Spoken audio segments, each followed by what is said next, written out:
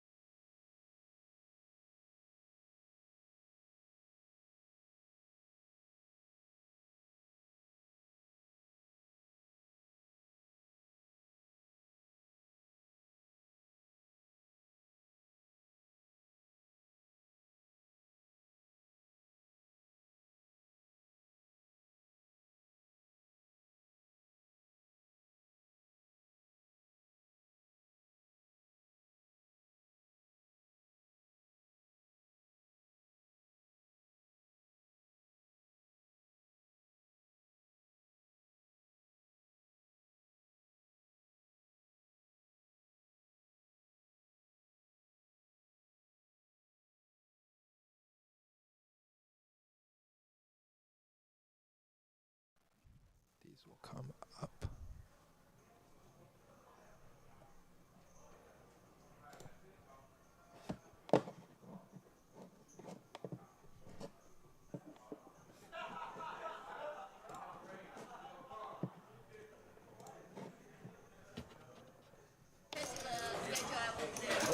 There we go. Welcome in, guys, to Poker House of Dallas live stream action.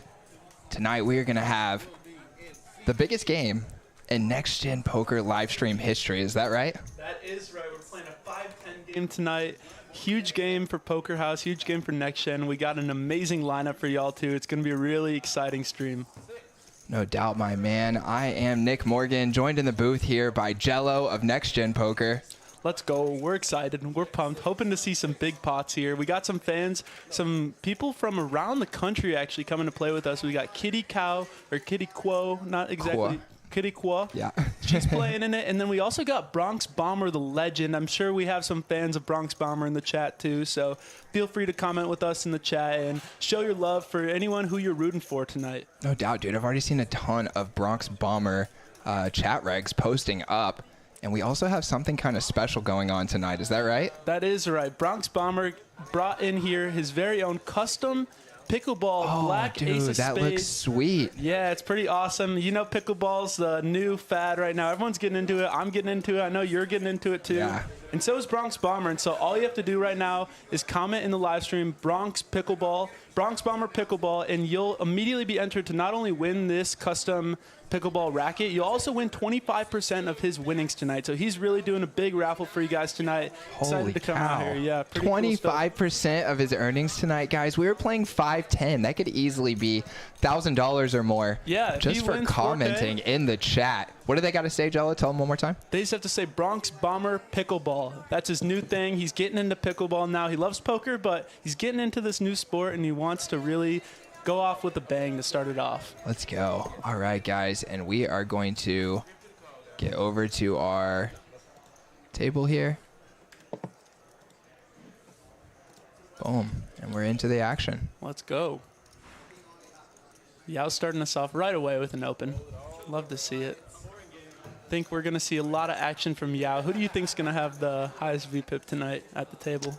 I think that's our main candidate right there, Mr. Yao, but he is rivaled by another fan favorite. Woodley is in the mix. That's true, but Woodley's more used to a little bit smaller stakes in this 2-5. We'll see how he adjusts to the bigger stakes, bigger stacks, and see if he plays any differently. I'm suspecting he's going to take it easy to start off and maybe just play pots versus people he's comfortable with, like Rosie, Frankie, Tricky Fish, and maneuver that way. But against these new opponents, he might take it easy to start off and see how he adjusts later on. I think that's a really reasonable guess. I wouldn't be surprised either way. Yeah. I think that's what I would say. I guess we'll have to see. We'll have to see. Bronx Bomber coming in with the epic chip stack right off the bat. Did you get a peep at that? I did get a peep. It's pretty much all red chips. He's the red chip monster tonight. I love it.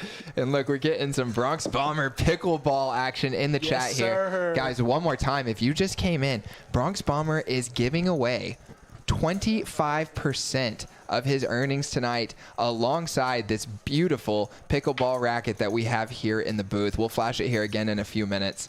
It is epic. Got a ace of spades style vibe on it. And yeah, that's a free roll for any of you guys who just comment Bronx Bomber Pickleball. I see a bunch of them rolling in. Smart guys out there. Yes, sir. Comment. Give us a like as well. Maybe we should make that a sneaky requirement of the... Yeah, it'd be pretty cool if you gave a like as well. I think that'll maybe add for an extra entry into the raffle there. There we go. And 25% of the earnings, who wouldn't want to pass up on that? You'd be crazy too.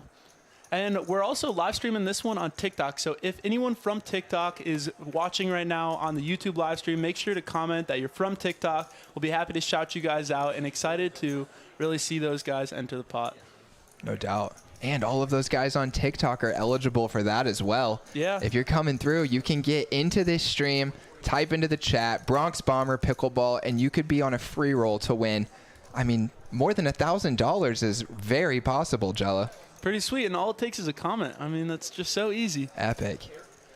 Yeah, this is gonna be an exciting stream. I also, one thing about Bronx Bomber that you might not know, or you might know, is that he brings along this little action toy with him. It's a bomb. It's like a little stuffed animal bomb almost, and he'll throw that into the middle along with between $500 and $250 as a bomb pot, a Bronx bomb pot, where he pretty much blind raises to that amount randomly throughout the stream. You can see it kind of behind him. It's just this black little ball sitting on the table right behind him. And so he told me before stream that I should expect to see $250 to $500 going in the middle every time he pulls out that little action figure. Dude, I absolutely love this guy. I know, it's pretty sweet. I'd had a great time interacting with him in the chat in previous weeks, but now that you're telling me this, it's just taken the adoration to a whole new level. He is great for the game. You can tell he really loves the game and loves to bring the action too. So I'm excited to watch him play. Yeah, and we're off to a good start here, dude. We've got a couple of limps, Frankie and Woodley, and then Rosie goes for the slammer. He comes in for a 7.5 big blind open with the ace-queen offsuit. And Hensley with the sweet glasses, also is holding my favorite hand of all time, 9-8 suited. It's just such a great hand. Yeah, looks like he's going to make the call. Hensley looks like an epic character as well. He looks like he could be from Mortal Kombat or something like that. Nice, yeah, love that. Let's see what Bronx Bomber chooses to do here with the ace-5 of clubs, too. Looks like he's going to put on the pressure. Oh, no.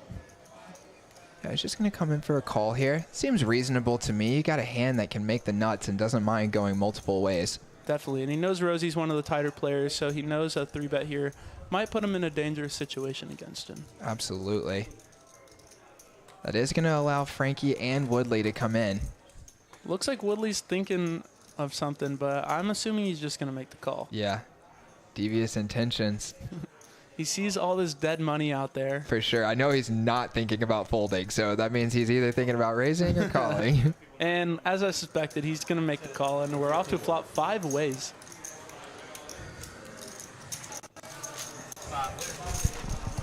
Wow, an early 5-way raise pot in our 5-10 game here, guys. That's a great sign. And it doesn't even include Yao, who is known to give a ton of action. Yeah, if you watched our high stakes game on Friday night, you will know that Yao is an epic local legend. That's true. He is a crazy, crazy action player. And we see no one really connects too hard with this. Hensley's got bottom pair. Rosie had a pretty good board for him, but chose to just check this one. They are 5 ways. Pretty reasonable. What's Hensley going to do here? He's going for it. He does have a pair. In this case, he has the best hand. Maybe he doesn't think that's the case very often, but it's possible, and he's got a lot of backdoor equity as well. Wants to take the control of the pot over. Sometimes everyone might fold, and he's also getting a really good price when people just check and then call for 75, and now he's got a lot of playability on a lot of turns. Yeah. I like it. He's going to pick up that flush draw to Yeah, go look along at with that. it, too, now. We'll see what he decides to do when it checks over to him again. For sure, and this is the perfect situation that he was hoping for. You get called by 2 hands that are actually worse than yours in this case. Occasionally, you might get called by, like, some pocket 9s, pocket 10s, or a Jack X hand, and now be able to bluff them off of those hands. They've checked twice. Not going to be very strong very often. See if he goes for the Mortal Kombat knockout here. Another small bet. Yeah, that's really interesting. It does look like it puts off quite a lot of strength, though, when you're betting into a check-call check range. Especially going 3 ways, not just one caller. He's got to worry about 2 different opponents.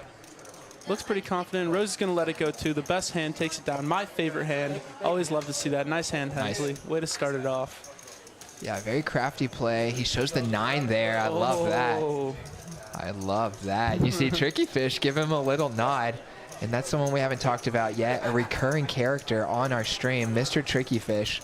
Love to see him back in the mix. Yeah, he's always mixing it up, and he definitely holds true to his name, Tricky Fish. Maybe not the fish part. He's a tricky player to play against, but he will put you in tough spots and definitely has capabilities of bluffing in some spots you might not expect him to. Absolutely. Definitely a fun player to watch. Absolutely. And that brings us to our guest of honor for tonight. Oh, yes, our guest of honor tonight. Do you want to start us off here, kind of what you're thinking? I was thinking Miss Kitty Kuo. who has a reputation for being a high-stakes, super high-stakes Hold'em player. She plays all of the big games in Vegas. Has just moved into a sweet new apartment she's been showing off on social media as well there in Vegas, overlooking the Strip. Oh yeah. my gosh, that is sweet. The dream right there to be a pro poker player. Absolutely. The sweet apartment overlooking the Strip. Can't get much better than that. That's awesome. A sweet spot. And Frankie, who went out to Vegas recently to participate in the World Poker Tour event there at the Wynn, he played with her on a live stream. And then they decided that they were going to meet up back here in Dallas so that she could help you guys out, participate on your live stream. Seems like things are going well for the young pup. Yeah, pretty awesome. I'm glad that she was able to make it out here. It was actually pretty funny on the on the World Poker Tour stream.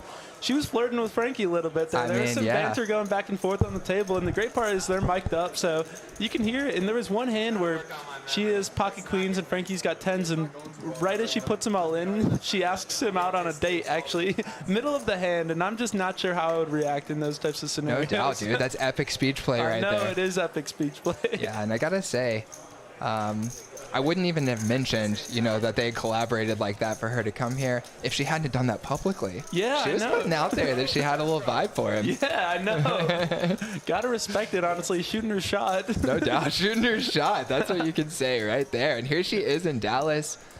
Frankie with a big smile on his face. I wonder if he's thinking about her. Yeah, probably is a little bit. We see that she's actually putting on the straddle now, so she's loving to bump up the stakes of these games. It looks like it's either a $25 or maybe a $20 straddle. I can't really tell, but definitely looking to up the stakes here. And as we know, she does play typically bigger than usual. No doubt. And personally, I try to think about using a straddle in situations where it can generate some extra value for you in other ways. Like maybe here, it could come off a little bit intimidating to some of the other players that know she plays bigger, and she immediately just puts the 20 on when it's her option. I wouldn't be surprised if I see her also encourage some other people to do that. Yeah, definitely. And I also think that we'll expect her to defend her straddle a lot wider here, expecting that she can put some pressure on players later on and put them in some tough spots. Oh, but what do I know? She folds her straddle. I didn't actually see the hand she folded. Yeah, I didn't see it either. Flashed and then it was gone. Yeah, flash and gone. We'll see how this goes as Woodley makes open. Hensley makes a call now. Hensley seems like he's going to be getting involved a lot too.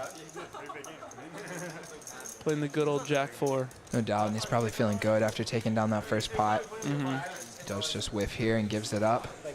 This is actually the kind of hand, if I'm Hensley, that I like to do a lot of 3-betting with if I'm going to enter the pot.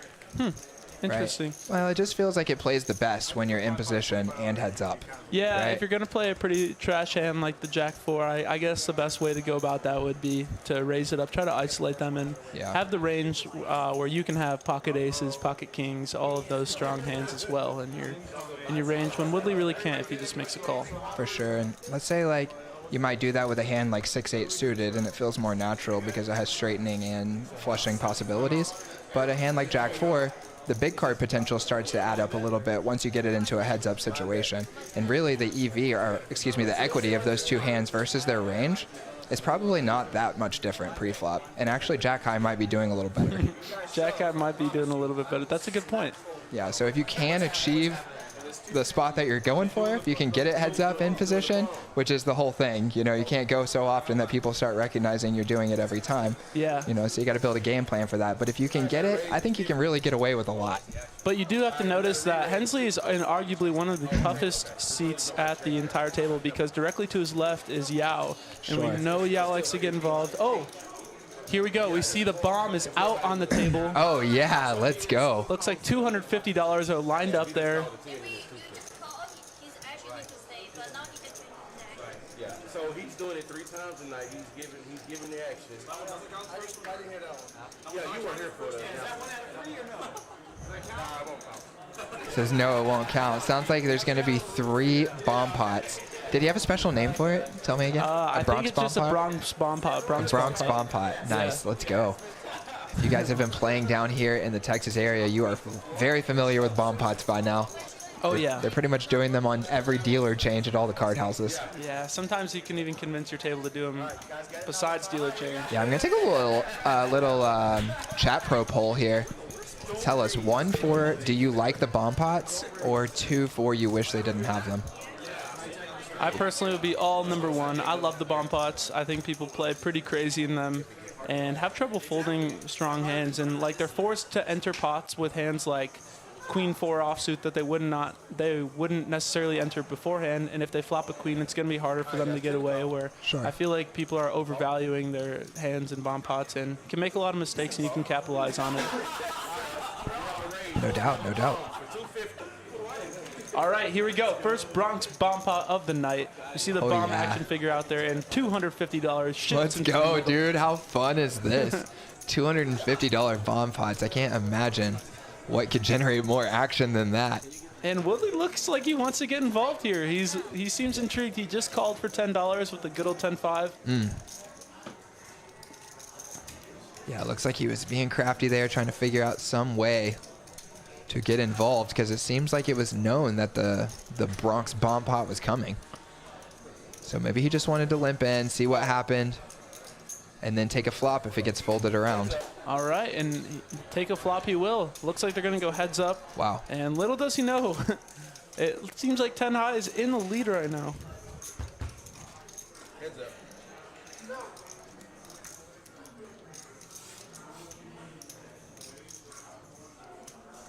10 high stays in the lead.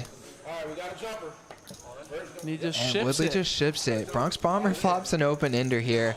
I don't know if there's going to be enough. Oh, it sounds like he snap calls. And it looks like he did snap call. Wow. I didn't know if there's going to be enough in the pot to get the snap call there. It's $1,000 behind, but he does, and we're going to see. Did they say 2 times? Yeah, I think they're going to run it 2 twice. times. I guess it's fair when you put 250 out blind that you could ask for 2 times. Yeah, that's very fair. Oh, and he hits 2 pair on the first board. Let's see if Bronx can pick it up here. Bink. Oh, and they're going to chop it up.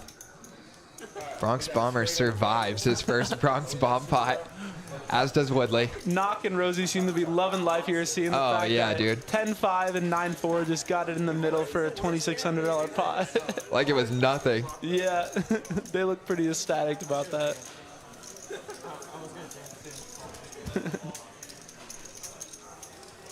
All right, man, and now that we have a second here, we can introduce our 5-seat, which is both of our good buddy. That is Mr. Nocturnal Beats. He's normally here in the booth with me. Yeah, I know. I'm taking his place, letting him have a stab at the game, seeing how he competes with all the boys, as well as Woodley and some of our new figures at the table. But he is a famous figure in the booth. He's also famous for being our editor for Next Gen Poker. He's featured in some videos. Great guy. We actually met him because he was making beats, and we met him playing poker one day, and he offered to make some beats for the channel, and he produced them. We really loved them. Nice, cool. And he also had some editing skills, and so we ended up just befriending him, and it's been a partnership ever since then. It's worked out great, and now he's gotten to kind of get involved with all of us, and we talk poker strategy with him too, so it's been really cool. He's a great player. Yeah, no doubt, dude. He is a really great player. I really enjoy getting feedback from him whenever I play a hand and hearing what he has to say about his own hands. It's great to have him here in the booth, a huge asset to the group. Yeah, definitely. And what I've really enjoyed is watching him change poker over time and how his strategy towards the game has gone, because I remember when I first started playing with him, you could always count on him to bluff. You could always count on him to raise with pretty any 2 cards. He loved to get in the mix, really liked to be aggressive, and probably over bluff a little bit. And so it was always a great time to play against him. And now he's just a really solid, tight, aggressive player. Much harder to play against, I think, then. I absolutely remember those days. He's participated in y'all's content pretty much since the beginning, because he would come on and play on your live stream or make an appearance in a vlog. So I know that he has made cameos, but now recently with him doing the commentary here, I'm playing a lot of hours of poker. I mean, I think that everyone has probably seen his game increase a lot. Oh, yeah, most definitely. I hear people tell me all the time in public, actually, how much they've seen him improve. Wow, Yeah. that's a pretty cool compliment to get. Yeah. Yeah, we've watched him go up in stakes pretty quickly. He was actually just playing 5-10 at Choctaw the other day, which is pretty neat to watch him go from being a average, aggressive 1-2 player to really going up in the stakes and being a really good competitor. No doubt. See a 3-way pot here between Hensley, Yao, and Tricky Fish. No one's really got anything. It looks like anyone who breathes on this pot is going to take it down. Yeah, Hensley's got the bottom pair here, and he's going to bet to protect it. That's a pretty good decision because you never know what these other two players might decide to do on the river if you show weakness. Mm-hmm. Definitely. And he just takes it down with a quick bet. Haven't seen Yao do anything too crazy yet. I was expecting him to maybe go a little crazy. I guess we'll just have to wait as the night gets later. No doubt. I'm sure it's coming. Yeah. We're only 8 hands deep. Have you ever played with Hensley? I don't think I have. Me neither. I think this is the first time that I've seen him.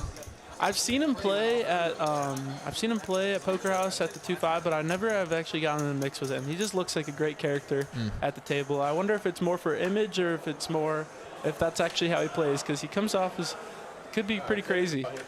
Yeah, you mean like, do you think he wears sunglasses like that when he's just in his day-to-day? I don't think so. You don't? It's a poker thing? They get him in the zone. I absolutely love the idea of having some kind of image like that you live up to when you're playing poker. Yeah? You got any of those for yourself? Oh, absolutely. I'm not going to reveal too much right now. I'd have to think about how much I want to say about that. Okay. Oh, and Woodley smartly gets away from the 8-5 suited here as he had spade. All three of these players had spades right here. Yeah, running spades for all three of them. See Kitty 3-bet isolate Hensley open in an earlier position. Yeah, I love her large sizing. I was watching her play in that high stakes game on Friday night, and she was using all sorts of creative sizings. Just kind of getting like way outside of the borders of what I would usually consider. And I'm actually someone who uses a lot of kind of crazy sizings. And just seeing her, like, she didn't dictate her open sizes based on the blinds hardly at all. She dictated it based on how loose she thought the players were behind her and how much she thought they would call to get her in the spot she wanted to get in. And That's really interesting. yeah, she was going huge in some situations, just open raising to 6, 7, 8x, things like that. Yeah, I'm excited to watch her play tonight. I haven't watched too much of her besides on the WPT stream, and she was pretty aggressive there, really pushing people around. It was like a vlogger table, so it was a lot of like tighter players. Mm-hmm. And this was a slam dunk 3-bet in my opinion pre-flop. She ISOs him, he calls, and now she does flop the best hand. It looks like Hensley's up to something here. He grabs some chips, he's thinking about it.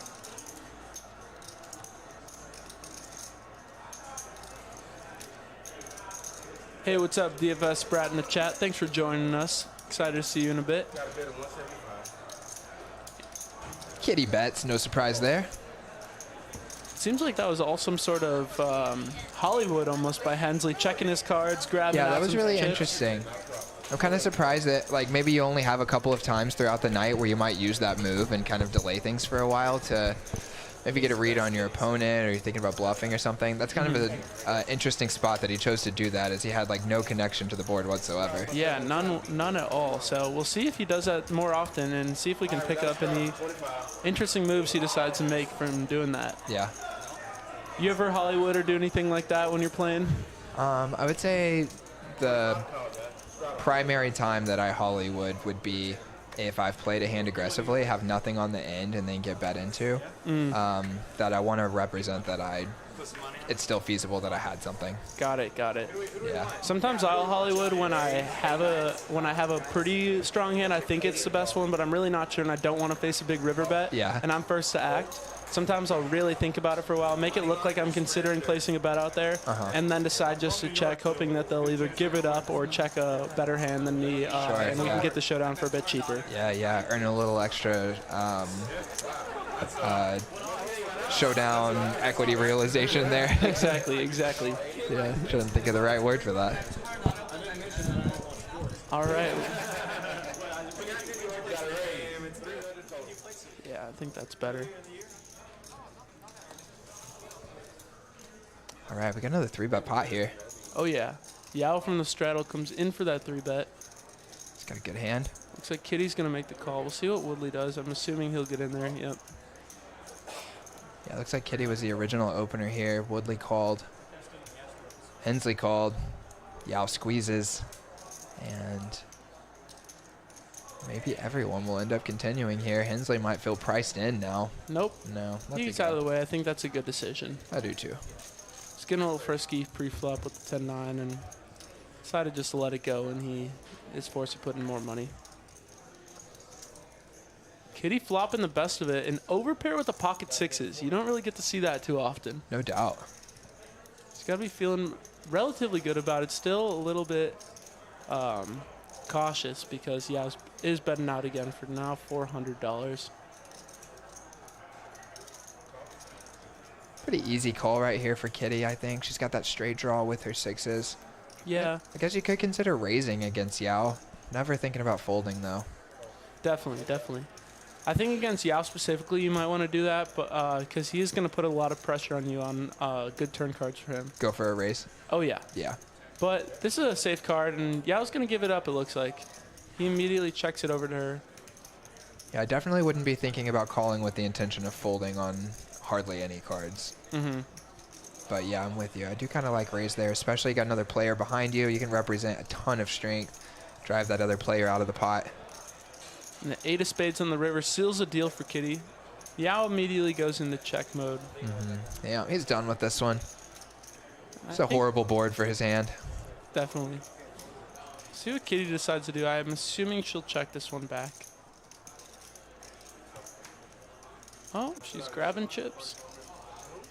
Huh. Guess it's a value bet. Let's see how big she tries to go. She's kind of targeting maybe like an ace-4 suited, ace-5 suited, or ace-high. Is Yao ever going to call her with ace-high here? I would think not.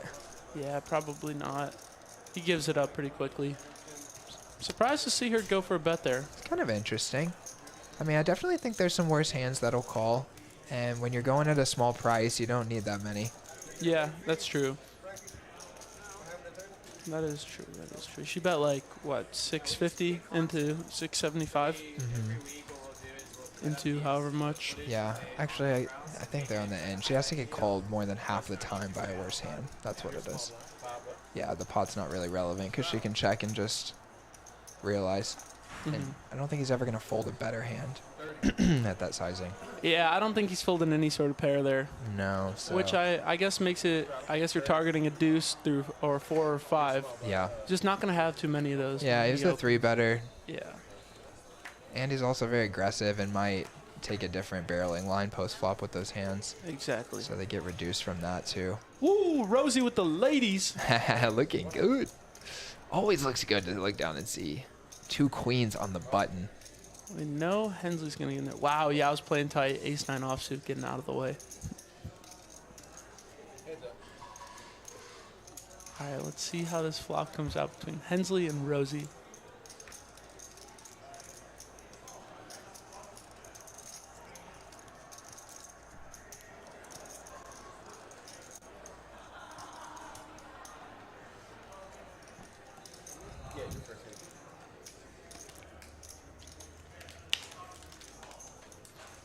If you guys are watching on TikTok, make sure to click the link in our bio. Oh. That's where this game is going to be. We're commentating live on a 510 poker stream for Next Gen Poker at Poker House Dallas.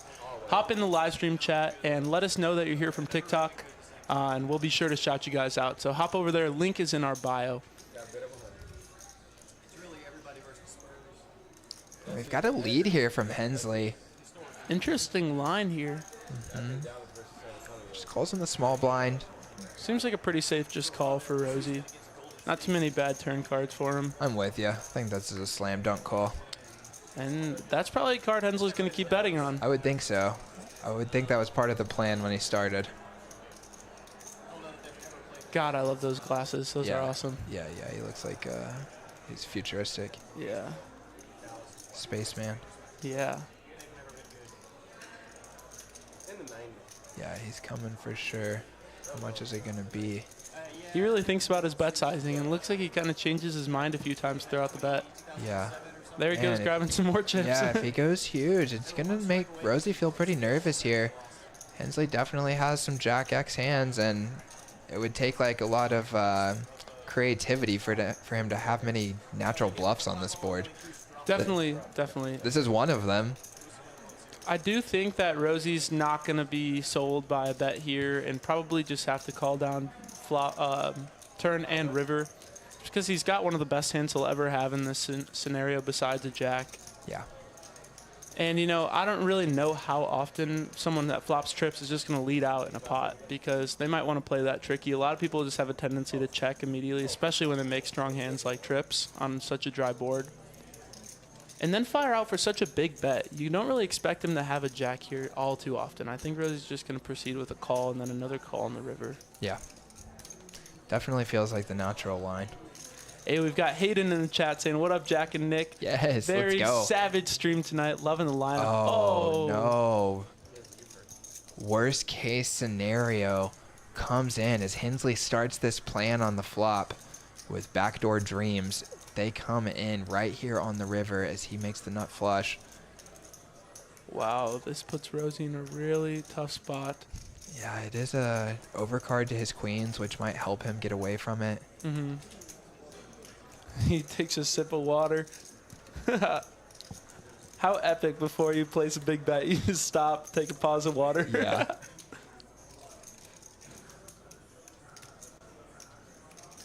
Rosie's stone cold here. I'm sure he hates to see that. Oh, it's so bad. He's like, what do I beat now? Yeah, I can't beat nothing except just a random airball bluff.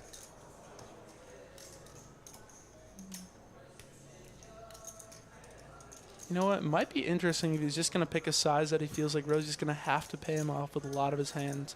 Like $500 to $700, where Rosie just feels like he's getting too good of a price to just let it go. The line doesn't make a whole lot of sense. I mean, Hensley can target a jack too, though. Yeah, that's true. You think a jack might have raised on the turn, though, occasionally, especially facing such a big bet? Here's another thing that is a little more abstract, but if Rosie has a jack, 50% of the time almost it's going to be a spade flush. There's only 2 jacks, and with him opening, ISOing 100 here on the button, it's going to be mostly suited jacks. That's a good point. We see him lining up. He's got 1,500 in front of him right now. The pot's 14. Oh, no, he's grabbing another stack of greens. Holy cow. I think the bigger he goes, the more likely Rosie's just to let it go. For sure, And yeah. he fires $2,000. Look at Rosie. I think he's thinking you're letting me off the hook a little bit here, bud. Too large. Appreciate that. Yeah. Yeah, he doesn't like it, but I think he knows.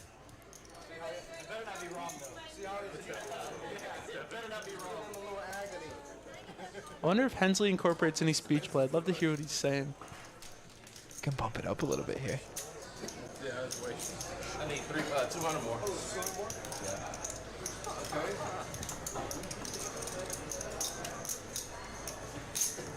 That's 2,000.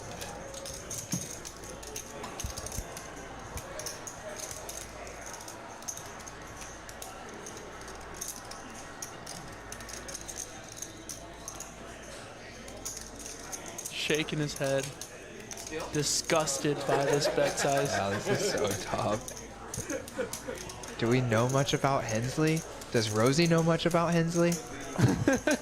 See him mouth a specific word there. I don't think Rosie knows too much. I know Frankie's played with Hensley. I don't think Rosie has. I will say Hensley is V-pipping 80% so far through the first 10 hands.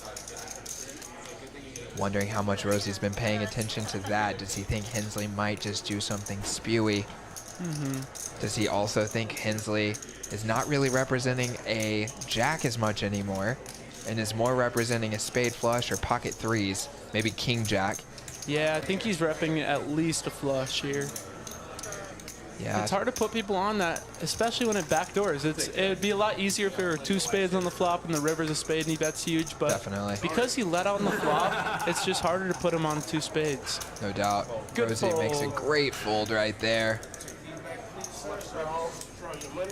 Showing the 7 of spades, he's like, what the hell do you have with the 7 of spades? Yeah. I feel like Rosie played that just as perfectly as he could. Yeah. Every street he made the right decision. Called when Sometimes he it was just- far ahead, Yeah. folded when he was far behind. Exactly. Sometimes it just works out like that. And Hensley with a super creative line there, just calls pre-flop, sees a board that he thinks he can attack, goes for it, has a plan, gets his barrel card, comes again, and that is so sweet. Oh, yeah. When you see that backdoor spade come in on the end. So awesome. Oh, and you know your bluff just turned into a value bet. You're like, that's the juicy. best when you That's know the you're best. bluffing, and then you make the best hand. You're like, now I can value bet, and I Let's feel go. so weight is lifted off your shoulders. 'Cause Yeah, you know no when you're doubt. firing a big bluff, and then you miss the last card, and you're like, well, shoot, I'm already this far. I have to go for it now. Yeah. It's so much better when you drill it. Yeah, so much better. It's such a sigh of relief right there. Yeah, and you're thinking, man, this guy's going to be so mad if we go to Showdown. He sees this hand. Evan sees a tempting hand here, and I figured he would play it. Tricky fish, getting in the mix. Oh, yeah. The good old 5-3 of diamonds. Yeah, he'd only gotten to play 1 out of his first 11 hands here, so I'm sure he is itching to get in the mix. Oh, yeah. Comes Most in with the definitely. raise, little 3x open. Woodley's going to flat from the hijack. We know Woodley is very active, always trying to get in there and see affordable flops when he can. Couple more calls from Yao and Bronx Bomber in the blinds. And 4 ways. Let's go, dude. We got $120 in the middle. We've got 115 viewers right now, too. Pretty Hey, let's sweet. go. We're rolling. What is up, everyone? Commentate or come comment on the live stream chat. Mix it up with us. Ask us some questions. Feel free. Make fun of us. Make fun of the people. Tell us who you're rooting for. Whatever it is, let's get some people firing in this live chat. 115 people viewing. And we see Evan immediately bet out with his bottom pair, trying to see where he's at. Yeah, he's got some backdoor draws here, too. He's Yeah. trying to tell a story, wants to keep the lead. And Woodley immediately raises him, kind of light for the value, but he does have top pair. Bronx Bomber cold calls. Yeah, I feel like Woodley was partially raising there because he wanted to get Bronx Bomber out. Definitely. But he's got a flush draw. He's going to continue. And now Evan, Sneaky, tricky fish. yeah, feeling like he's incentivized to continue with that price. Wow. He picks up a double gut shot now. Any 6 or deuce will give him the best hand as long as it's not a spade. I think Woodley's going to check this one back. 4 is not a very good card. Yep. Woodley keeps the best hand. See if anyone fires at this. Bronx kind of looks like he wants to. Yeah, he does. He bricked off here. He knows he has no chance to win unless he makes a big bluff. There's $570 out there. He reaches. Oh, yeah. That's $500, and I'm guessing Evan's going to be out of there, and then it's going to be up to Woodley. Yeah, but just the fact that Evan's thinking about what to do with the pair of 3s, even for a second, I think Woodley's going to find a call here for 500. Yeah. He's curious. All the draws bricked. Got top pair. Yeah, he checked back an ace on the turn so he could call a bet here on the Exactly. river. You're like, oh, dang, 500. Kind of slaps you in the face a little bit. You're Yeah. expecting more like 200 to 300, but okay, I call. Mm-hmm. Especially just when every draw bricks, except for like 6-5. Yeah, he's going to make the call, pay him off, and see he's good. Big pot for Woodley, scooping a $1,500 pot right here, right off the bat. Oh, yeah, and Woodley's creeping over the almost to the 2K stack mark now. Nice pot for Woodley. Dude, it's always good for the game when Woodley gets ammunition early. Oh, yeah. Once he gets chips, he loves to put them to use. That is for sure. I love watching Woodley play when he gets a big stack. It's exciting. Oh, yeah, dude. And while we have just a moment here, first let's hit this super chat we just got. This is from Min, the master. Oh, I see yeah. him here around Poker House of Dallas all the time. Thanks, man. Appreciate that. We see him Super root for chat. Frankie and Rosie. Let's go, Frankie and Rosie. Good luck to them. Just saw Rosie make a fantastic fold last hand when he got kind of sucked out on by Hensley. So basically, they put it on there for the dealer. It's like an extra incentive to win the hand, and the dealer gets No doubt, guys. And we're going to pop up some stack sizes for you here. Waiting for these cards to be dealt out. And this is what our players are in for tonight. See Yao, Kitty, and Hensley leading the way with 4K buy-ins.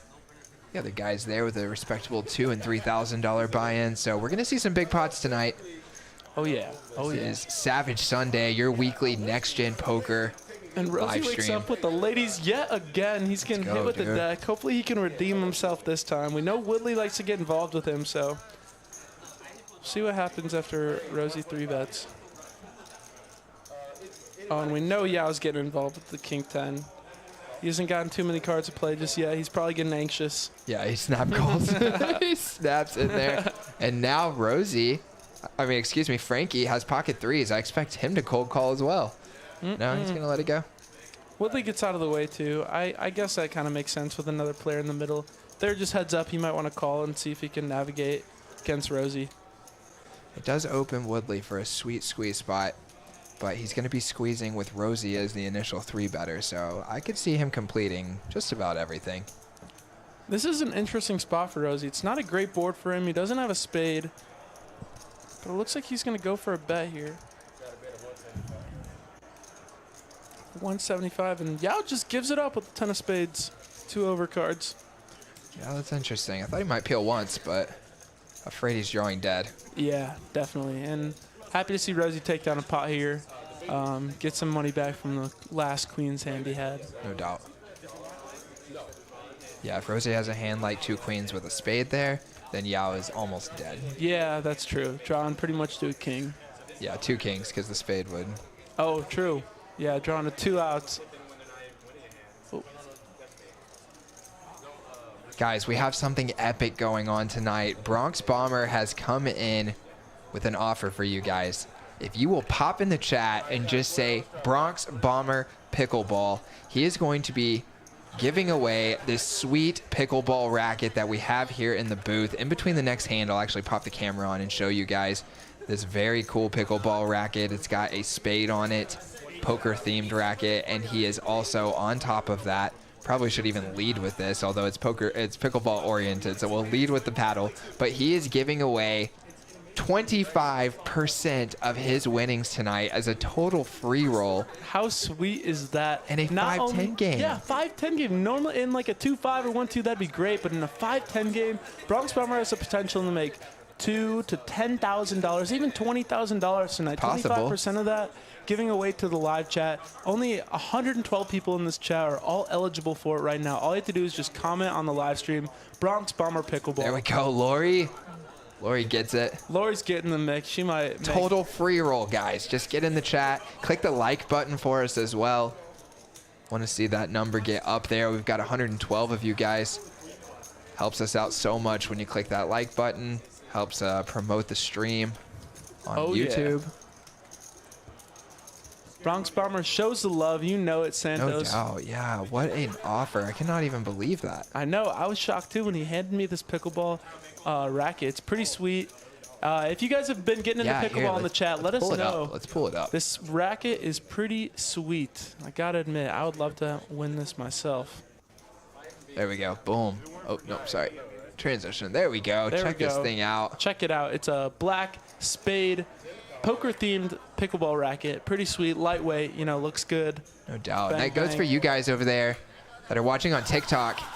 If you come over to the live stream on YouTube, comment in the chat, Bronx Bomber Pickleball. Hang around. He's going to pick someone to give away 25% of his winnings tonight. Oh, yeah. Unbelievable deal. Total free roll. And we are back here in the action. You see Tricky Fish waking up with the ace-queen, going to 3-bet here. He's going to 3-bet Yao, and Yao with a 4-3 diamonds, I don't think he's going to want to go anywhere here. Yeah, he's got position too, so looks like a slam dunk in his mind as well. He slam dunks those chips in the pot. All right, look at that chat, dude. Just rolling with Bronx Bomber pickleball action. He's going to love to see that. Let's go. Love to see it. They both whiff here. Tricky Fish still has the best of it with the ace-queen high. Probably assumes he's good most of the time, too. And, yeah, I was just going to let it go. Nice little pop for Tricky Fish there.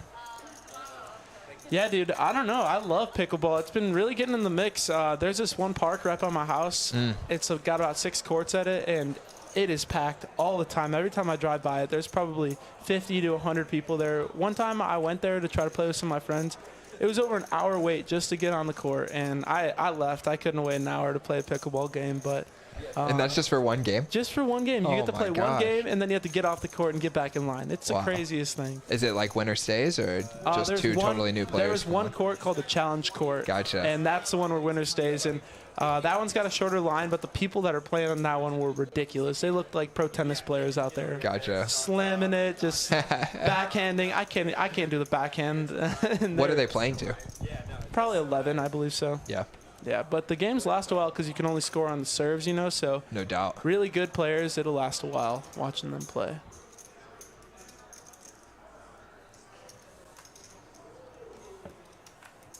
See Hensley getting the mix with good old 9-4. Yao getting the mix too. And Tricky Fish is going to wake up with a rude awakening from Kitty here. Yeah, we're about to see a pot. Depending on her sizing, but I would be very surprised to see Tricky Fish not see a flop with this hand. Oh, yeah. She's going to go big, though. Yeah, that's kind of what I was saying the other day. She just like hammers it when she wants to hammer it. Yeah. 555. Yeah. Little 5.5x, and you hear the exclamatory. Yeah. Not happy about it. Tricky Fish like, no way, I gotta see a flop with this, but Yeah, and he already kind of gave away his strength of his hand. yeah.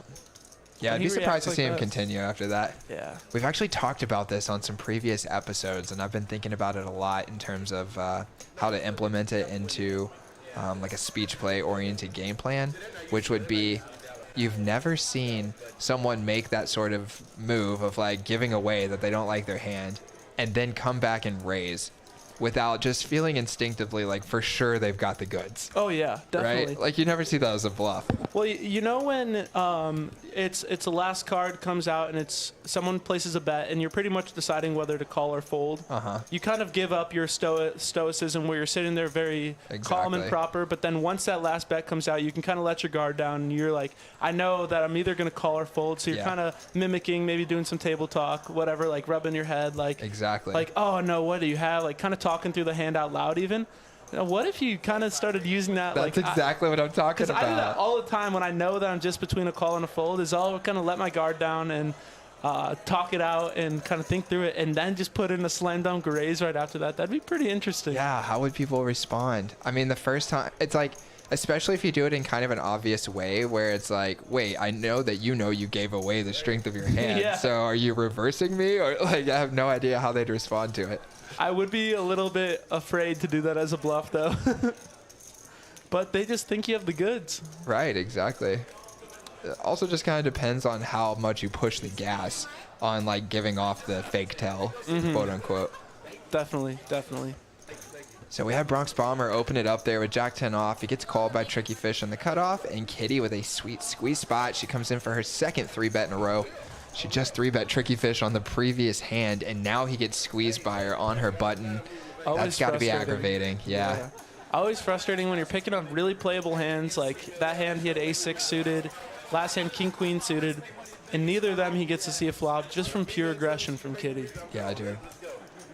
They turned out to be good folds, though. They did. Absolutely. Still Disciplined frustrating, folds. though. But he doesn't know that, you know? Exactly. And even though in this case he was like dominated he was dominated in both of them, wasn't he? Yeah, even though he was dominated both times, sometimes you're not going to be dominated. You know, she has pocket 10s or something instead.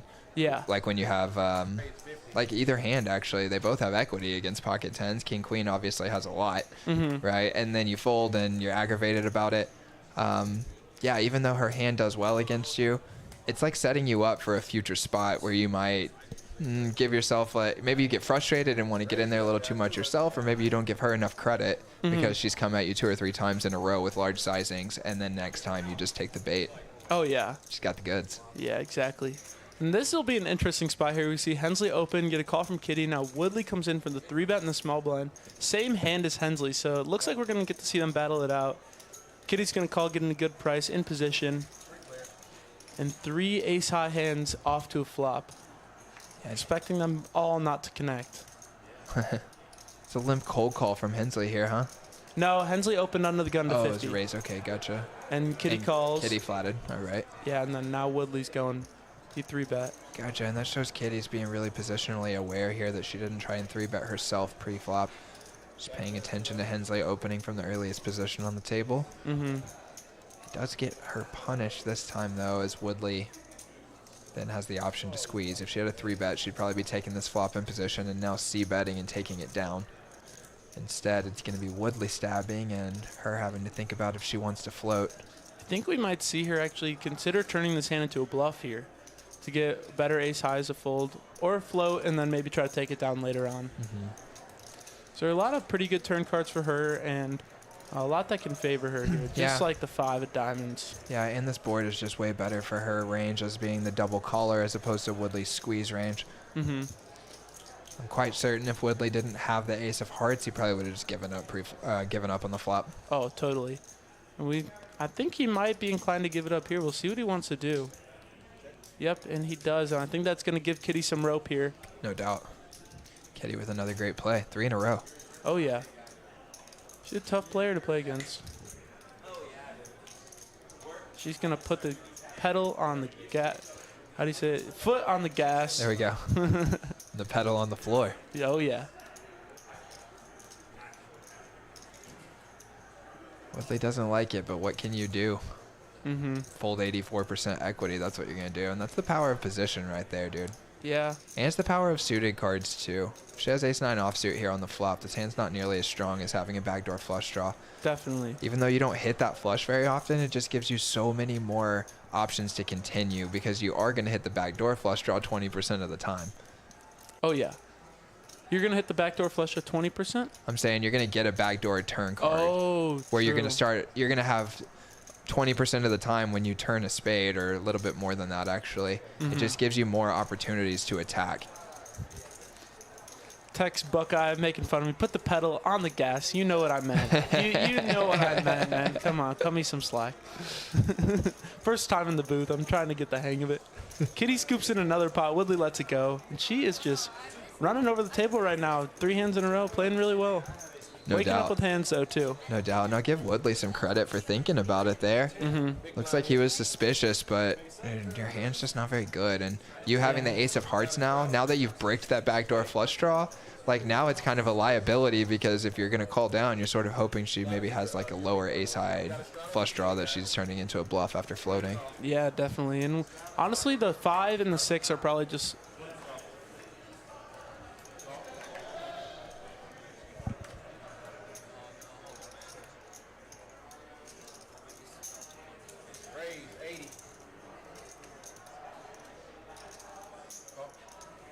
Oh, we played that on Hustler.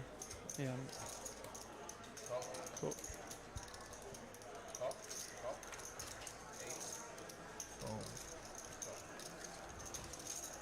We're back in the mix. And we just had Knox stick his head here in the booth and tell us that coming down the pipe, we got a little side game action. It was a game we're introduced to at Hustler Casino Live. Okay. It's called Squid Game. It's just like stand-up game. However, no one actually stands up. Pretty much the indication as to whether or not you won the pot is indicated by a specific chip that'll be placed in front of each player as they win a pot. Okay, gotcha. Last player to lose a pot typically will have to pay, at least this is how we played on Hustler, the last player in the pot to win a hand. Next flop that comes out, whatever the middle card is, you multiply that number by 10, and that's the amount that you have to pay out to everyone. Nice. So I got kind of screwed in that game when I played. I lost about $1,200 playing that game on Hustler, where I lost it twice in a row, and one of them a face card hit in the middle, and I had to pay each person out $100. Oh, man. Which totaled up to $800 lost in just that stand-up game, just for not winning the pot. I kind of like that extra sweat, though. That's fun. It is fun. It definitely was. And it's nice to get that payout, too, when you actually win a pot. No doubt. The turn comes in ace, and they only have to pay $10 each person. It's like the biggest victory for the loser. See, Hensley continuing to bet here with his pair of 7s. Woodley floated the flop with the 2 overcards. No help for him on the turn, though. Frankie talking about y'all's next-gen meetup game coming up. You want to tell him about that? Yeah, of course. So January 29th, we are hosting the best value tournament in all of Texas poker. Let's go. On January 29th. It's going to be a Sunday. It's a $130 buy-in, $10,000 guaranteed. not only is it a great value tournament, but it's also a meetup game for us. So it's one of the only first. Oh my gosh, we're gonna go back to the action real quick. Woodley just ships it here, and he Hensler says he believes him. Wow, Woodley is such a savage. Expect to see some more savage plays from him throughout the stream as he builds his confidence, builds those chip stacks. He's going to be putting those to good use for sure. Yeah, dude, you feel like you can't get away from watching a Woodley hand for a moment. You have no idea what's going to happen. Yeah, I mean, I was just expecting to fold and then move on to the next hand, but nope. He puts all his chips out there, really forces him to a decision. I love the play. But yeah, so going back to our meetup game, it's going to be January 29th. It's a Sunday, $130 buy-in, 10K guaranteed. It's going to be a meetup game tournament. There's the value right there. Free merch. 10K guaranteed. Yeah. That's huge, dude. I know. So the top winner, we can expect him to win at least $5,000 just from a $100 buy-in. It's pretty sweet that'll be an opportunity for everyone. Let's go. That's fun. Yeah, so that's going to be pretty exciting. Be sure to make it out in Dallas for that. And who knows, if you bust, well, there will be cash games going too that are juicy. And then the final table will be live streamed, and us three, me, Frankie, and Rosie, will be in the booth. Hopefully at least one of us on the final table, though. Nice. How fun is that? I know. We're excited. Yeah, what a cool aspect to coming to a meetup game. You see lots of poker vloggers, content creators doing these meetup games, but you have control over hosting the final table on a live stream, and then part of their reward would be hearing you do commentary over their play while they play down to a potential win in a nice little spot. And how exciting is it to be able to watch yourself ship a tournament, just play the final table, accumulate all the chips, and eventually be declared the victor of a Next Gen Poker meetup game tournament, the first ever meetup game tournament being hosted in Dallas, Texas. One of the best value tournaments really ever offered, just for a $100 buy-in. Let's go. Poker Monkey saying he'll be there. That's hype. Excited to see you, Poker Monkey. And we're probably going to see a juicy pot here between Bronx and Woodley.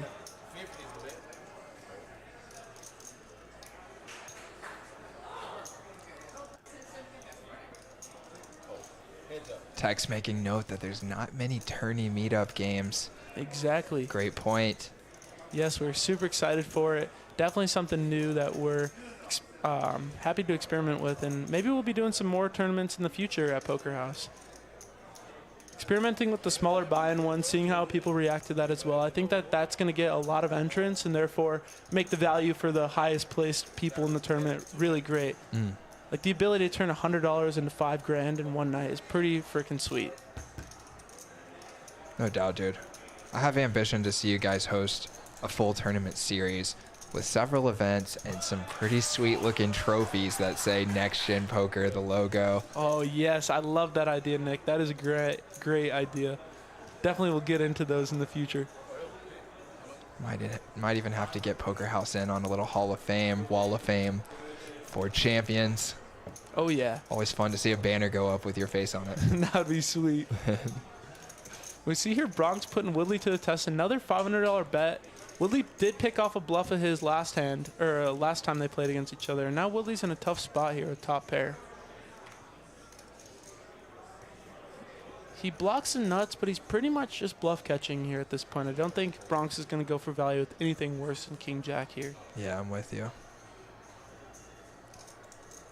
This one just feels more value to me, betting 50, then 200, and then 500. I think Woodley is suspicious. So hard to fold top pair and hold them. So hard to make a hand, and you know Bronx Bomber is capable of bluffing. See Woodley kind of in agony over it. Trying to get a read off him, stare him down. Deep in thought here.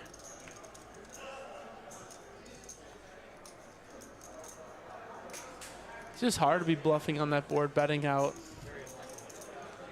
all three streets. He shows the king. Can he find the fold? Bronx Bomber knows he's got the best hand. He's just hoping Woodley puts in that $500. Come on, Woodley, only $500 to see his cards. Just a stack of green chips. It's like 20 chips. 20 chips. Let us know in the chat what you think is going to happen here. Will Woodley find the fold? We know he's a great player, but he does hate to fold. Doesn't believe people, but this is a pretty believable line, I got to admit.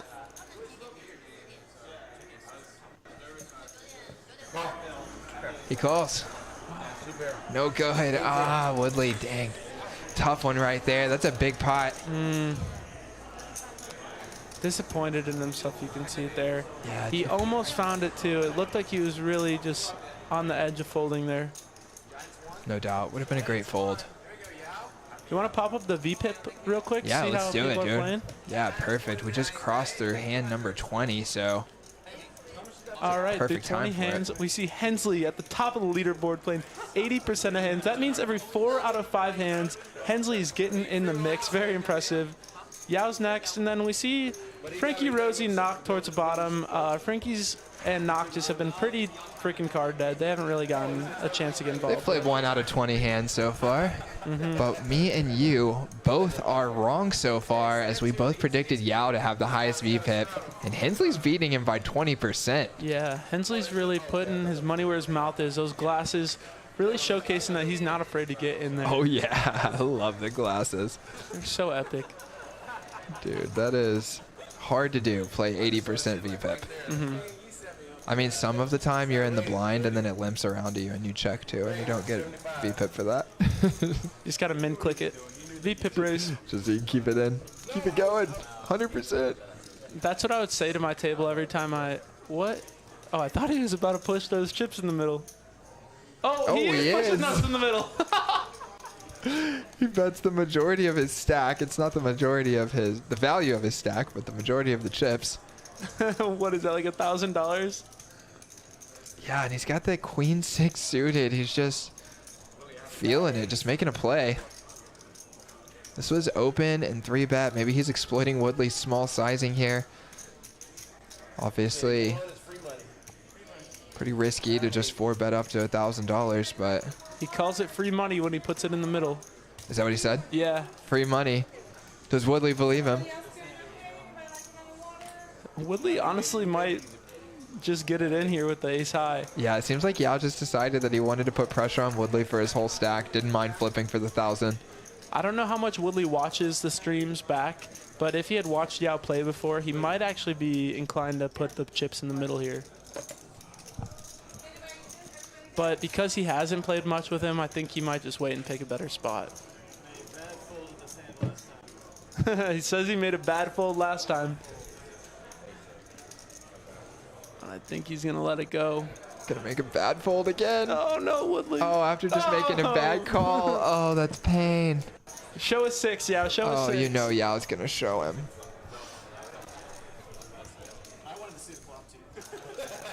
Not gonna show him? That's a little surprising to me. Thought he'd show him at least one of those cards. Nope, no show, Yao. Knock also commenting that he thought he was deserved a show right there.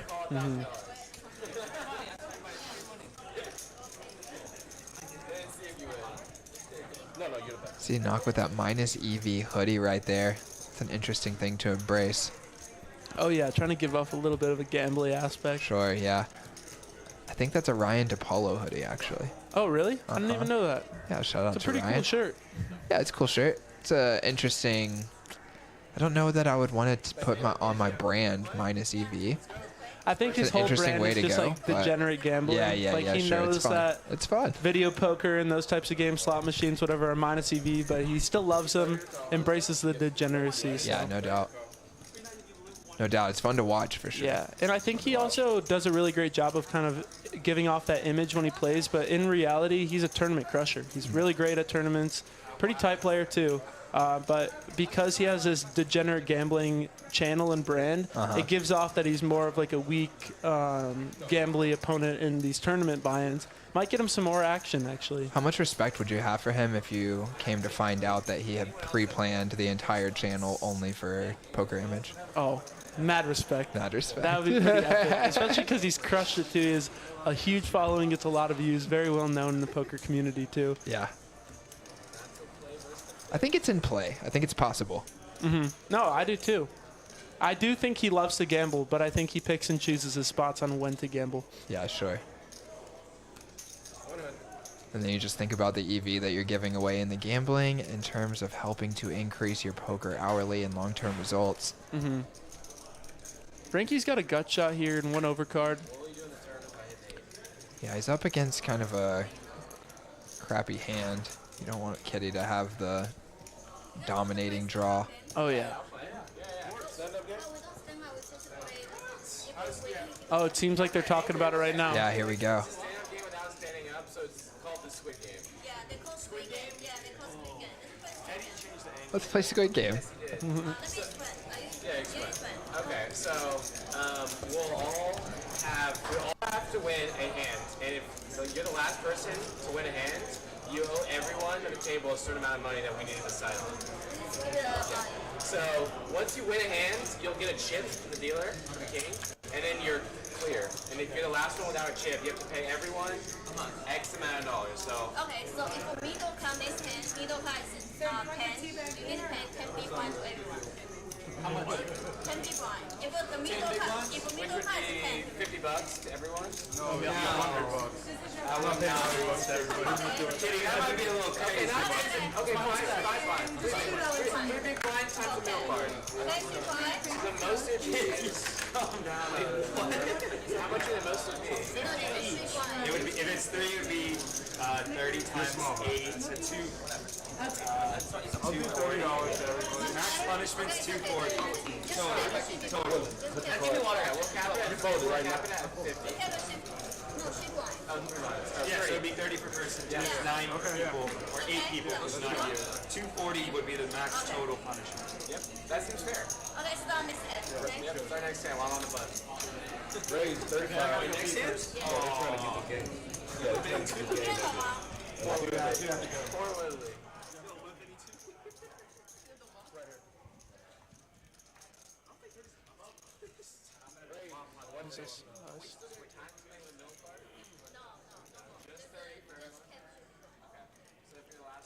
All right, Squid Game is in the mix now.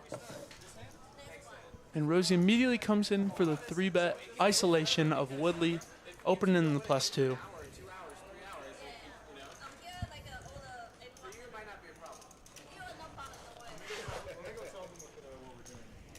There goes John to come in the booth. Here he comes. I'm excited to get some people in the booth. I've always loved when I've been playing on the streams, when they call people in the booth, but excited to actually be the person to call them in this time. Hopefully we'll see some juicy spots. Woodley versus Rosie. Happened plenty of times before. That epic battle. We'll see who becomes victorious this time. Oh my, what a flop. Look at this flop here. Woodley flops a royal flush draw. Rosie flops top pair. He's got the royal flush out, so Woodley will not be hitting that royal, but what an interesting board here, and we'll see how they decide to go about this hand.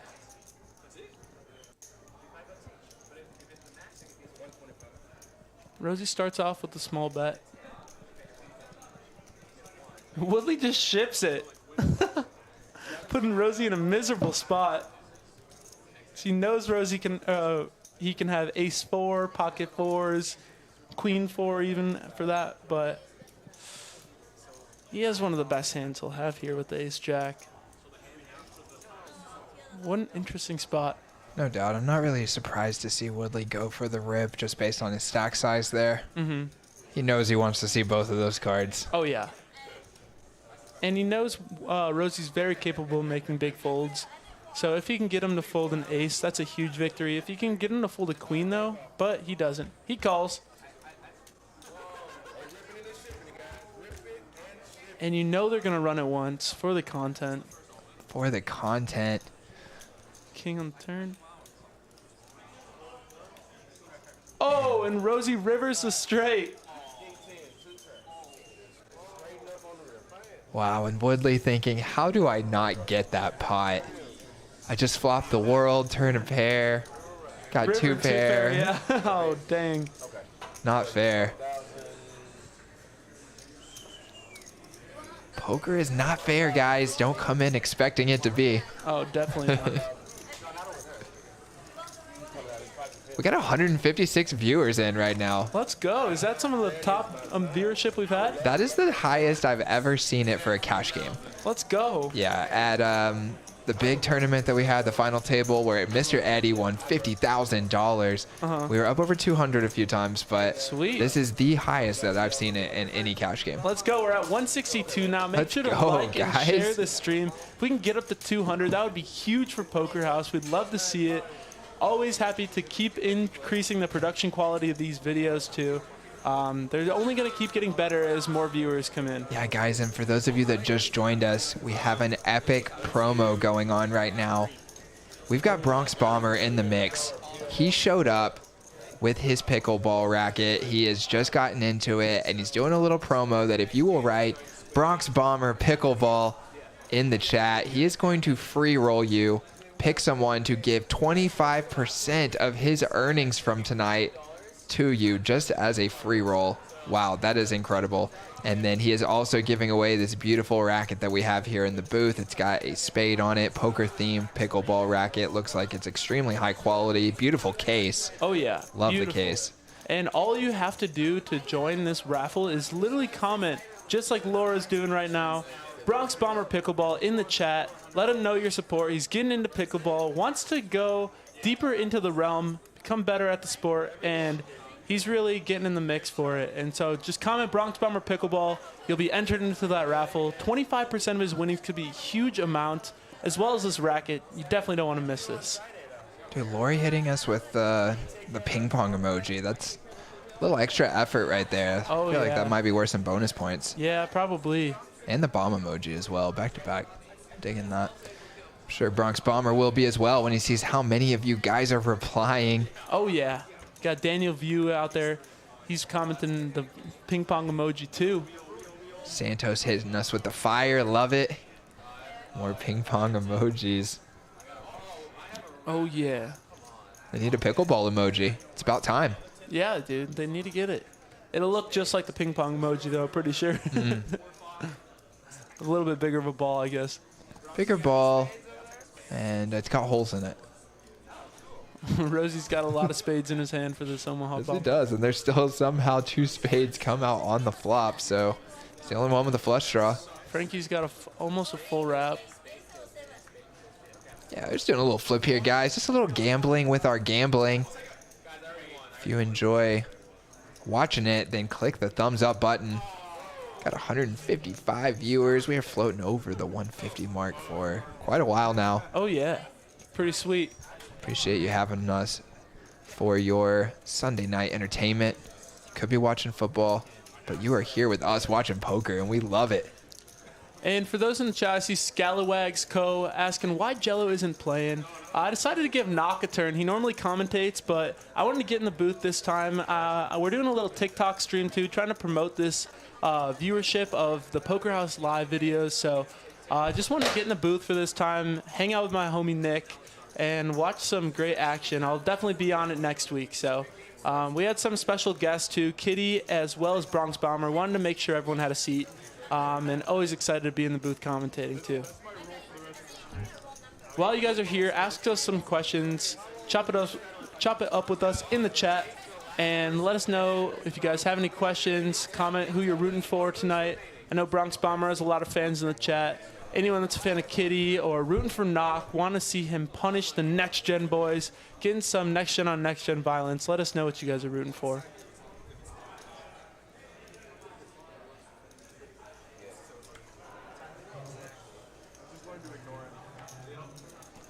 Ooh, Bronx Bomber picking up the Jellos. Oh, yeah. Your namesake. He's going to put in that 3-bet. Woodley's just getting punished right now. Yeah, he is. No doubt. And you start wondering, are these guys picking on me? Yeah. Or they just got the goods every time? Turns out so far they've just had the goods. Does seem that way. Tyson just gave us a sub and a like. Thank you, Tyson. Appreciate that so much. Oh, yeah. You're welcome for the content. We're enjoying making it for you.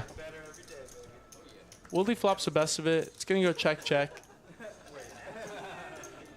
See what he decides to do in turn. He bets.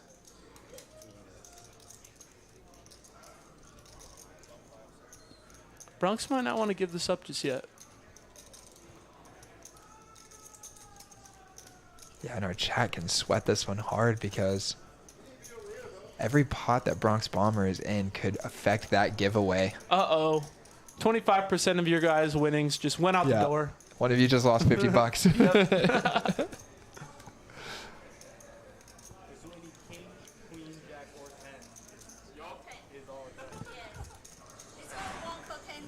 Check on the river. Woodley scoops it in. Bronx shows the jellos. I win, everyone.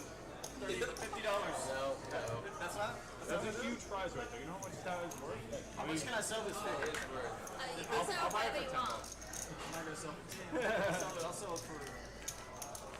Woodley already willing to sell his chip from the Squid game to someone because he just knows he's going to be involved in so many pots. He'll win another one before the game ends. What a great idea. Yeah. I've never seen that before. Yeah, so you can actually sell your position in it to another player. Like, for instance, Frankie, Rosie, and Knock, the tighter players at the table, might actually be worth some money to them to be able to secure that chip without actually having to worry about maneuvering and winning a pot in a limited period of time. So let me ask you this. Let's say it was a $25 bounty. How much would you be willing to pay right now to get that chip? So let's see, a $25 bounty, you would lose $200 if you lost that Exactly. game. And I would say that probably about 10 to 15%, maybe closer to 15% of the time I'm going to be losing. Because it should be 1 in every 9 chance, but because I'm a tighter player, it might be closer to like 15% of the time-ish. Yeah. And so therefore, it would be 200 times 15%, which would be how much the chip is actually worth in exact dollar amount, which would be $30. So anything below $30 would be worth it for me. Interesting. Yeah. Nice What do you little think about analysis that? right there. I'm not sure. I was trying to think if there's any like immediate obvious factors that I would want to consider, but it seems pretty reasonable. Yeah, I mean, that's just from a pure mathematical standpoint. I'm a math guy, so that just makes most sense to me in terms of expected value of how much that chip's really worth. But as the game gets smaller and smaller, like let's say a few other players secure chips, it might become creep closer up into that 40, maybe even $50 range if it gets down the line. Yeah, because by theory, when you get to heads-up play between you and the only other person remaining, it would be worth about $100. Mm-hmm, exactly. I would feel kind of ridiculous, though, paying $100 for that chip. I think I'd rather just lose and really just take it like a man. Yeah, I just guess take you it could out the say. chin. Yeah. Yao 3-bets and Kitty's just going to peel on the button. Okay. Gonna force Yao to play out of position versus her. About 4K deep here. Obviously, the deeper you get, the more stuff like this you can get away with. Definitely. And this is going to be an interesting spot because Yao's probably going to want to represent this board. Yeah, and Kitty's not going anywhere. My guess is that... Oh, Yao just gives up, actually. He says this board, even though it is good for my range, it is so bad for my hand. I don't even want to put any more money out there. Very reasonable. He knows Kitty's going to be putting him in tough spots later on and might just choose to avoid that spot when he completely bricks off. There's a lot of better hands he can have.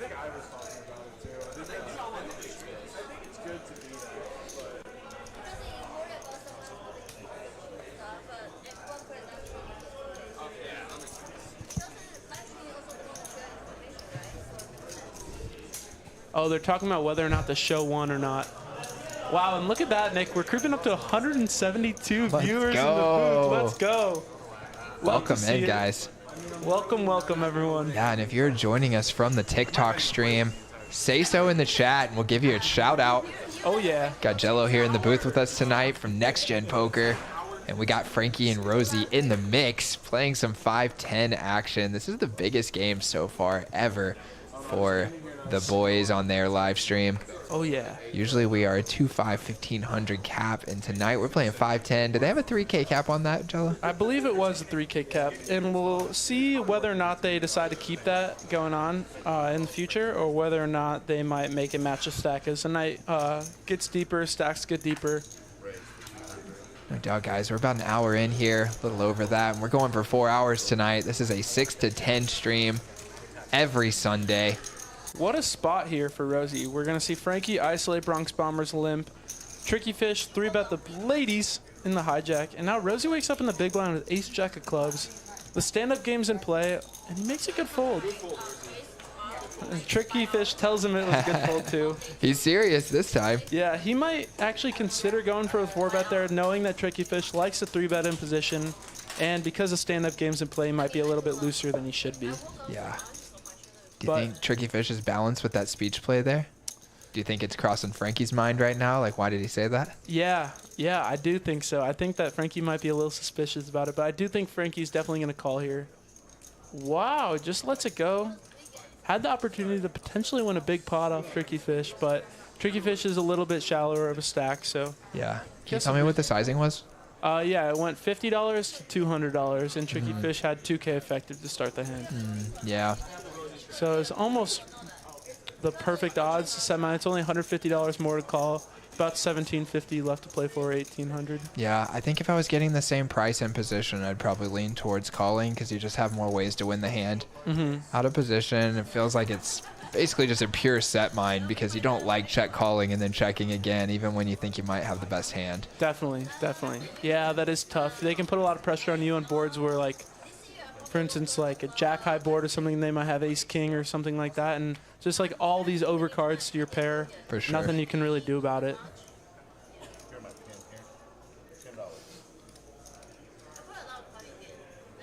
For sure, guys, and just a rule of thumb when you're playing out there, the deeper the stacks are, the more creative the lines can be. So you can kind of manipulate your own stack sizing and move around inside of it to make some cool plays. But as you run out of stack to play with, the harder it is to manipulate the pot and get in there with hands like Frankie's 2 4s right there. Totally. And I think we're going to see some fireworks this hand, Nick. We see Tricky Fish open again. This time he's got ace king. And Kitty immediately comes in for the 3-bet with the jellos. We know Kitty's been kind of punishing Tricky Fish so far, has really put him in some spots where he's just had to fold. So he might be wanting to take a stand here. Yeah, he comes right back over the top. Kitty's just going to smooth call. Didn't know if she might think about just playing for it, but she doesn't know Tricky Fish very well. Probably the first time the two of them have played together. And that's a pretty safe board for the pocket jacks here. I think it's going to be tough for Evan to really get Kitty off of this hand.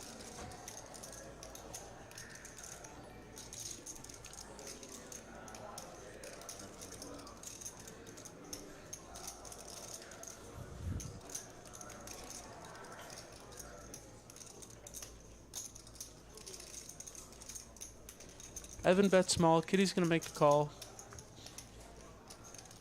Turn is another brick, and we'll see if Evan continues the story or if he's going to give it up here. What do you think, Nick? He's got a pot-sized bet left. I think that if he continues the story, it's most likely going to be a shove. But what do I know? It looks like he's cutting out another bet.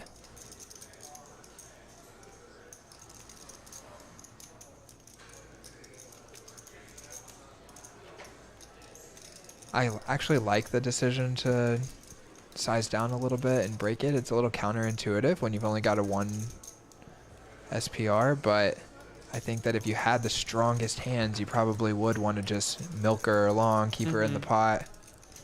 That's just another awful card for Tricky Fish. He's got 800 behind. The pot's already almost $2,000. It's going to be hard to get her to fold an overpair here just because he's not going to have a lot of hands that connect with this board at all. But he goes for it, shipping it all in for 800, really putting Kitty to the test, but just getting a great price. For sure, and this board is not good for Evan at all. He almost never has a set or a straight after being the 4-better pre-flop, so he's only representing those biggest pocket pairs that are just going all the way down, trying to get called by a lower pocket pair. Kitty does have one of those hands. She could have 9s or 10s as well, so... Yeah, and I think I would have played it very similarly if I had aces, kings, or queens here. It's a great way to get all the money in and give them a great price on the river and feel like they're kind of forced to make a call. Sure. That's kind of some reverse psychology Evan's trying to play into hand here. Yeah, and if you're Kitty, that has to play into your thought process a little bit too, is how often am I going to be coming back over the top again with aces and kings pre-flop versus just calling, and that helps me decide where I'm actually at in my range. Definitely.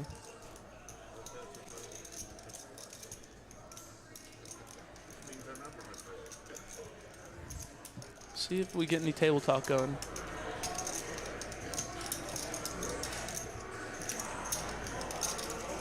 It's $800. Kitty's getting a great price. She Makes the calls. call. A good call. Tricky fish into the muck, and oh man, a bullet gone.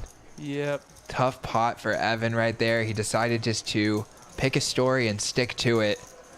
If he's doing that with that hand, he's probably just doing it with his entire range, which is pretty interesting that you might take this post-flop line with your entire range of bet, bet, shove. But your 4-bet range is mostly going to be those ace-kings, maybe occasionally like an ace-queen off or something, and then those strongest hands that you want to keep betting like that. And do you think he takes that same line, though, with pocket jacks as well? Because I feel like that's just on the cusp where he might still 4-bet that. I think he's pretty likely to 4-bet it, but I don't know if he's really going to go for that shove on the river with the pocket jacks. Sure. It always gets interesting when your range gets thin like that in a 4-bet pot, that if you want to break off just certain combos like that, like okay, I'm going to do this with queens, kings, aces, but not jacks specifically. Then we need to kind of break our ace-king, I think. You know, some ace-king could be a bluff and some ace-king could be used as a check and fold to be in there with your jacks, which are a check and call. Definitely. And you think about the combinations there. We've got 16 combinations of ace-king, but 18 combinations of queens, kings, and aces. So you've got slightly better, if you're only doing it with those 4 hands, got more value than you do bluffs. However, when you give them that sort of price on the river, it's almost like they have to call every single time because of the price that they're getting and the amount of times that you're going to be bluffing. Yeah, it makes it useful to have all of those ace-king off combos, too, to kind of help you sprinkle them around to be in some different buckets. Definitely. You know what I mean?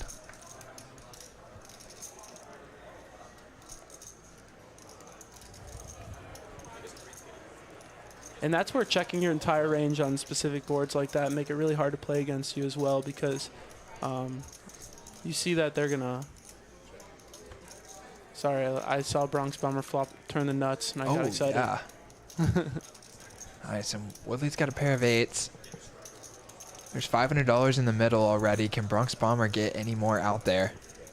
He has the stone cold nuts right now. That's $700. Absolutely bombs it. And Woodley's in another tough spot versus a bomber.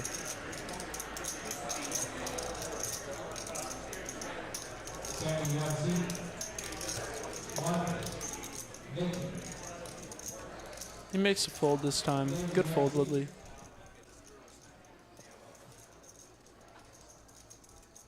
Yeah, gets away from it.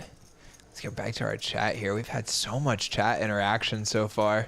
Oh, yeah. Up to 180 viewers now. Let's hope to cross that 200 mark soon. Let's go. Like and share this stream, you guys. Yeah, we got Mitch coming in asking, is this a private house or a club? It is like a clubhouse. You pay a membership fee and then an hourly fee to be at the club, but there is no rake off of the table. So it is like a clubhouse. And then we've got David saying, analyze everything to boredom. Sorry, David. Maybe we should tell a funny story or something. Yeah, we dig into strategy a little bit sometimes. Just get so excited talking about poker that I can't help it. It's my favorite game in the world. Yeah, no doubt. Yeah, we'll try and get those table mics up a little bit more often, let you guys hear the players interacting with each other. Oh, yeah. And apparently Rena having trouble with Poker Streams Labs, which they do their little gambling program through. A little run bag going on in the chat today. It happens. Yeah, dude, our chat pros got to gamble while they're watching their gambling. Oh, yeah. Probably a bunch of them are out there gambling on the floor, too, while they're watching their gambling and then gambling, watching their gambling. Triple gambling. Triple gambling. 3 gambles deep inception. See Yao come in for that massive 3-bet here. He makes it $500 now. What a wild player Yao is. He just picks and chooses his spots. Yeah, dude. He just bombs it. Maybe he's targeting Tricky Fish for being a little tilted here after coming off of that previous pot, which seems a little counterintuitive to me that your target would be to just go for a huge raise with a bad hand, but maybe he's thinking, well, he raised really light because he's tilted, but he's not going to call 500. Definitely.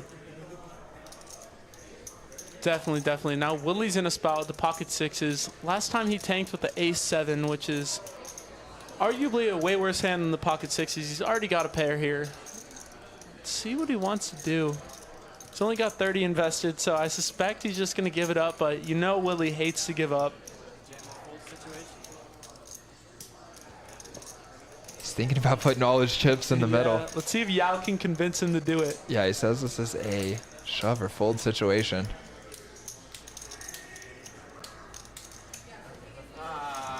Lets it go.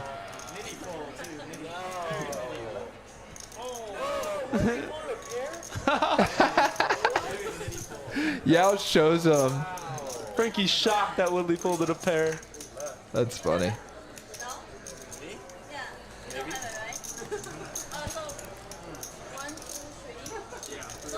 Talk some noise in the chat saying you played 2-5 with me at Choctaw this week. Yeah, the games were good, dude. Had a good time. Really enjoyed being up at Choctaw when the tournaments are going on. The atmosphere is always epic. Cash games are good. We even got a little 5-10 going one night. I think Knock, who's here playing 5-10 with us tonight, said they were playing some 5-10 last night as well. Oh, yeah.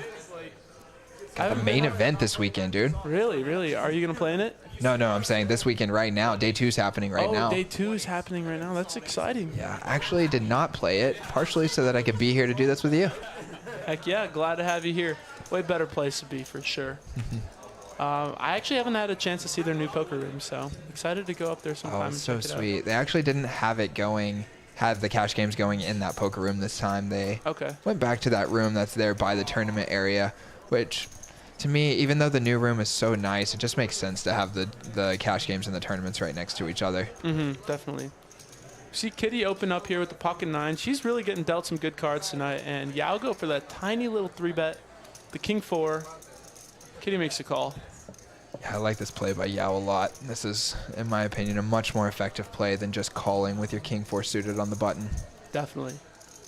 Look, Kitty, even though she knows that Yao is a really active player, she still just decides to call with her 2 9s. It just feels like the sort of intuitive thing to do as opposed to re-raising again. Yeah, when you don't even consider 9s are the 6th best hand you can make in poker pre-flop. Out of all the hands, 6th strongest hand. Exactly, and she still thinks that smooth calling's the play, and that allows Yao to do stuff like this. Put a lot of pressure on her. Yes, he does. He C-bets, gets a great card for his range, and she's out of there, and king 4 is good. What a play by Yao. I love that. Yeah, he knows he can just bet relentlessly on that ace. She's not going to have a lot of ace-high hands that call that flop either. No doubt, And dude. so he's just really going to take advantage of that, and there's not much Kitty can do. She's kind of handcuffed at that point, just has to let it go. See Enrique in the chat. We heard you, Selena. That's good enough, Enrique. Give us a sub. We're up to 190 viewers, guys. Let's go. Let's go. When we crossing that 200 threshold?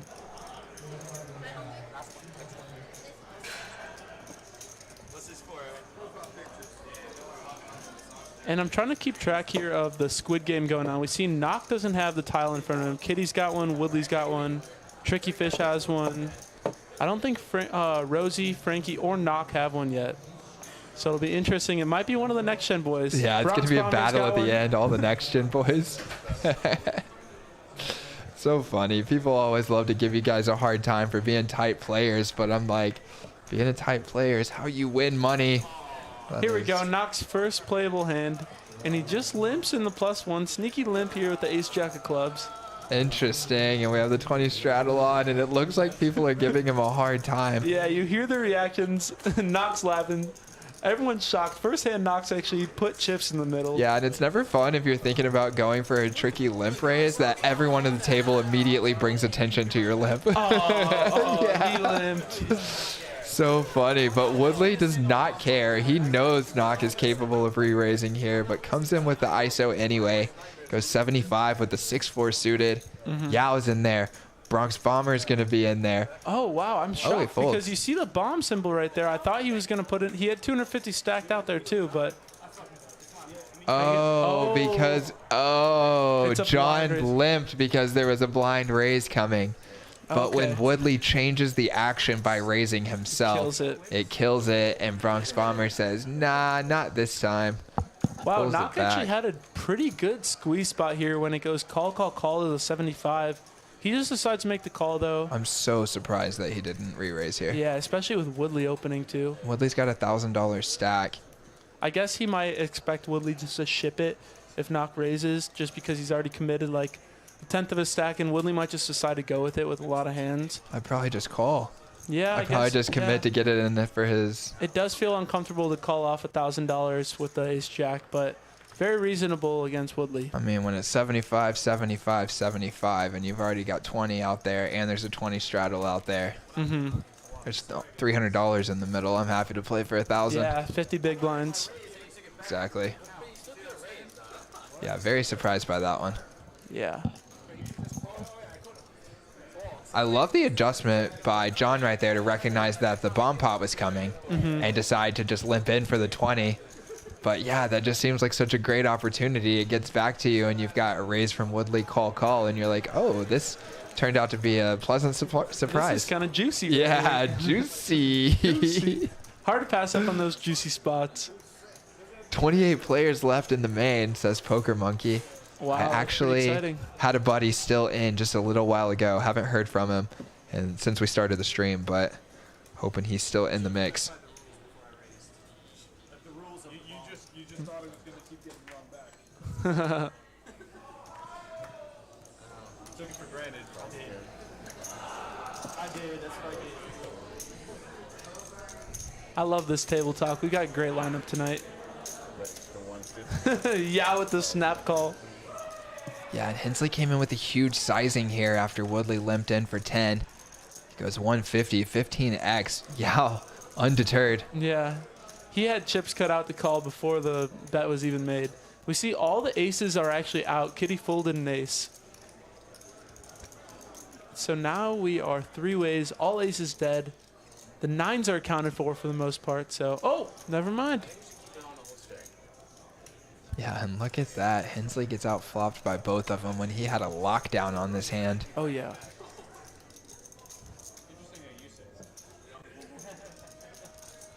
If you lose, it's not going to feel the same ways. Yeah, I don't know about that one. I don't know about that take. What do you mean? It's too scary. You might always hit a 10. You might only hit an 8.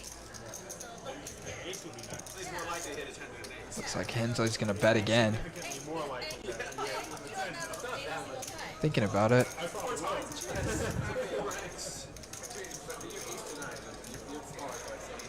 Also heard someone, or saw someone in the chat earlier, ask if we're going to bring players in. We do that here on Savage Sunday.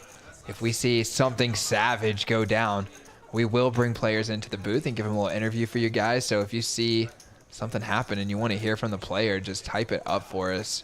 Oh, yeah. We'll call them in here.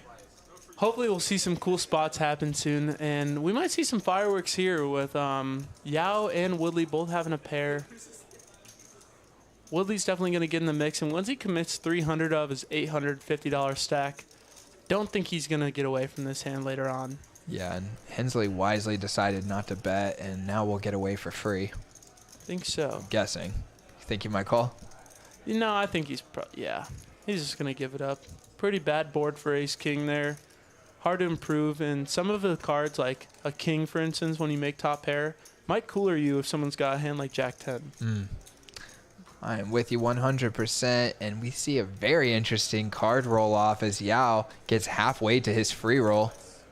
Yao ships it, and Woodley snap calls. Yao's free rolling him here.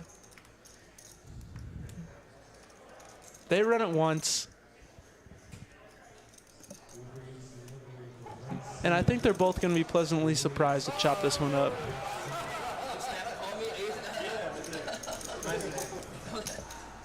Yeah, and there we go. They got the same hand. Got people in the chat here asking about y'all's meetup game. Oh, yeah. Josh A. So this tournament's going to be at Poker House Dallas. It is January 29th. It's a Sunday. It's a $130 buy-in. It's $10,000 guaranteed. You can actually sign up. You can see it on Poker Atlas, the information. There's no need to register beforehand, though. You can register the day of the tournament. So don't worry too much about that, but that's where you can find more information. Just be here at noon, Poker House Dallas, on Sunday, January 29th, for the biggest and best value tournament in all of Texas. You're not going to want to miss it. The final table will be live streamed to this fantastic platform. It's going to be pretty sweet. We see 193 viewers. We're really creeping up to that 200 mark. Come on, guys. We want to get there. Leave a like. Share the stream with your buddies. Everyone needs to hang out here on a nice Sunday night. Nowhere better to spend your Sunday evenings than watching the boys play poker, hanging out with me and Nick in the booth.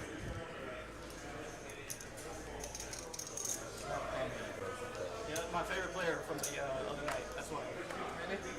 Favorite player. Oh, looks like Poker Monkey's correcting me. The meetup game is actually at 2 p.m. If that's what it says on Poker Atlas, that is correct. Very fun. Trust Poker Atlas over me. Woodley giving some kind words to Yao here, saying he was watching the stream the other night, the high stakes Friday action where they were playing. At some points here, they were playing 5, 10, 25, 50, 100. Wow. We were playing 8-handed, and 5 of the players on the table were in the blinds.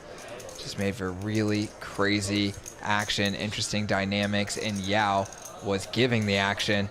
Woodley saying right now he was his favorite player to watch that night, maybe buttering him up for a future spot. I think that might be a little bit of it. And we see Nock pick up the aces. He's going to 3-bet here.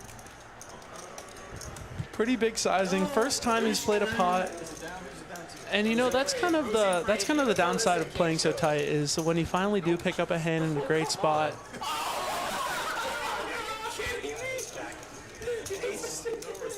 They show. Oh, he has to show. He has to show for to win the stand-up game. You have to show your cards. Oh, really? Wow. And yeah, John goes for the large sizing, maybe because he was still in the stand-up game or in the Squid game. Great point. Yeah, and thinking that he would get a little bit. Actually, it might look a little weaker to Bronx Bomber if he goes larger there.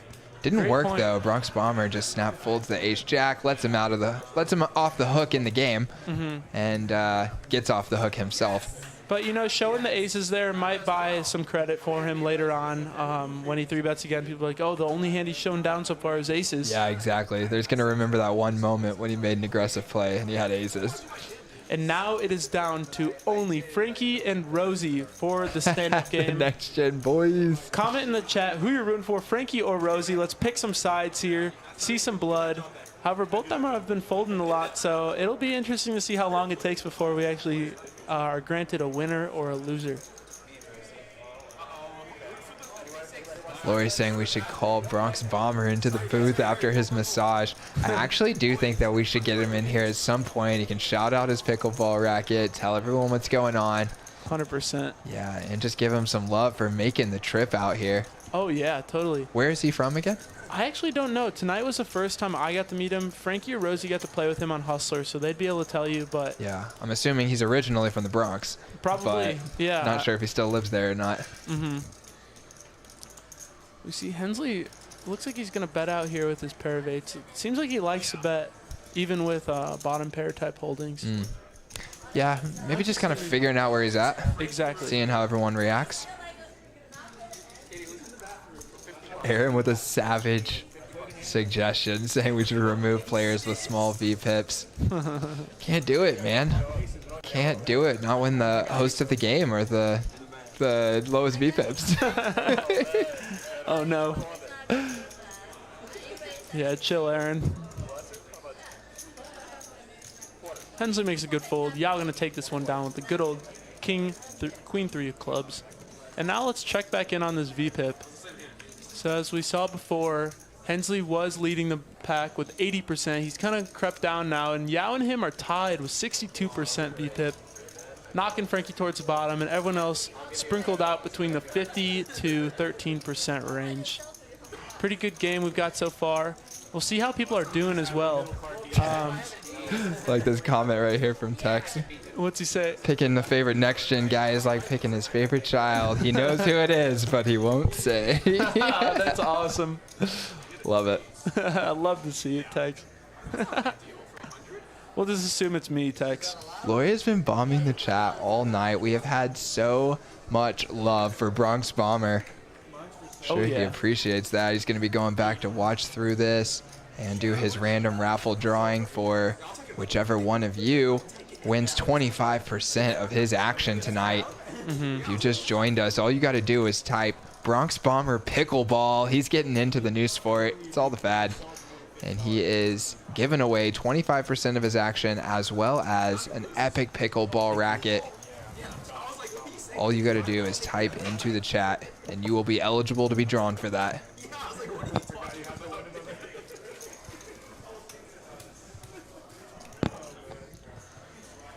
We see Frankie open it up to $90, pretty large sizing, trying to cause some isolation here, but that is not going to work when two players behind him both pick up pocket pairs, being Kitty and Woodley with the deuces and the threes. And now it's going to give Hensley and Bronx Bomber a pretty good price to call because they already limped, put some money in.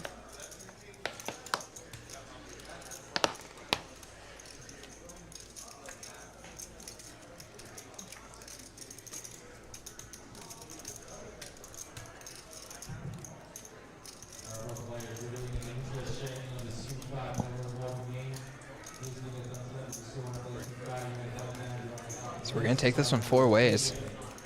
Frankie's the aggressor. Excuse me, it looks like 3 ways.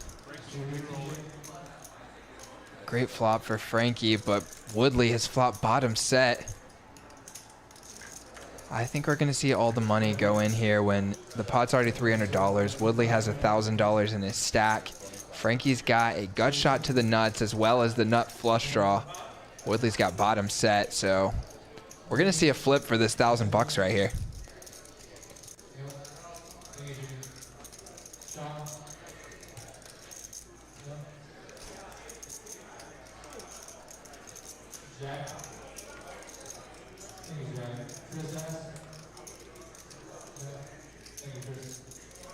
With Kitty behind him, maybe Frankie's thinking about just calling here because he's worried about her larger stack. He calls. And now Woodley could potentially get away if it comes a club for Frankie on the turn. But I would expect mostly it's going to go bet all in from Woodley. And Frankie's going to call. Yeah, and Frankie snap calls there now that Kitty's out of the way. Frankie calling for his club. Okay, we'll go twice. Wait, once. I want to go twice. I'll do it twice. All right, so stands for once. Is the first board a landmark? Here we go. Club on the end. Oh, rough for Woodley. Queen. They're going twice. It's going to be a chop. Woodley probably thinking, man, so hard to make a set. I finally do. And of course, the guy's got the nut flush draw and drills it on the first board. Been a little bit of a rough night for Woodley so far.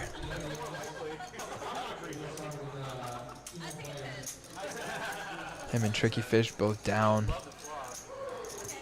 And Kitty is up most of it. She is up about $4,000 tonight. Off to a great start. You can see that stack growing in front of her. Each one of those black chips worth $100.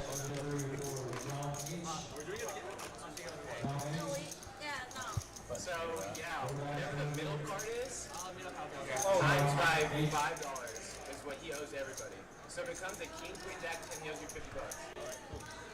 Yeah, so we'll see what this middle card is. This is going to determine how much Rosie has to pay for the stand-up game. So, for instance, if it's a base card like a jack, queen, king, he owes 10 times $5, which is $50 to each person, totaling up to $400 of losses for losing the stand-up game. However, if it's a low card like an ace, he'd only owe $5 per person, which would be pretty sweet to only lose $40 for losing the stand-up game. So There we we'll go. see what this flop comes. Yeah, what a sweat for Rosie. So worst case scenario is that he owes $800? $400 because it'd be it's $5 times whatever it is actually. Okay, gotcha. For this game, for Hustler 10, 20, 40, we were doing $10 times it.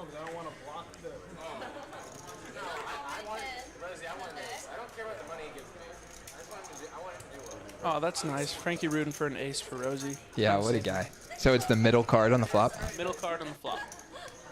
Rosie's got an ace-6 suited here. It goes Woodley open. He's got Hensley behind him. Is he going to 3-bet?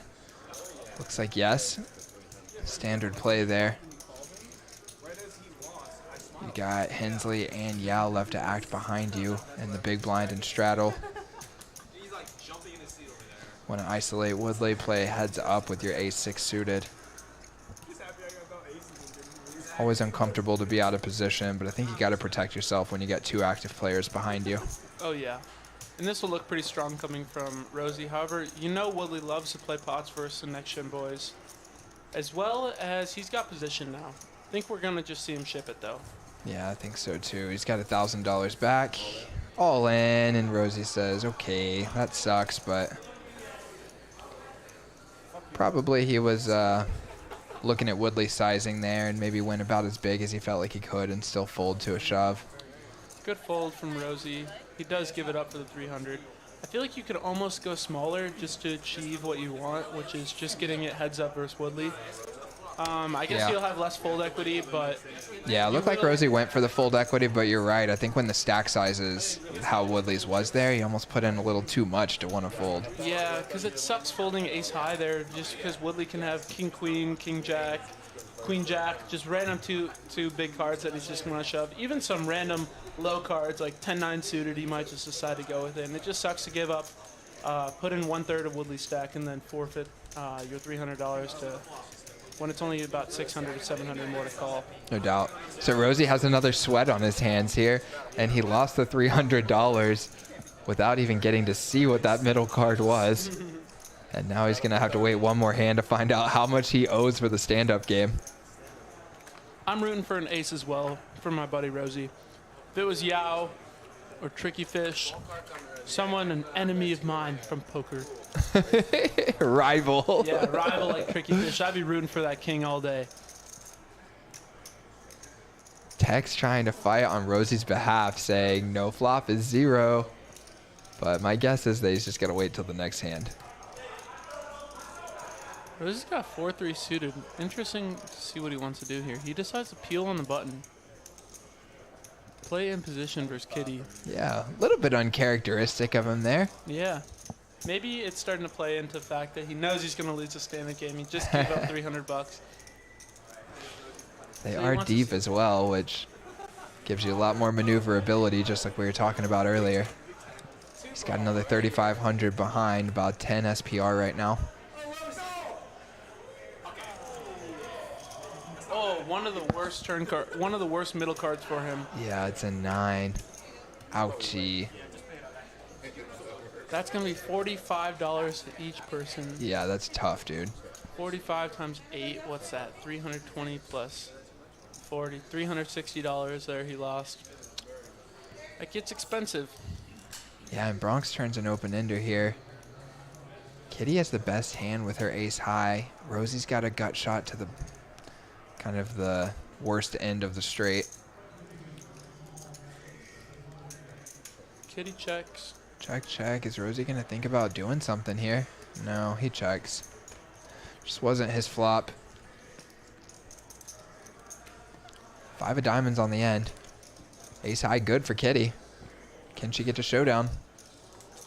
Looks like yes. You know, Rosie might take a stab here. I'd love to see him go for it right here. And I think a small bet might even... It's like a bet to maybe 150, 175. What do you think he's representing at that point?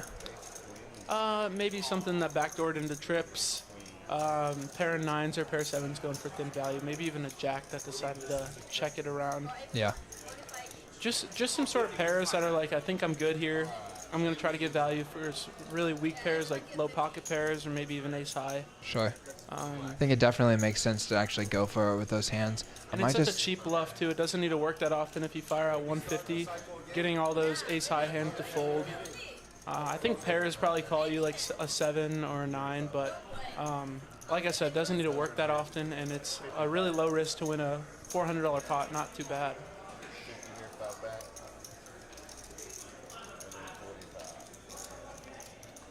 Especially when both players in front of you have shown disinterest in the hand twice in a row, or 3 times in a row now. Sure.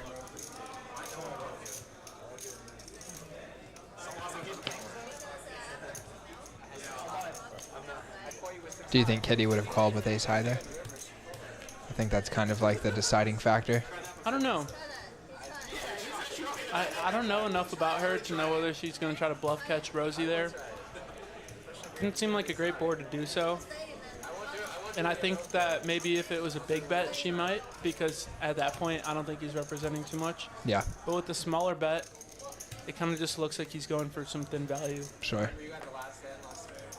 I'm with you there.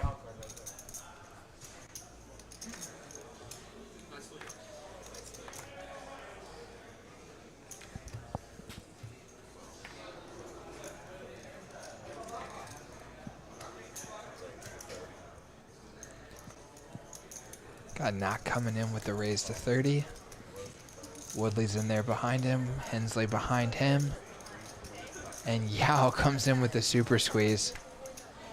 So Knock gets punished as soon as he tries to get in there. These guys have no respect for his tightness. So I don't care if your VPIP's slow. Call this. Boom. He just goes for monster raises. Yeah, dude. He has no over, well, like a $30 raise. $30. But it was 30, 30, 30, so there's 90 bucks in there. So he's only at about 3 and a little bit more times the pot. Not crazy, really.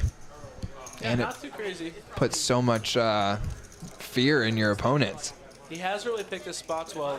Luckily for him, no one's really had a hand that's too playable against him. Like low pairs, he ran into 6s and 7s, got them both to fold. But I think the second he chooses that sizing and someone's got a monster hand, he might get punished, especially because from what I've seen from Yao, when he decides to commit large portions of his stack, he doesn't like to give up later on in the hand.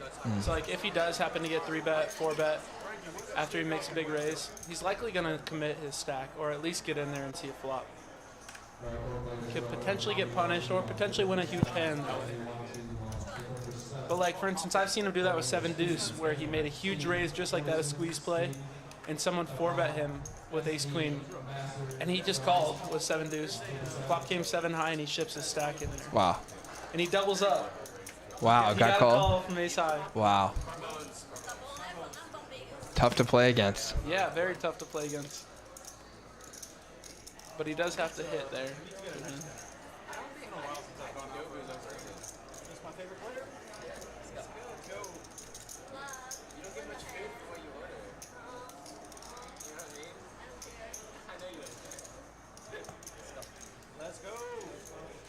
We've got the 3 typical subjects here, Woodley, Hensley, and Yao entering a pot together. Seems like we're going to be seeing a lot of those 3.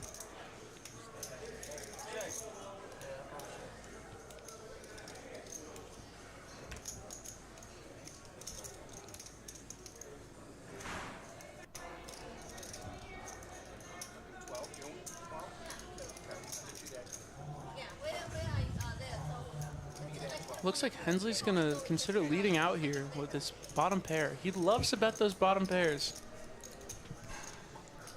He's also got that king of clubs going for him too. It's always just interesting to see people consider leading out on boards that typically should be really good for the person that's the initial aggressor. Sure. It looks like he was maybe just doing a little showmanship right there. Trying to earn a check from Yao, but it doesn't work. See, that's kind of what I was talking about before, kind of Hollywooding, considering, making it look like you're thinking about betting just to buy yourself a check. I do that a little bit, yeah. I think it's a good move. Sometimes you can even do that within the space of 1 or 2 seconds, just from the the way that you pause before you make your decision. Oh, yeah, totally. And Hensley takes it one step farther and actually cuts out chips and then decides to check. For sure. I wouldn't have been surprised to see him peel there, actually, with the king clubs and bottom pair. He can make some disguised 2 pairs and trips, as well as potentially backdoor into that nut flush.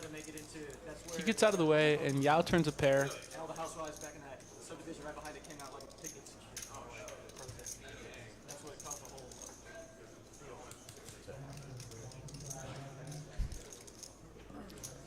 See if he slows down on this card or uses it to continue bluffing.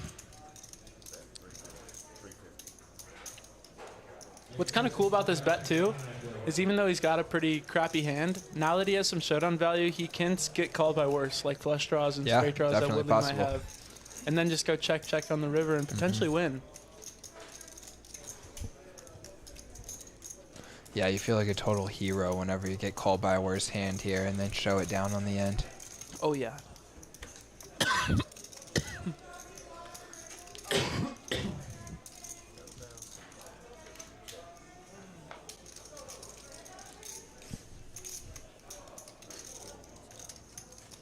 Woodley does hang around and on the river here.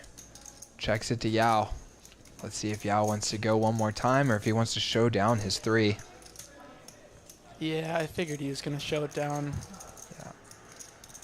Checks it back and Woodley not put to the test on the end there. I genuinely think Yao's going to win that hand enough to check that back. Because Woodley's a pretty loose player. He's going to be calling with all of his draws and then probably just leading when he hits them. Yeah, and he's also going to be calling on the end with a lot of hands that made it to this point that beat you. Exactly. So it's like you've either got the best hand or you don't, and if you do, you win, and if like a bet doesn't really accomplish much at that point. You're getting called by better hands, and every hand that loses to you is going to fold. Yeah, if you go with like a monster sizing, you might could get him off of some pairs smaller than the ace, but like you said, probably you just have the best hand often enough that you don't need to do that. Yeah, and Woodley only had $800 behind. The pot was already $1,400. So. Oh, so you don't even have a monster sizing? Yeah. I mean, you would definitely still put him in a wicked spot with those hands. Sure. Was it a 9 and a 7 out there maybe? Yep. If you had one of those pairs, and we know he's sticky, he could have hung around with that, but not necessary. Probably Yao actually has some other hands that he might prefer to do that with that have even less showdown value than the pair. Probably his no pair holdings would rather do that. Yeah, the only problem is a lot of them are going to interact with the hands that you're trying to make Woodley fold, but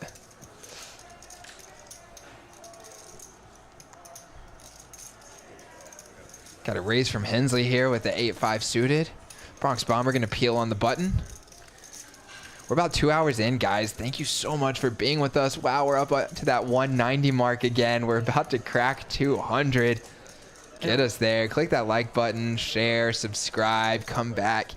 Every night of the week, we've got something going, it seems like. Every Sunday, we're here with the Next Gen boys. And let's see if we can reach that 100 like goal as well. Sarah's pointing out we got 85 likes on the stream. Do we really? Let's go, dude. That might be the most we've had. Hell yeah. If you guys are tuning in right now, drop a like right now. I'm going on our Next Gen channel to do so. Got 200 people watching almost. But make sure to share the stream. It helps out a ton. We love doing this. We're taking time out of our Sundays to commentate for you guys on these action streams, show you guys what Texas poker is all about. And we're up in the stakes too. We're playing a little 5-10 special game right now with some special guests as well. If you guys are just tuning in, we've got Bronx Bomber, infamous Bronx Bomber here, as well as Kitty Quo. She's a pro poker player living in Vegas, and she came out to Texas to check out these live streams, to play in these Texas games, and see how they differ from the Vegas games. So, trying to show her a good time as well. Hope you guys are enjoying the action. One more 100.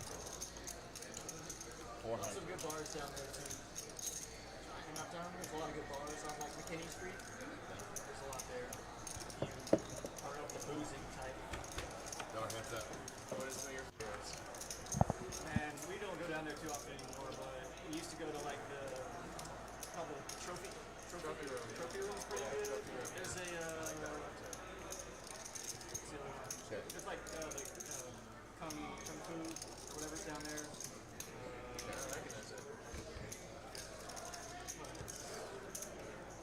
That's right where I live. Bink for Hensley. Very happy. If I was your age and I was He binks a 2-pair on the river. Bronx Bomber is going to have a tough time getting away from this when turn goes check, check. oh yeah, all the nice hotels down there have nice bars.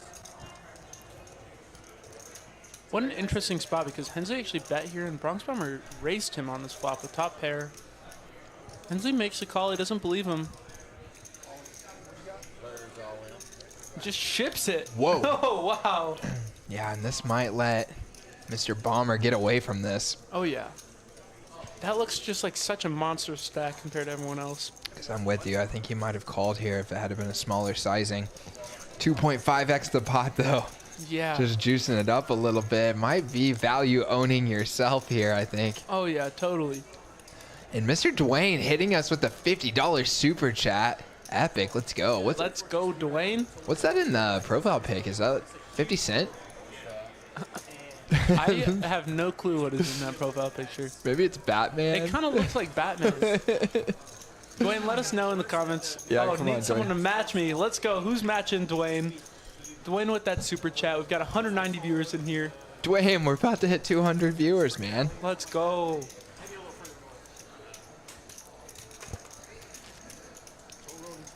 And talk some noise saying that Kitty would have made the nuts in that last hand, but Bronx Bomber 3-betting with the 10-9 offsuit drove her out. And that is a great illustration. We've talked about it a couple of times tonight already, how powerful that 3-bet move is. It's hard to counteract it when you're out of position. You don't want to just go crazy with your 4-betting. And you put everyone left to act behind you in a really tough spot. Do they want to have a cold calling range? Do they want to start cold 4-betting more? And you see Kitty there having to fold the nuts. Or what would have been the nuts. I'm really surprised that Hensley went for the all-in there, the 2x pot shove. Definitely ambitious. Seems like only better hands are going to call at that point. Might get you into some trouble for your whole stack. Whereas he's really just targeting hands like a 10, for instance there. Maybe some sort of ace high raised him on the flop. Tricky Fish has Knox favorite hand, 10-8 suited in the small blind. See if he gets the side. Oh no, he just calls a 60. Wouldn't have been surprised to see him 3-bet there though. Yeah. SW's my favorite.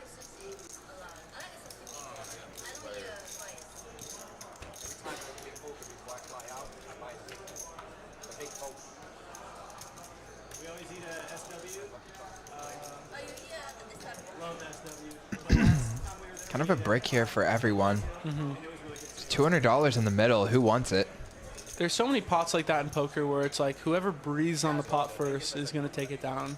It's just so hard to tell when those scenarios are happening. No doubt. That's why position is so important. Yeah. Gives you so many more opportunities to win the pot when nobody has anything. Like Tricky Fish right here. He's got the best hand to make a play at this board. He's got a backdoor straight and flush draw. Yeah.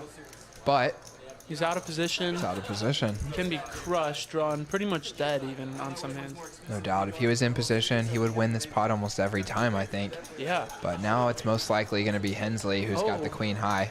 But I don't know. He's Evan got a picks great up- card now. Now he checks, and I'm assuming he's going to go for a check raise here. I think that's his plan. That's about the best turn card in the deck. Maybe the 7 of diamonds would be a little bit better. Or the 7 of clubs, I mean. But, wow, that is a good card for Tricky Fish.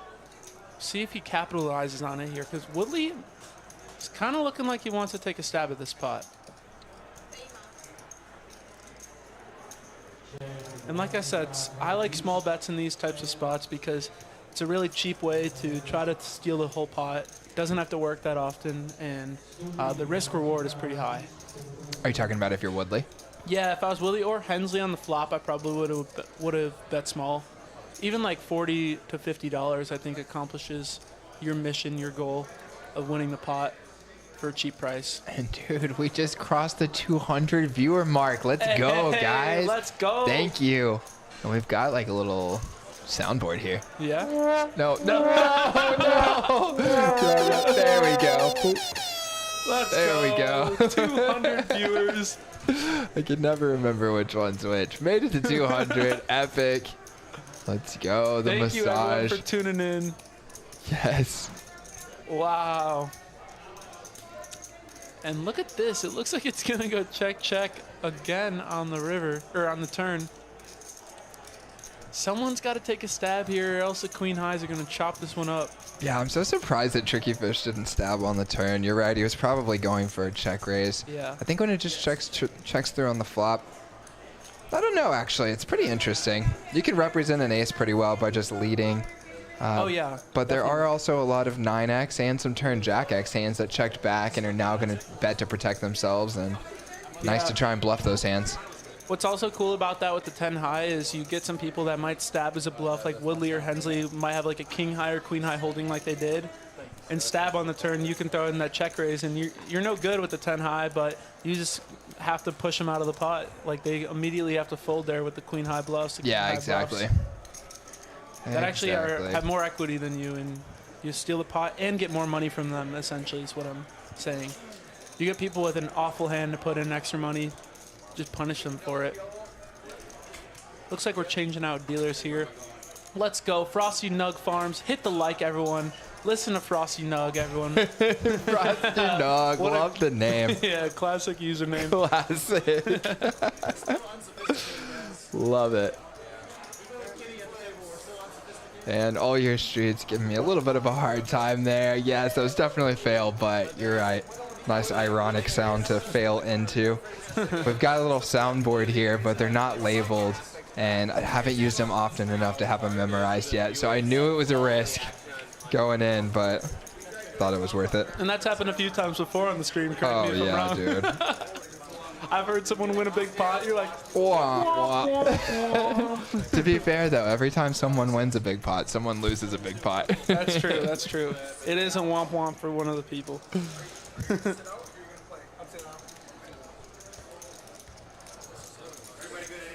All right, guys, I'm going to be keeping an eye out here if we see some big pots going down to bring someone into the booth. Our action's been going on for a while now, and I think it's just about time. Yeah, I think the only hand of note that we probably could have brought someone in was the Tricky Fish Ace King versus Kitty's Jacks. We might have been able to bring Tricky Fish in here and kind of needle him for going for it. Ask him why he decided to choose those sizings, too. Yeah. Oh, man, that would be so tough for him. I know that this is a pretty big game. Yeah. He normally plays the 2-5 game with you guys. Moved up this week, taking a shot at the 5-10. Bluffs it off with Ace King, and then we're like, hey, can you come in the booth? Explain what you were thinking in that hand when he just got stacked. Could have brought in Kitty, I guess, but I mean, her call down felt like kind of natural. It was definitely a good call, though, because Tricky Fish was representing the hands that beat her. I think he's very rarely going to go 3 times with a hand worse than that, so. Oh, I totally agree.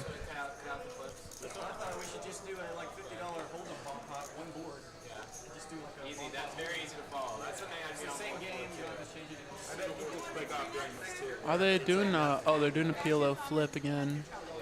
Oh, Rosie's speculating about people clicking off during the PLO flip, which maybe they are, but I'm just going to say. 214 Oh, viewers yeah, now. 214. Oh, yes. Let's go. Let's freaking go. Wait.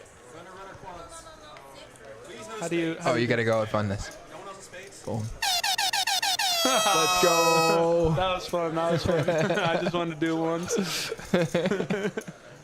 Alrighty. Let's see what we got going on in this juicy bomb pot. Rosie's got that king high flush draw. He's got the lion's share of the equity here. Him and Knock are in a race. Bink with the 6. Knock's the only one with the diamonds. Scoops a little $300 bonus. Oh, yeah. Omaha flip action. What up, Tiny? Welcome to the stream. Oh, yeah, getting some love for nailing the sound effect. Let's go. We need that encouragement. Took me one time and I got the button right, so pretty impressive. Let's see how you feel next week when you're back in the booth. Yeah. If you can remember which one's which. We got Tiny in the chat as well. Chat mod. Love having Tiny around. Does a great job helping out around here.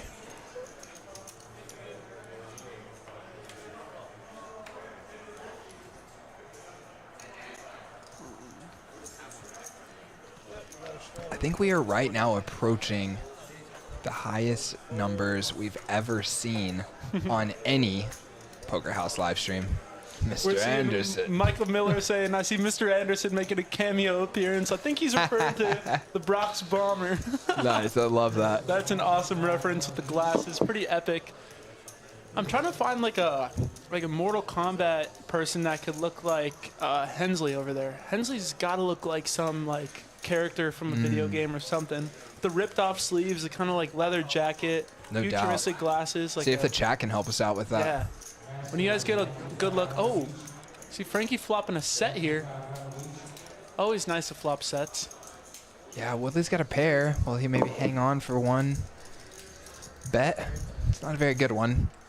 He does make the call here. Frankie can have plenty of bluffs on this type of board and a lot of hands that are just going to bet. So I think Woodley might stay sticky. Maybe not on that card. I think we can expect Frankie to continue betting here, though.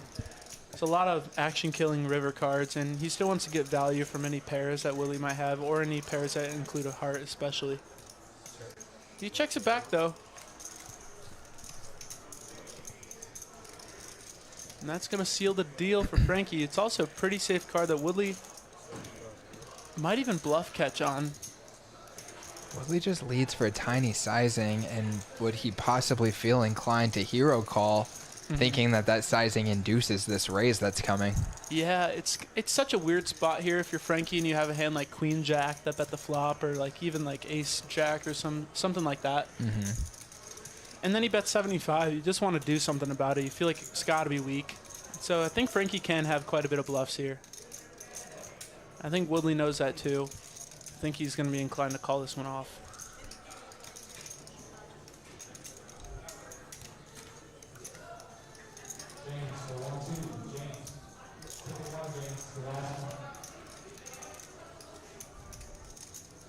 I would say that it's maybe a little bit counterintuitive for Frankie to have hands that would want to, like an ace jack you mentioned, that doesn't have a heart that c-bet on the flop, and then didn't want to continue betting when a heart comes on the turn. Definitely. That's very fair. So he would have to take just some other c-bets that decided to give up on the turn, and probably should be balanced there, but a lot of people aren't. They're just not going to c-bet with the ones that don't have a heart, and then they're not going to check ones that turn the heart. And maybe against some other players besides Frankie, Woodley might be more inclined to call that one off, like Yao or maybe Kitty, who might find more bluffs there than Frankie will. Sure, yeah. Just like trying to attack the weak sizing. And I think Woodley made a good play there. He bet out thinking that his 4 was likely good. If Frankie has a 10, he can't really comfortably raise, and Woodley loses the minimum essentially because Frankie might bet out a 10 for more money than $75. On the river, feeling pretty comfortable. He's got the best hand. Yeah, it's kind of interesting too, because I think you could almost bet the 75, and then based on your read of like how Frankie reacts and how he decides to raise, decide if you want to hero call at that point. Yeah. Like sometimes I'll do that in the lower stakes games. I will just bet like extremely small, like a 1/10 to a quarter pot on the river, knowing I have likely the best hand, and then, but I bet that size purposely when I'm up against someone who likes to bluff. And then I just close my eyes and call if they raise, because there's just not a lot of strong hands that they can have at that point. Especially because you bet so small and you want them to view that as weakness. Sometimes that pays off for me. Sometimes you get in trouble with it, though. And here, Knock goes for the squeeze play. It was an open from Evan, I believe, and then Kitty calls on the button. Knock squeezes in the small blind to protect himself. Gets a great board for his c-betting range. Probably just going to c-bet his entire range on this board.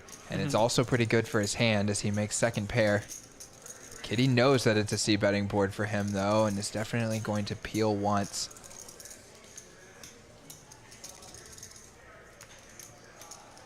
Oh! Wow. Poor Knock gets outturned by the 2-outer. What a bink of a card. Yeah, dude, and he just went from having a lockdown on this hand to drawing dead. Yeah. It's sad how that can happen, and it looks like he's going to keep going for thin value, I guess this is. This pair of 8s. Yeah, that's interesting. And this sizing, too, it feels like it'd be kind of hard to get called by a worse hand. Definitely. It'll be interesting to see, because I don't think Kitty's going to go for a raise. It just doesn't make a lot of sense on this type of board. Yeah, she just calls. I think she's really going to wait till the river to spring the trap. I expect Knock to... Oh, my gosh, this is a cooler of a hand. Knock River's 2-pair. Oh, no. And he's got to be feeling great here, knowing that he's likely up against some sort of ace-X holding. And can get called down here, especially because he might be going for some bluffs on this type of board. I expect we're going to see a huge so size. good, dude. He's like, yes, I just rivered against an ace. I'm about to get paid. I got the nuts right now. Oh, yeah. how often does she really have a set here? 3s and 4s is about all she's got. Yeah. And a few better 2 pairs, but it's just going to be really hard for him to get away when he bets and she probably shoves it. Yeah, it is. Oh, no, he might Wow. lose it all here. Yeah, Tiny says that river is going to leave a mark. I think Oh, so. boy. Is there any way? No. He just shoves it. She snap calls. Oh, no. That's Oh, my tough. Poor Knock. Oh, man. Pats the table. Gonna ship all of his chips over in one. Foul swoop. Oh, that's the word. That's the word. I didn't want to One say it, but foul that's the swoop. word. Oh, it's ugly. You know, I think we might need to call Knock into the booth, though. No. Call him, okay? Do it. I'm gonna go grab It's him. agony. I'm sorry, Knock. Savage Sunday, so it's Savage Sunday. Sunday. Tiny was asking for it. I don't mind being savage to Knock. And we're going to pull up these winnings right here. Kitty, 7K up. No one else even really winning. Hensley up small. Everybody else just paying for Kitty's day. Oh, no. And we've got my normal Savage Sunday partner, Knock, here in the booth to join us. Knock, I'm guessing you know what we just witnessed. We just witnessed. 15 minutes already, huh? Oh, it's been 15 minutes. I bet you're in a time warp right now, huh? It's still sinking in. Yeah, still sinking in. An Still sinking epic in. hand, epic turn, epic river. You want to walk us through the hand at all? Tell us about the squeeze decision pre-flop, about the turn c-bet decision. Sure. So, yeah, I mean, it's no secret to anybody that I've been very, very card dead tonight. I think I had played one hand up to that point. So, looking down at the 8-6 of clubs in the small blind, felt like a pretty good squeeze spot to go for it. You know? I don't know. It felt nice. Sure, Felt sure. right. Especially against Kitty, who I've been bantering with a little bit about how I've been extremely card dead. I've been making the joke that if I can't get aces, I can't win, you know? Gotcha. So, yeah, and this was an open from Evan on the cutoff, right? Call from her on the button. So it felt Yeah, pretty good. Seems good to me. So decided to pull the trigger on that. Went a little over 4x, I believe. Dude, we can integrate also this hand that it looks like you're about to play right now if there's anything interesting that happens. Yeah. This one was more straightforward. But yeah. So I flopped the pair. I don't really think I'm good with the pair necessarily, but you know, good c-betting spot nonetheless. Sure. So fire that c-bet out. Fire 1/3. Pretty good size for all my hands with an ace-high board. And get called, no big deal. I'm thinking that she still has a bunch of hands in 9s through maybe queens, I guess. Type of hands that might fold to maybe call once, but fold to the turn barrel. So when the turn comes out a low brick, I think what I would do with ace-king here. And I don't think I'm good. So you're after I kind of get turning your called. hand into a bluff at this point? Yeah, for sure. I don't think my hand's good when I get called on the flop. So decide to fire out the double barrel on that seemingly brick 4. Yeah. Turns out she was floating light this time. Yeah, I was betting for value. Yeah. Betting for value on the flop, which makes sense to me. Turn. Oh, agony, dude. We saw it here in the booth. I can't wait to go back and see a reaction on that. Seemed like a completely innocuous card to me. Yeah, of course. So wasn't too worried about it. And when I got called again, I was like, all right, well, I think I'm going to give up. When I got called twice, I was like, I'm pretty sure she's got some sort of ace here, and I'm not going to try to bluff her off of an ace. So I was just going to be done with the hand. Figured if she had like 10s or jacks, they would fold the turn for that size. But got called again, so I'm just praying for some help. And I see a miraculous 6 on the river. I'm like, oh my goodness, I am about to win a monster pot. I can already see the chips coming my way. Oh, no. We could see it too. No one could possibly put me on this hand after how I've been playing all night. There's no chance. So I'm just thinking, like, what is the size I can bet here that will be the best for me? And settled on an overbet 1.5x pot shove, I believe. Yeah. Figured ace-king would call, ace-queen. I don't know how much ace-king she has. Yeah, I remember she flatted pre-flop. Yeah, so this was open, cut off, flat button. So she probably doesn't have Probably very doesn't much have- ace king, yeah, probably jacks, doesn't have, like, tens. those She's probably hands, right. 3-betting all those hands, right? yeah. Yeah. Oh my goodness, dude. We saw that card roll in, and we're like, all You're this right. money's going in the middle.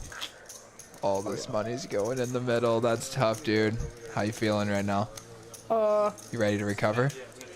I'm a little shocked. A little shocked. A little shocked, honestly, because Big pot, dude. I got called. The worst feeling when they drill yeah. the turn set. Like, I got called, and I was like, oh, great. Like, you know, I still thought I had the best hand. Even when I got snap called, I was like, oh, yeah, for sure.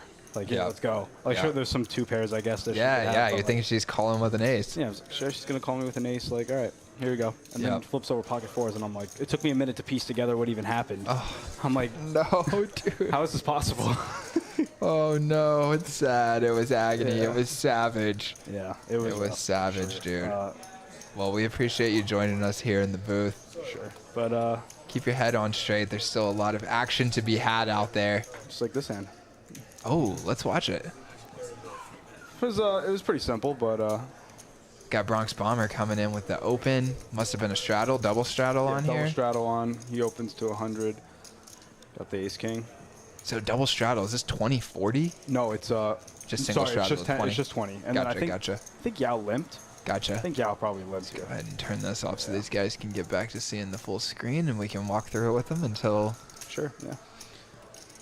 this hand's over, and then you can head back to get your money back. Yep. I'm working on it. Maybe you already did it in this hand. Let's see. Yeah, I mean, no spoilers. I think I'm still in a little bit of shock. A little bit of shock from the hand still. Yeah. You know? Not really upset about it, though. Such is poker. Such a brutal cooler.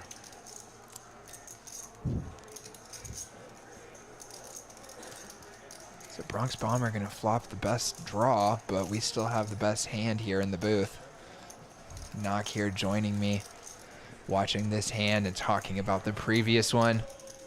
Yeah, on this flop, I was like, I mean, obviously people put you on ace king all the time, but I just can't bring myself to not see bet in a 3-bet pot here, so that's what I do. 3rd pot. Seems good to me, dude. Pretty dry board. A lot of benefit to just betting, controlling the action. He just calls. Could have been a potential spot to go for a raise. Yeah, and it would have worked for sure. So. Yeah, exactly. And he'd be stoked to bet you off of this hand specifically. That's why I was a little, you know, I don't always like c-betting ace king. For some reason, the population always just puts you on ace king. So any draw or anything like that, even some pairs, I just love raising. People love to call out that you have ace king. Yeah, it's like, oh, he's probably got ace king. Yeah. Oh. I mean, it's not like I needed it. Didn't need it, but probably felt like some nice insurance in your mind. You might have thought you needed it. Oh, yeah, I definitely did think I needed it. It felt real nice to get this card. Yeah, and $1,100 in there. Kind of got sneaky big.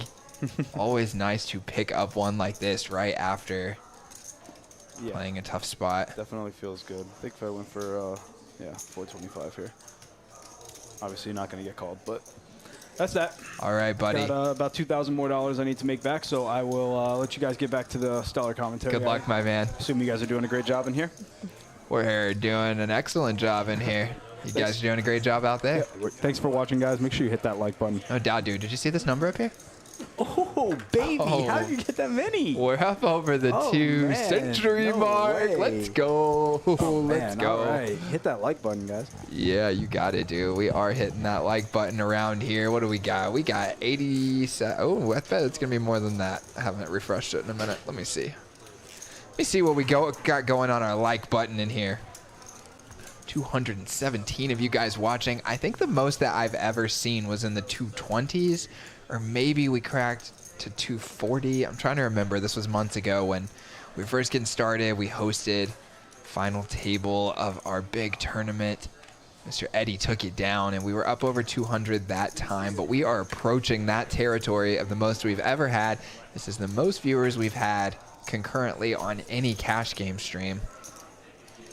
And we've got 114 likes, guys. Nice work. Appreciate that so much. Totally free for you and helps us out a lot.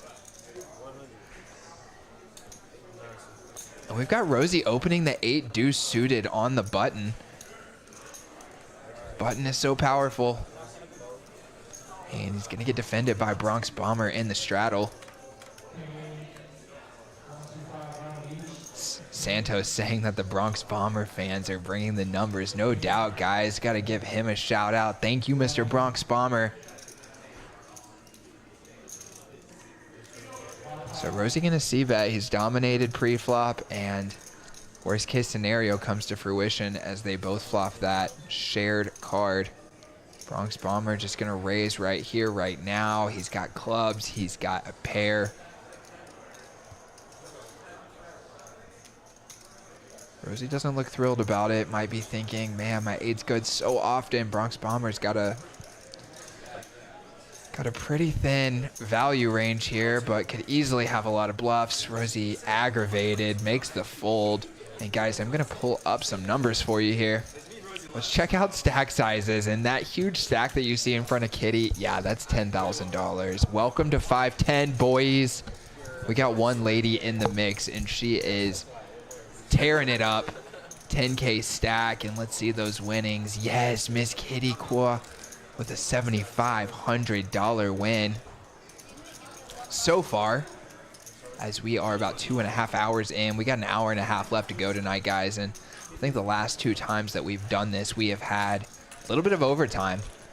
Not sure if we're going to get it tonight, but it is entirely possible.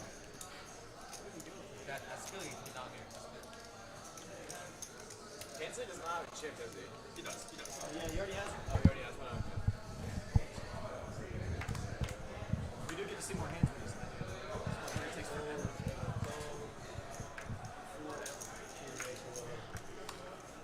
If you're joining us here on TikTok, welcome into the booth.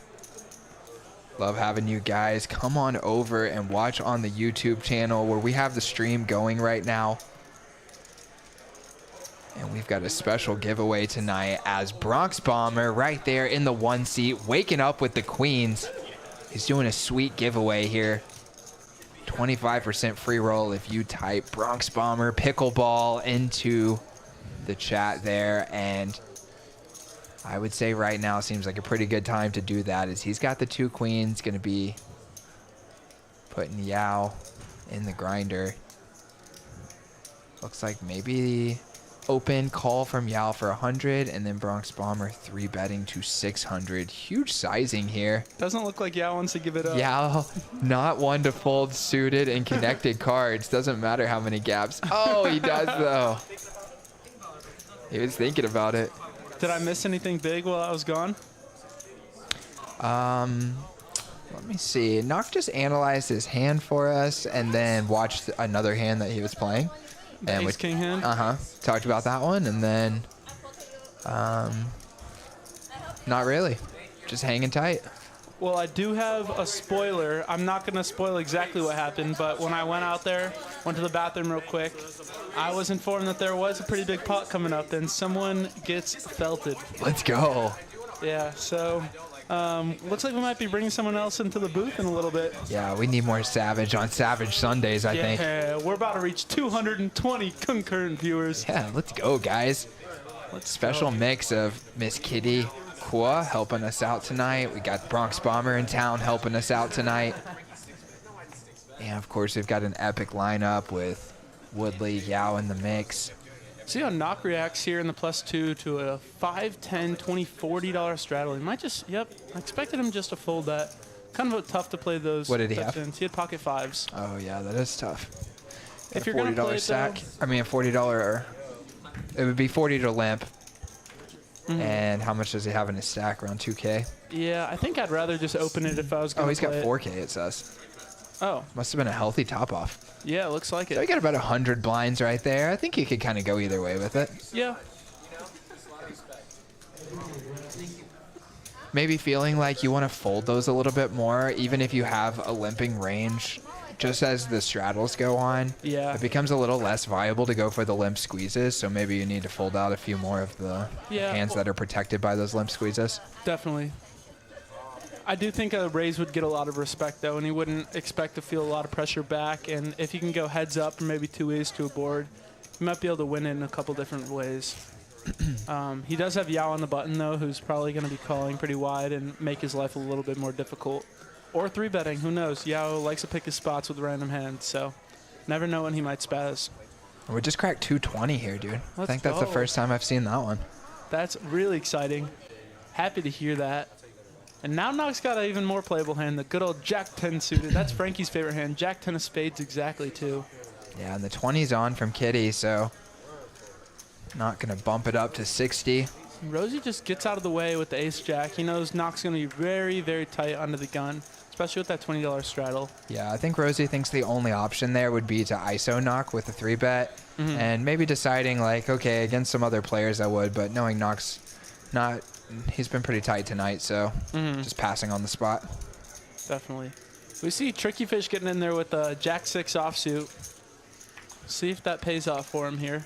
Maybe he'll spike a 6. He does. He spikes it.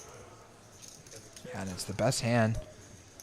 Knock's got a kind of crafty connected hand here with 2 overcards and a bunch of backdoor draws. He does decide to check, though. Ooh. Tricky Fish turns trips. Expect him to lead out here, but don't think Kitty's going to go anywhere. Knock gets out of the way. Kitty's drawn to 2 outs here. Oh my God! Wow, she does it again, dude. Are you kidding me? The pocket 4s are so hot. Holy crap.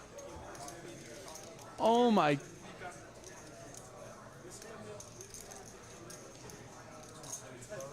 Gosh. And Tricky Fish leads for 275, thrilled with the strength of his hand. I think Kitty And might Kitty shove. gonna rip it.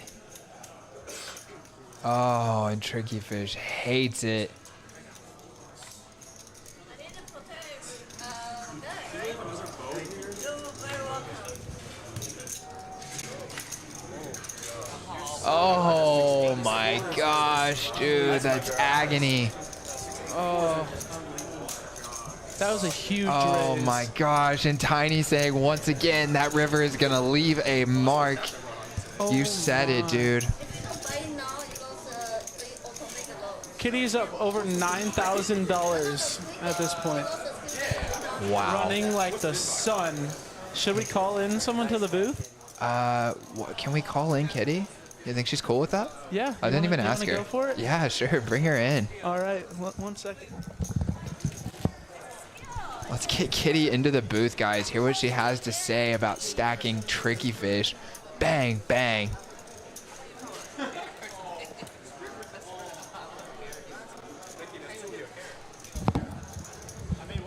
Oh, here she is. Just sit right here, Kitty. Come on in. Pop those headphones on. All right, we got a camera on you here. Welcome into the booth. Hi. How are you doing tonight? It's good. I feel great. Oh, you feel great. I bet you do. You're sitting on, what, a little over a $12,000 stack in our 5-10 game and absolutely wrecking these guys. I know. I feel so bad. This guy. Yeah, you feel so bad. You stacked Tricky Fish twice there on your right. Yeah, because it's a Squid game, so it's different. This is why when the people play Squid game, they will try to call a lot of shitty hands. This is why I call light. I want to, play. Yeah, you want to peel. Yeah. And then also one of the secret benefits of peeling like that is every now and then you drill the set. Yeah. You hit it this time. You hit it earlier on knock as well on your left. Yeah. I was Wow. lucky there. Yeah. Fours are lucky But tonight. The guy was trying to bluff him with 6-8 club, right? He also tried to win the Squid game. So this is why the Squid game will change your strategy. People play loser. So it's good. Yeah. Yeah, let's go. So we're having a great time watching you so far. I'm going to pop up these numbers real Okay. fast so you can see the winnings here. Uh-huh. Here's our overall winnings. We're Kitty $9,000 up. All of these guys are paying for your night tonight. Oh, that's fun to see, huh? How's my VPIP? I don't know. Let's check the VPIPs. Good idea. We've got Okay. Kitty sitting on 40%. Okay. You're in the mix. I love it. Okay. I love it. Not bad. All right, not bad. So anyway, we just wanted to bring you in, say congratulations so far. Keep it up. You got another hour to go. Okay. And good luck to you. Okay. Thank you. All right, see ya. See ya.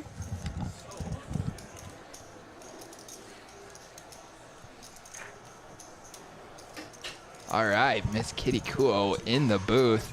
What a nice young lady. No doubt, dude. Looks like we had a lot of fans of hers too while she was out talking with us too. Robbie Lewis and Kitty Bomber. Now we see Bronx Bomber with the Cowboys. Oh, yeah. There's $900 in the middle. He just bombs it. Yeah, he does bomb it right there. Woodley only having a little bit more than a pot-sized bet left, so he just put him to the test. Woodley didn't have the right hand to call down, though.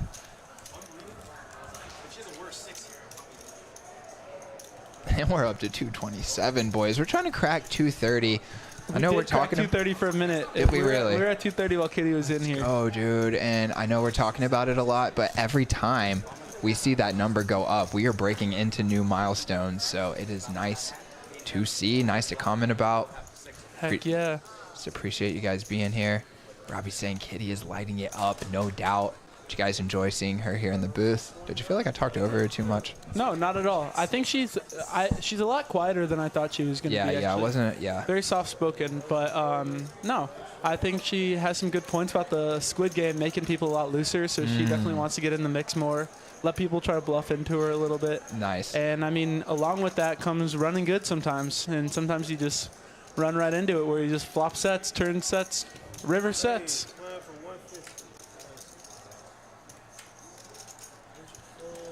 Now's a tough spot. What do you think there with the Tricky Fish trip sixes? When she goes all in there, it's just such a massive raise. He makes it like 275, and she makes like 1,500 over his 275. Yeah, I'm wondering if there was a little bit of tilt there in that call. Yeah, I think if he would have thought it through longer, maybe he could have found a fold. It's still obviously a tough hand to fold. For sure. And it's also so easy for me to say since we can see her cards, but Definitely. just from her body language, like how confident she looked when she put the money out there, that would concern me too. Yeah. And it's just hard to be bluffing there. Yeah. I'm not sure what she would do as a bluff there. Yeah, I was actually wondering if I maybe saw just a little bit of empathy in how fast she put the money out there, just like giving him a little bit of a chance to get off the hook. Yeah. I should have asked her about that. That would be pretty interesting. I wonder if that really did come into play. Yeah. Because I also sense that now that you mentioned it, how she just grabbed this stack of Yeah, blacks and like, just kind of was like, don't do it. I got it, bro. I got it. Exactly. Now we're in another four-way pot, and it doesn't seem like Hensley wants to give up his pocket threes here. It's third pair on this board. Not a lot of good turn cards, and Woodley is repping strong here, betting $300. Having him drawn almost dead. We'll see if he puts in the money. I love how long he thinks about each hand and deliberately stacks out the chips. Yeah. Pulls out raising chips, puts them back. The glasses make me less likely to be agitated about it. Yeah, me too. I just like watching him think about it. I just feel like there's some mastermind mission going on in his head that we can't even understand. Look at him making that amazing laydown. That's next level. Next level. It's next gen. Brian asking me, wasn't this commentator from the Haslett House vlogs? That is true. Great memory, Brian. It's been a long time since we put any content out on those channels, but appreciate you watching back in the day. And you definitely recognize me from WinStar. Still going up to WinStar pretty regularly, too. Good action there. I don't want to give away the secret, but yes, the action is good. Awesome. It's a 1K cap 2-5 game, so it doesn't play quite as big as some of the other options, but still plays pretty big, and the game is always good. I like that. Definitely got to check it out sometime. It's just a drive away when It is. Poker House is right here. It's so nice. No doubt, my man. No doubt. I do love the convenience of the card rooms. And Rosie puts on that straddle. He's convinced by everyone at the table. Probably got some needling in order to convince him to do that. And he's immediately going to hate life when the first guy opens it up to 150. He's like, what a waste of 20 bucks. Yeah. Frankie's got the king jack here, and it's been kind of card dead. Yeah. Makes a disciplined fold. Hensley's size just buys him position here. Yeah. And also, it's just he's seen Hensley open pretty loose under the gun if he's been paying attention, but not necessarily to that big of a size. Josh asking, why is Jello not on the felt? Well, Josh, I decided to give our buddy, our editor, the infamous Nocturnal, a chance to play on the felt tonight. We're playing a little bit bigger stakes. He wanted to get in there for the 5-10. We've also got some exciting guests that we're playing this week, and so wanted to give everyone a chance. Also want to hop in the booth with my buddy Nick and do some TikTok live streams here, try to promote this stream as much as possible, and it's been a blast so far. no doubt. Dwayne saying Hayden don't want to tell us how many tourist players are in the WinStar games. This is not Hayden, actually. This is Nick. And yeah, you're right. And here we see him just Hensley open again up to 150. Playing 5'10", 150 here at Poker Styles. You hear Woodley make a remark about it. And Yao's going to come in for the raise with the pocket deuces. Wow. Big raise, too. Yeah, wow. Very interesting play. This is under the gun and then under the gun +1, just coming in for a 7.5x open and then about a 4.5x 3-bet. What a gift it would be to wake up with a monster hand in any of the other positions right here. Yeah, right. $150 open, 15x open, and a huge 3-bet. I think the 20 was on. No, the 20 wasn't on. Rosie was in Wasn't the it? big blind. Oh, yeah, you're right. He was the straddle lesson. Yep. Yeah, you're right. Wow. He just 5'10", 150. That was 15 Woodley's did. comment.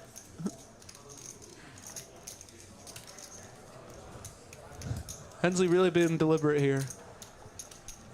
Goes with the water drink again. And last time we saw the water drink, he had a really strong hand. So I'm happy to see that he's balancing that water drinking range.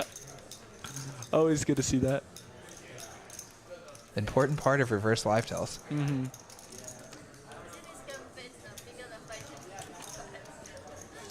He lets it go. Very reasonable. Tiny saying he'd like to do a live stream with me sometime. No doubt, my man. Would enjoy that as well. I feel like there's so many good players around here that are great in the booth. Yeah, I agree.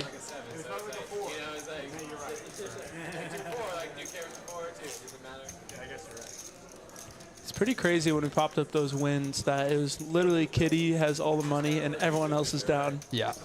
She loved seeing that graphic. Oh, she loved it, dude. So glad I went to that. Yeah, me too. All while playing a 40% VFIP too. Pretty impressive. Yeah, wow. Frankie's got a hand now. Let's go. Finally, he's getting in the mix.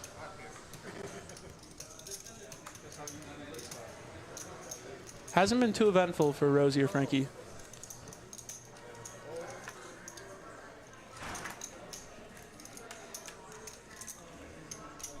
For those of you who are tuning in on TikTok, pop over to our YouTube channel. It is in the description. Just hit the link in the bio. Yeah, Ziggy Zizak says where to watch this live.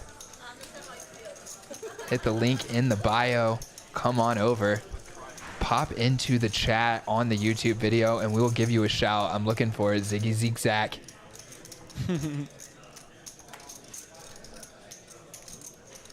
See, Frankie just went for the limp. And it looks like it limped around 4 ways now. Yeah, I was just going to take a little stab, see what happens.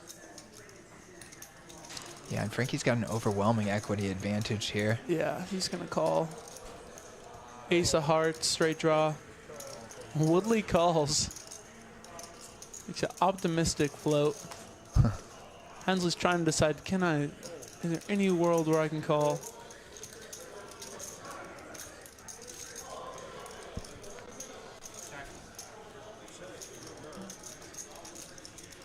Frankie's got the best hand if he can figure out how to get to Showdown. Looks like it checked to him, so he's going to have a good chance. Sarah said we just hit 138 likes. Let's go. Let's go. And Frankie does make the best hand on the river and might even get paid off by Woodley. Definitely a value bet is necessary here. Yeah, what a perfect card for him to get some more money. Yeah. Kind of a small bet. Yep. Bang, bang. Woodley tosses in the 50 bucks. Frankie shows the better jack, and Woodley tosses his cards in the muck. Woodley just knows that that card's going to cost him, too. I love it. He's just like, Frankie's not bluffing here for 50 bucks Yeah, often exactly. enough. Just announces, here's 50 bucks. Yeah. Bakery hitting us with a nice compliment in the chat. Appreciate that, bud. Thank you, Bakery Zush. Yeah, we're having a good time doing it. Rena saying she enjoyed playing at Poker House today.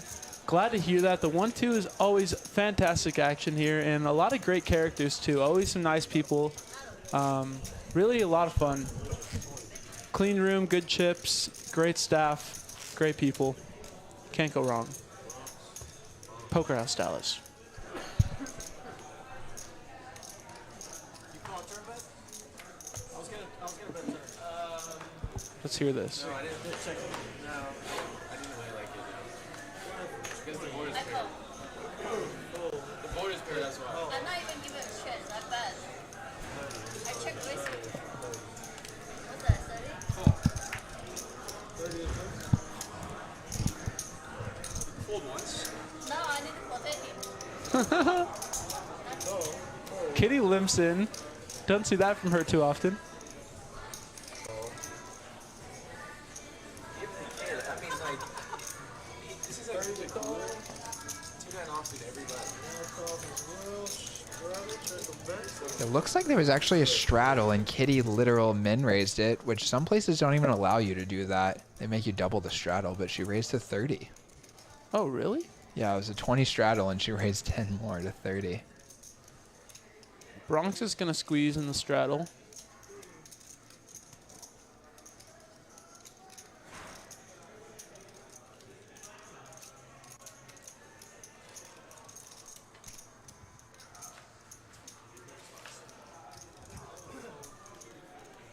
Evan's going to get rid of his pocket deuces.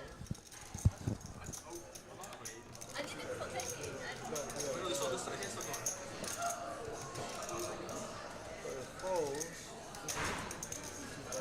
No, Yao's not going anywhere.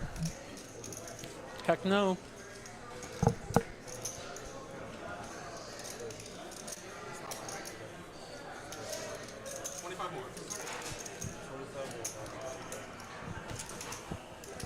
And I love Bronx Bomber going with a nice, healthy, large sizing here. Gets exactly what he wants, which is heads-up action. He even got position by only getting the big blind to call. That's great. Oh, he had a really good chance there, I think, to stab and take this one down. But instead, now he's going to make Yao curious and maybe a little sticky here if he tries to stab at it later. Yeah, really surprised he didn't stab on that board. Oh my god. And here comes Yao. Is Bronx Bomber going to float once or just let it go? Kind of sad that he missed an opportunity to win this hand. And what sucks is if this river goes check and they both brick, he loses. Frankie Rosie, I got my ex-wife's favorite hand. He lets it Ex-wife's go. favorite hand. Is it Jack 10? Yeah. Rosie remembers. I guess he told him that last stream they played against each other. Maybe he knows Bronx's ex-wife. Rosie is a gamer. Rosie. I've heard Rosie can be a little ladies' man. It's pretty smooth. He is a ladies' man. Yeah. He has a thing or two, a trick or two up his sleeve. Yeah, I'm not surprised. Not surprised. We got some nice comments here. HGTV53 asking, do we have games going at 7 a.m.? I think it depends on the day. Actually, I'm not. Oh, Tiny says, yeah, they've had games going 24/7. I haven't been up at 7 a.m. in so long, other than the nights that I'm going to bed at 7 a.m. I will be honest, I've played here at 7 a.m. before, and it was not because I woke up early. And the games are still running. There's normally about 2 tables around that time. Nice. Sometimes 3 if the bomb pot table's going too. But there is action, I would say, almost always 24/7. I can't really think of a time I've ever been here and there hasn't been a game. William Wade giving us some love, saying he loves Next Gen and Hassel House, remembers playing with us back in the day. Let's go, William. Let's go, Appreciate dude. it. We've been pretty steady at 227 concurrent viewers right now. We're 3 hours into the stream. That's awesome, you guys. Thank you very much for tuning in. And we are just crossing the 3-hour mark, or not. Yep, that's right. Just crossing the 3-hour mark. So we've got about another hour of action for you guys. Tricky Fish is getting a little impatient. Calling with the Jack 5 offsuit. Rosie's got a pretty good board to c-bet on, but he is 4 ways. We'll see if he takes a stab. I think he might go for 1.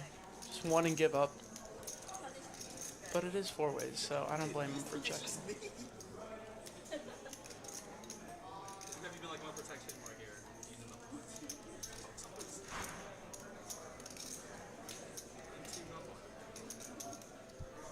The stand-up game's in play. Rosie hasn't won a hand yet. He checks. I forgot the stand-up Yeah. game is still in play. Who is in it with So him? let's see. We see Hensley's got a chip. Yao's got a chip. Woodley's got one. I thought that he Katie's already had to got one. pay on that 9. He did, but it's a continuous running game, so when when the game ends, it restarts immediately. Interesting. I was wondering when she was talking about Squid Game, I was trying to remember back. I was like, I thought it was over at that point. I didn't realize it's continuous.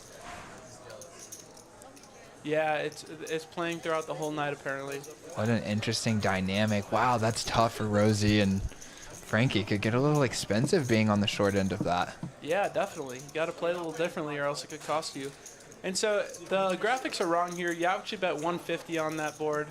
The pot's not that big. Pot's about $300, $400 right now. Yeah, and Tricky Or Fish about has the 500. best hand here at the end if he can go to Showdown, but looks like Yao's going to take a stab.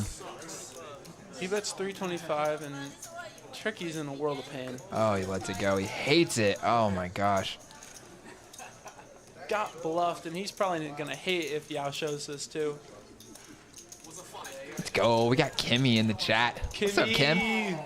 What's up, Kim? Yep, had a blast seeing you up at Choctaw. We're making a deep run in that tournament. Dude, at one point, me, Knock, Kim, and Hayden, we were in 2 different tournaments. Me and Knock were in the same tournament. Kim and Hayden were in the same tournament. And we ended up getting, they were both playing down at the same time. And we ended up getting, I believe, 10th place, 11th place, 11th place, and 13th place. Wow. Yeah, so What we're... amazing runs for all of you guys. Good runs. Definitely frustrating to have 4 people in 2 tournaments when there's 12 left and then no one makes the final table. Oh, that's agony, but still, it was a great time. Enjoyed seeing you guys up there. And then on Friday, I got to do the commentary with Hayden here in the booth. Kim was in the game, and it was the biggest live stream in the history of Poker House Dallas in terms of stakes.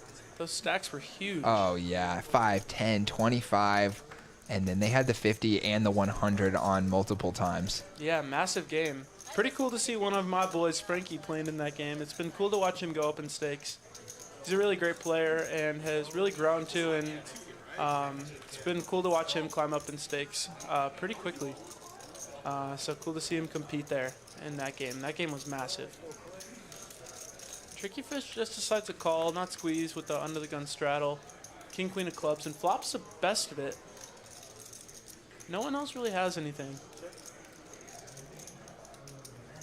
Hensley might pull out $150 and then check. We'll see. I'll bet he grabs chips before he checks. I'll bet he... okay, watch. He's going to grab chips. Oh, he bets. Dang it. I was wrong. He's mixing up his reverse tells. Just like the water bottle, dude. You didn't give him enough credit. Yeah, that's true. We'll be able to peel one here with ace of spades. If he ends up getting called into the booth at some point, I'm going to ask him about the water bottle drinking. Oh, I hope he binks a 6 and we get to call him in.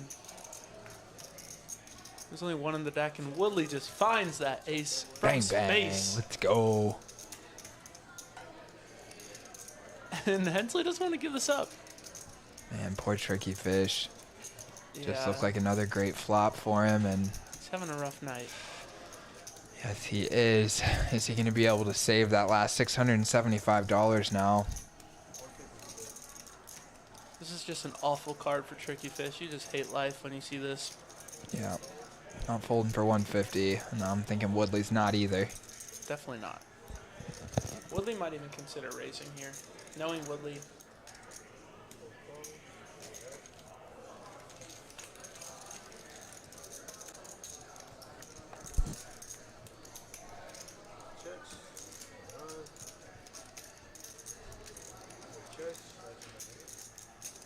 See if Hensley decides to go for the triple barrel bluff here.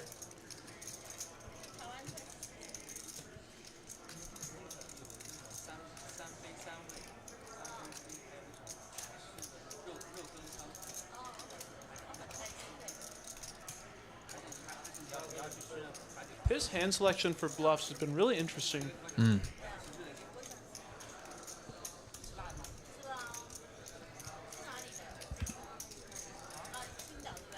Tricky Fish is suspicious, and correctly suspicious.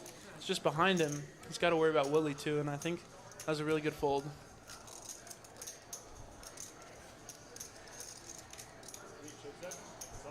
I think if it's heads up, Tricky Fish calls frustratedly.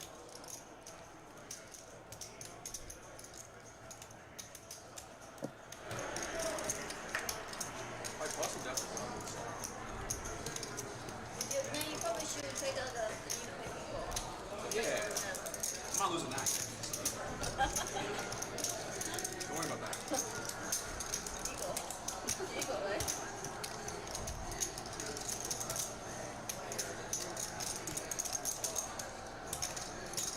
Makes the call.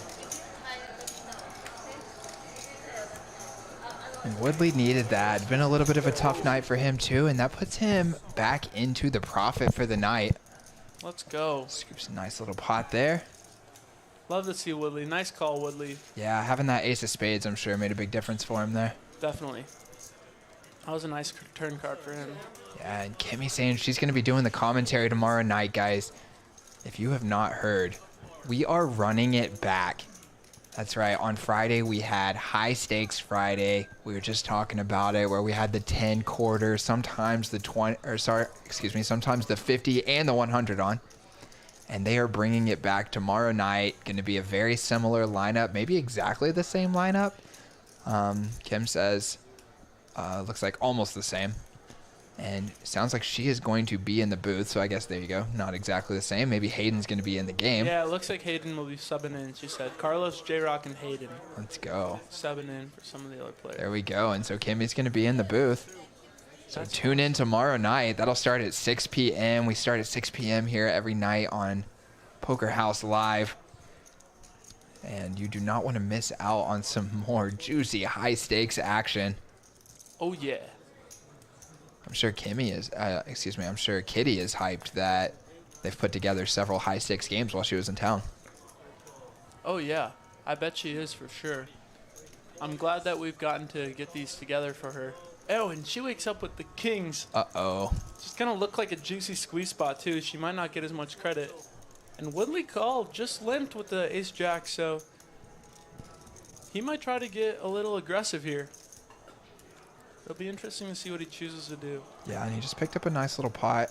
She does go with such a large sizing that he may not feel like making an aggressive play, and we do see that he calls. Bronx Bombers out of there. They're going to be heads up to the flop. Probably exactly what Kitty was hoping for.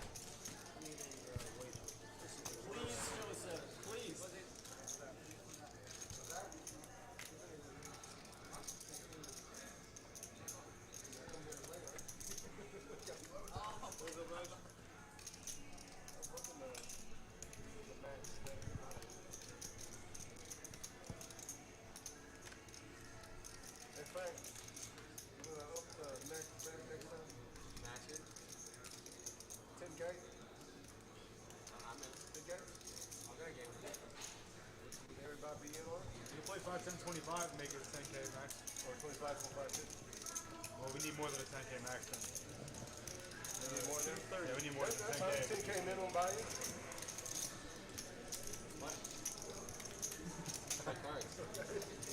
Sounds like some talk of a big game is going on here. Yeah. Woodley flops absolutely nothing. This might allow him to get away cheap here. Yeah, like I've said before, though, Woodley does hate to give up, Oh, yeah. especially in position, because he's just such a crafty player. He finds ways to steal pots that most players wouldn't find. So that allows him to call in position with a lot weaker amounts of hands.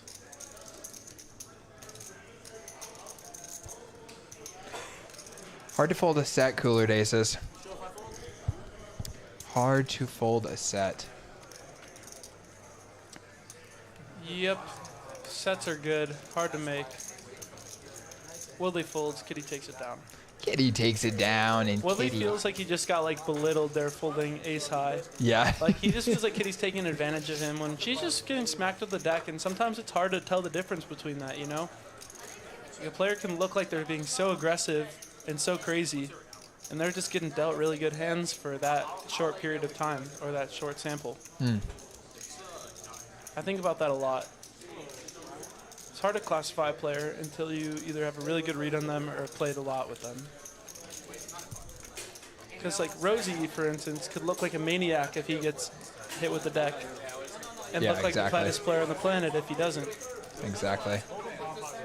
Yeah, and 60 hands, so hard to get an accurate sample. I mean, if you're a tighter player and you're playing, let's say, 20 to 25% of your hands, like over the course of 60 or 70 hands, you could easily get a low distribution of playable ones. And then it looks like you're playing 10% instead of 20 or 25. Yeah. Or it could go the other way and it looks like you're playing 40%. Are you stuck more than me? Oh, I missed that one. Knock absolutely needling tricky fish. Yeah, he is. Needling him with the "Are you stuck more than me?" though, so sort of the self-needle at the same time. Oh, and we're going to have some next-gen on next-gen violence here. Here we go. It's going to be Knock opening it up, and Rosie got the ace-queen suited behind him. Guessing he's going to 3-bet here. 150. Seems pretty reasonable to me. Yep. Nice call. Yeah, I was folding. He respects Rosie's raise.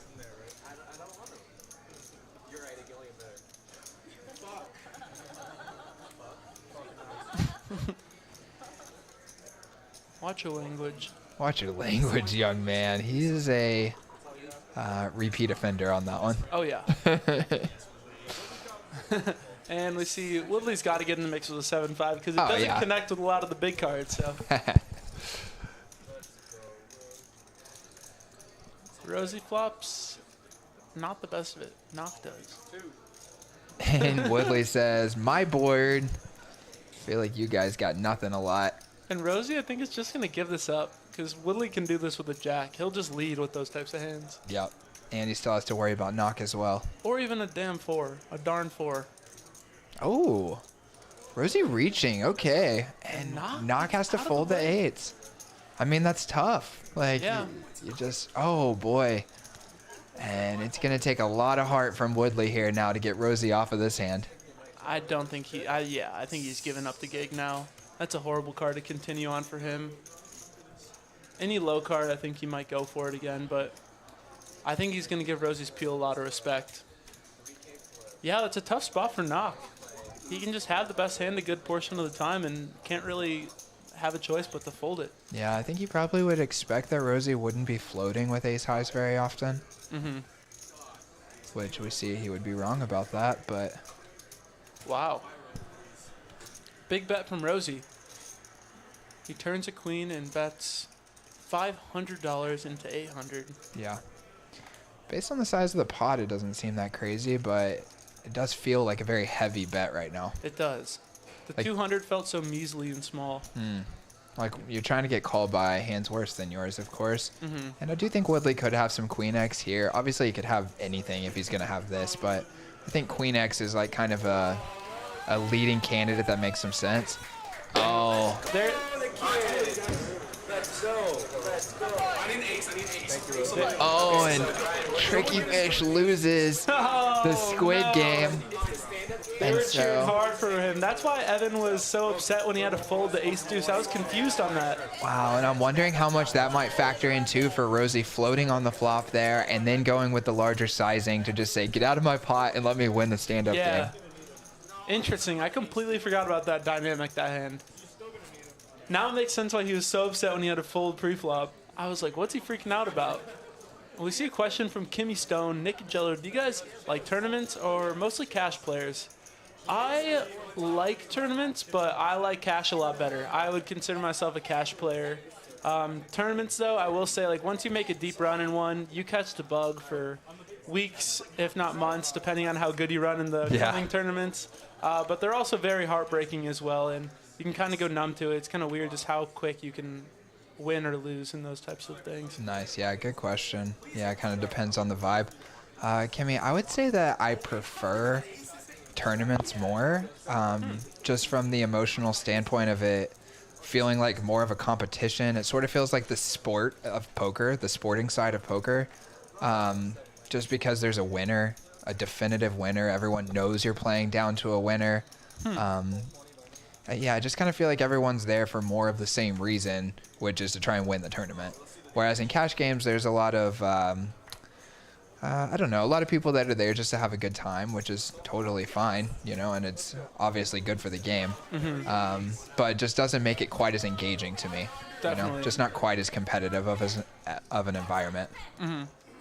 All right. Oh my gosh, Evan got the king as a middle card for his stand-up game. Dude, and it's going to cost him his whole stack. He's only got $500 left. Oh no, all of it's going to everyone else. That is unfortunate for him.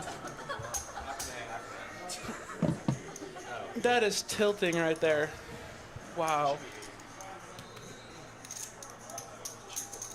Yeah, guys, and if you're just joining us, whatever the middle card is on the flop that comes right after the end of the quote-unquote Squid game or stand-up game, if you're familiar with that, they're playing a version of the stand-up game where there's no standing up. You just get dealt a lammer whenever you win a hand, and then the last one to get a lammer has to pay a bounty, and that bounty is based on the middle card on the next flop after the game ends. And in this case, a king comes in the middle. You pay $5 times however many pips the card is worth. Face cards are worth 10 pips, like in blackjack. So it's $50 to each player. Thank you for protecting me, Kitty. I appreciate it. And Evan loses $400 from the stand-up game. He is having a tough, tough night. We got 9 high. 9 high like boss. Knock gives up the gig here, betting with his open ender. Yeah, I agree with you, Kimmy. Come play cash games to, let's say, lower the variance. Try and win some money.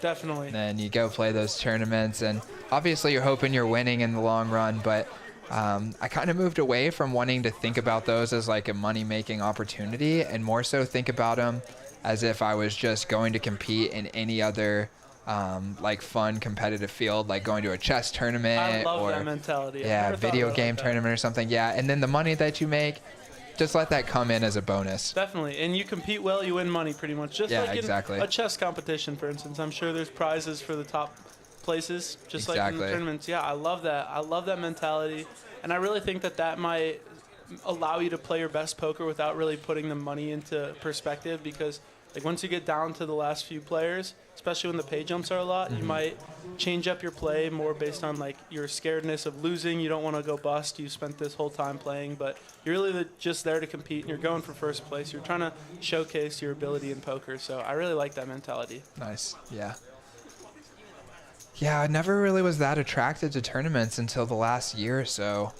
Spending the whole summer out in Las Vegas, playing a bunch of the World Series events, and then just being a part of that atmosphere for weeks or a couple of months at a time, and feeling like, man, this is sort of like a sport, and the summers in Vegas or just like tournament series in general is sort of like the in-season time of the sport, right? And you go do that, and then there's training time and practice time in the off-season. You can go play cash games or smaller tournaments, but then you're like mentally prepared and gearing up for those tournament stretches a few times a year when you get to go in and showcase your stuff.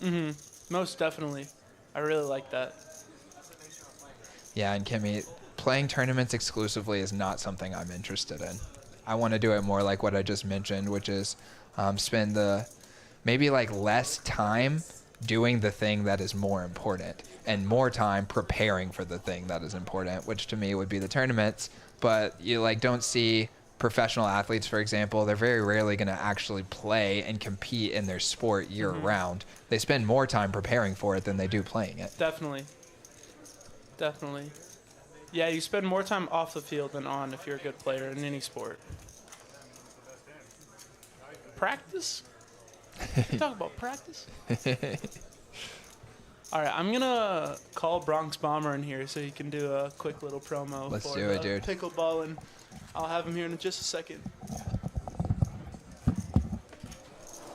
All right, we're going to get Bronx Bomber into the booth here.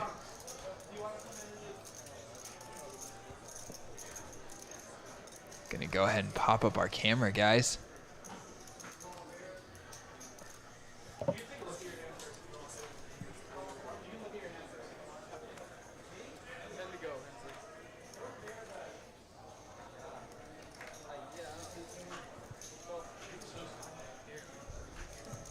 And here he comes.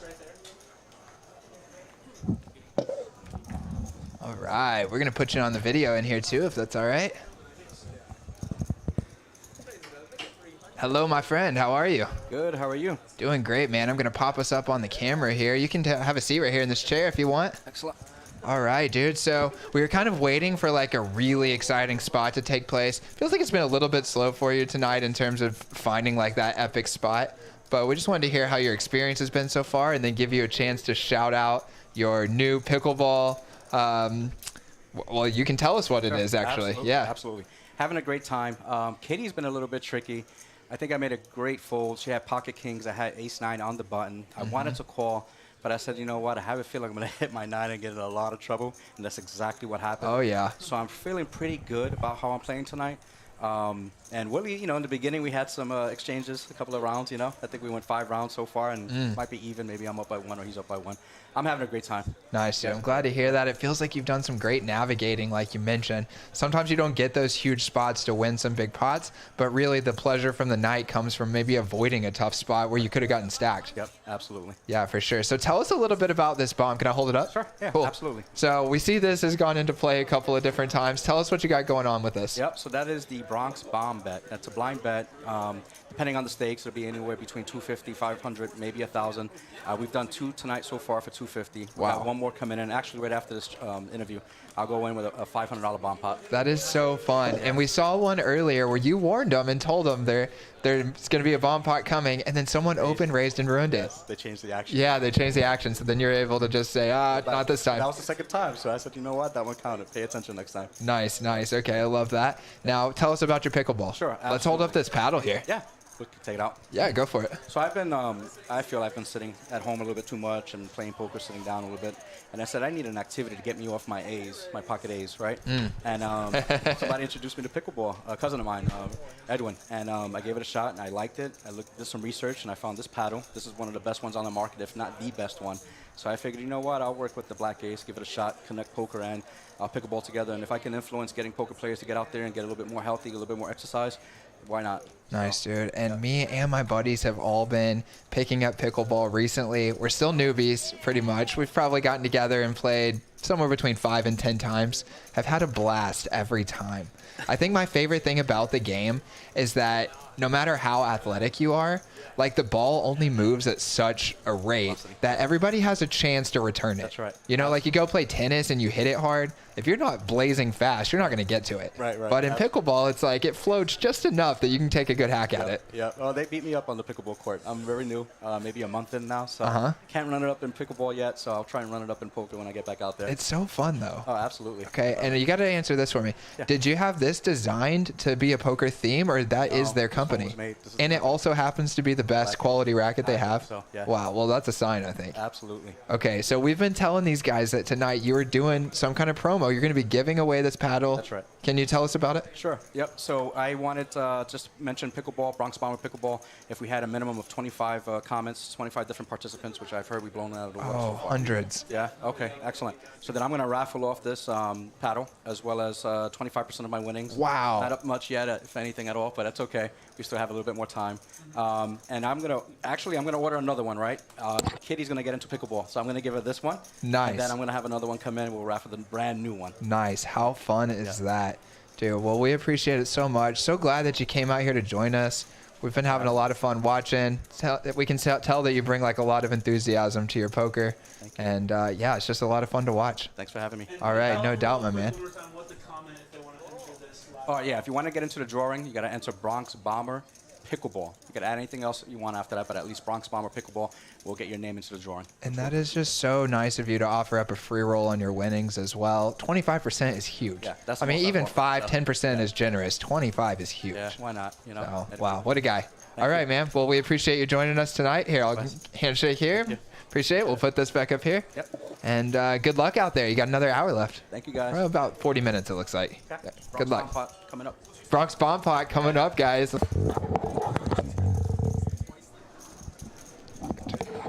Thank you, sir. And that was Bronx Bomber. Appreciate him being here with us tonight. Hopefully he didn't pick up like aces while he was gone or anything. Yeah, no doubt. Sorry for that awkward handshake, guys. That was on me. You reached in with your other hand. Well, I was reaching in for the paddle, and then we went for the shake. It's like, oh, these don't go together. That was on me, boys. I should have gone for the handshake first, and I blew it. We see my mom in the chat. Becky, how you doing, Mom? Hey, Mom's Becky, did you see that awkward handshake? That's awesome. Oh, love it.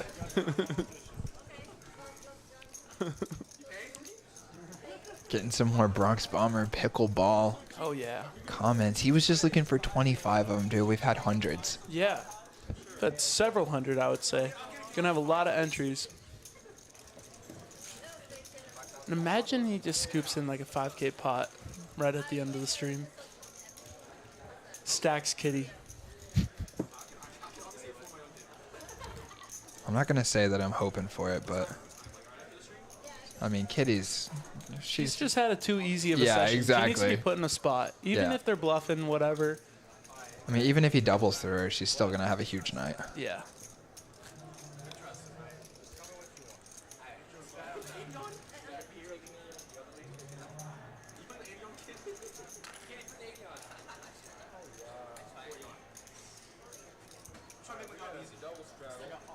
Maybe a triple straddle. Triple straddle. Please fold me. And it's gonna be on your knob. Oh, that's a funny guy right there. No, kicking it at 80. Yeah. Anyway, it's 40, 80? $80 to make you holler. Got several people on the TikTok live stream as well asking where to watch this live. This is on Poker House of Dallas, guys, and you can find that link in the boys' description box. Come on over, click the like button. We're rocking for another 30 minutes here. Man. Rosie's got the king queen of clubs again. I feel like he's gotten that a couple times so far this stream. And Hensley's in a spot now. When Rosie opens at $200, he's got pocket tens. He gonna call or is he gonna go in for a raise here? They're pretty deep.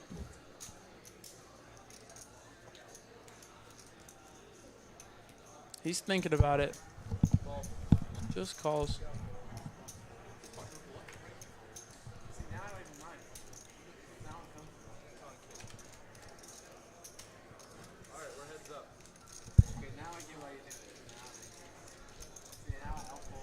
And they are heads up to a flop.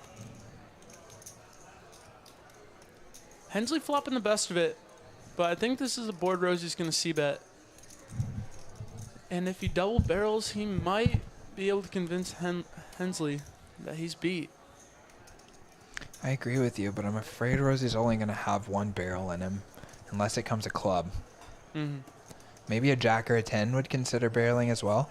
Yeah, a 10 of clubs would be just a gnarly card on the turn. Oh, yeah, that would be ugly. See what Hensley decides to do facing $300. What do you think about this size? Because normally people might bet small on a board like this as the aggressor. Yeah, it's interesting. I think Rosie's probably doing that because his plan is to have limited turn barrels. And the less turn barrels he has, the more he wants to try and juice up his fold equity right now. Definitely. I like those thoughts. Just like if you go with that small sizing, planning to give up a lot, it just feels like he's hardly ever going to fold for one. Yeah, that's very true. He'll have a lot of floats on this type of board. Might even call with just like the king of diamonds if they're deep enough. Yeah, sure. Some gut shots and stuff. You just hate to let those cards be able to play in position against you on another street. Blub commenting, this guy's living in 2135. He does look pretty futuristic. He's just here for the game. Wow. Rosie gets it through. Wow. Rosie's tight image pays off right there.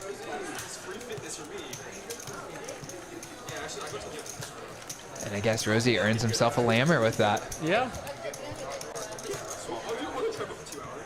And we are still over 200 viewers, guys. We've been over 200 for most of the stream now. Should have given Bronx Bomber a little more love for how many extra viewers he's earned us. Oh, yeah, totally. I think he knows that. And he'll see it in the chat, too. Yeah, sure. When he watches back and does the raffle himself. I'm sure he will. Just always nice to hear that whenever you get called in the booth. Be a nice thing to say. Definitely. Just critiquing my own performance a little bit here. Yeah. But that's not nearly as bad as the... Because his night has been pretty uneventful. He hasn't really gotten in any too big of pots. Yeah. I feel like there's only been a few people that have really been involved in some monster spots, like Kitty, Woodley, Tricky Fish, and of course Yao. Yao has been relatively quiet though compared to what you would expect. I know, he's kind of playing tight. He's also really card dead. You see Frankie ripping that massage now. That massage girl's definitely getting her work in tonight. I think yeah, look at that. Almost hit for the cycle across the table. No doubt, dude.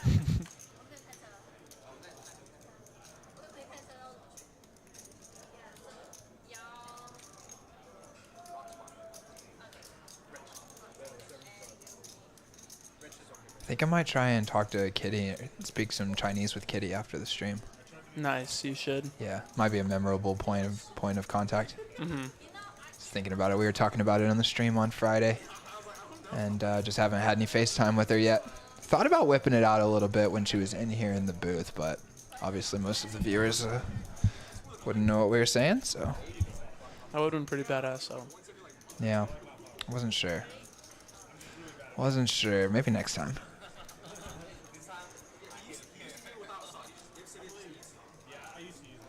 Woodley just checks, gives up on the turn. Yeah, bet super tiny with the 6. Almost like he knows he's good, just trying to thin value bet.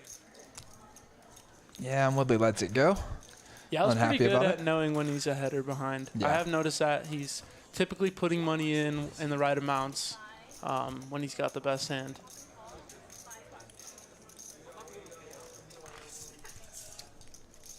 It's just hard to make a pair in this game. No doubt about it, which is why it is my favorite poker game. The no limit betting action as well. I've heard a lot of people try to convince me about PLO recently, and sort of comparing like no limit and PLO as being in the same category because they're big bet games. But I actually think there is so much difference between no limit and pot limit betting, especially pre-flop. I know post-flop, you only get in limited number of spots where you want to overbet the pot.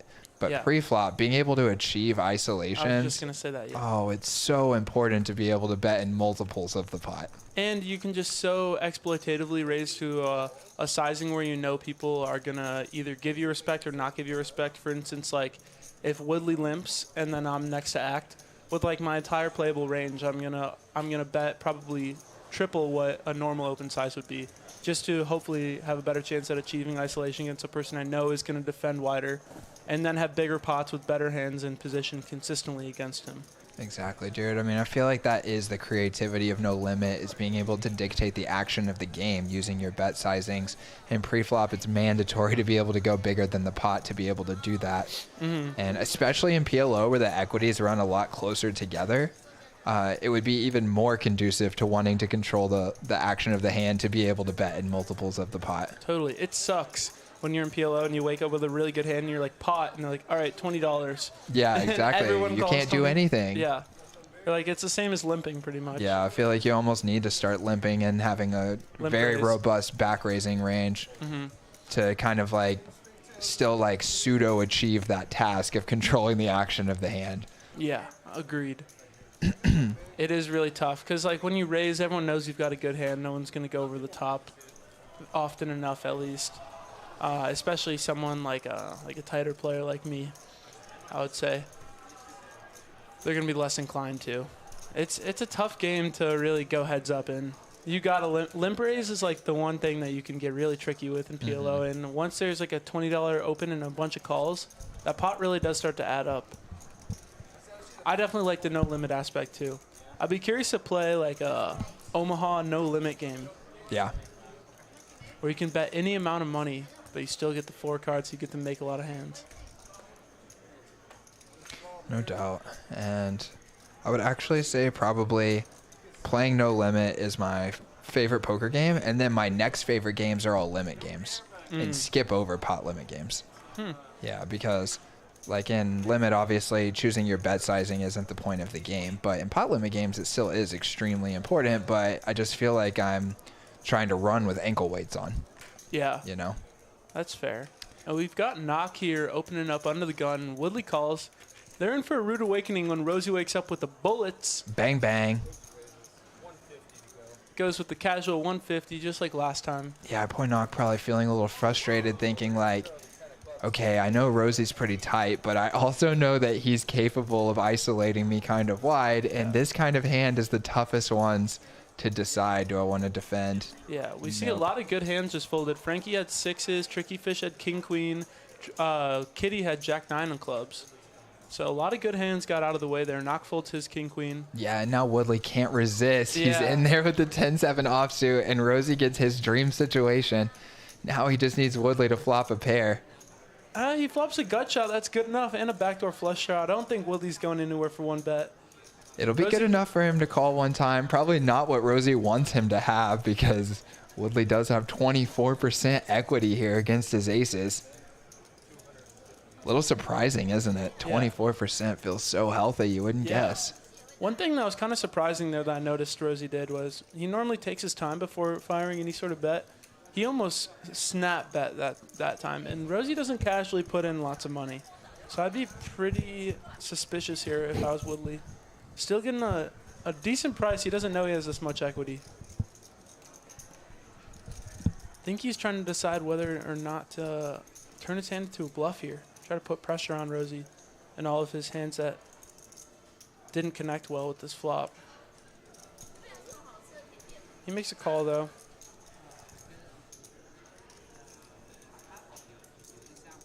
Interesting. Woodley going to turn the open ender.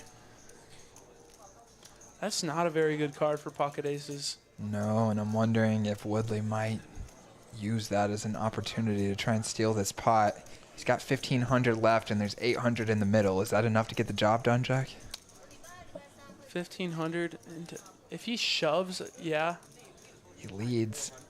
I think that if he leads for 400 and Rosie calls, if a scary river card comes out like a heart, an 8, a king, maybe like a jack. Or, I don't know, yeah. I think that he's got enough to actually get Rosie to fold on bad river cards. Do you think there's any merit to Rosie just shoving right there on the turn? Being like, if you got it, you got it. Yeah, that's just a horrible card for Rosie. Man. And he ships it. Yeah. Wow. And Rosie's got the best hand, but now, yeah. And he snap folds. Doesn't even think about it. Wow, that is just goes to show you how difficult it is to play pots against Woodley. Even in position with pocket aces, the best case scenario, he will take advantage of boards that favor him, and he knows he can put pressure on. See, like that type of hand, Rosie has pocket kings instead of aces, and he probably calls the river, just snap calls it almost. Yeah. And I'll even take it a step further and say, not only did we have Woodley in position and have aces up against his 10-7 offsuit, we had already made it to the point where he check calls on the flop. And then we get to the turn where the natural action would be for him to check again. But instead, he takes a crafty line. Yeah, Rosie checks back that turn, 100%. And then Woodley has to decide whether or not to bluff or not on the river, and if he wants to, it's going to be a big sizing, and Rosie checks in order to be able to call a bet on the river. Yep. So I think that is just a fantastic play, recognizing the fact that that queen is likely going to be a card that Rose is going to check back, and he can start to put pressure on. And he's checking back because it's a scare card to his hand so often. And next thing you know, you're getting your great river bluffing card and taking it down. Yeah. Rosie out of there with the 2 aces. You know, the best part about Woodley defending there was that when Hensley mucked pre-flop, he flipped over a 10 on accident. I don't know if you caught that. So Woodley already knew that one of his outs was gone, yet he still was like, I'm defending. Yeah. Yao flops a set. Finally, we're getting to see Yao make a hand here. He's up against a jack, which he can probably get some value from, especially using his image. We'll see what he decides to do. Yeah, and Blub making note that there's a scary river to bluff on for sure. Want to give Woodley all the credit in the world right there for having no fear to say, okay, even though I'm trying to represent the hands that just came in, it's very possible Rosie has those hands too. And I know he's a strong player, but he just fired with conviction. Didn't even hesitate before ripping it in. And like you mentioned before, I think that shoving the turn is probably the best play against Woodley, knowing that he can just find a lot of creative bluffs. Yeah. It might even call off with a draw. Yeah, and his high equity bluffs for sure are now like in a nightmare. I Yeah. got a call now. Another 1,000. Yeah, and then when it's a situation like this, we get to just bet him off of his hand right there and don't give him that opportunity to make that hero play on the end. Well, that was really interesting. Hensley stacked out $300 in chips, then checked. Yao bets 300, and right as it gets to Hensley, he just shoves the chips in that he was going to bet with. Wow. Hensley really mixing up the body language play. I know.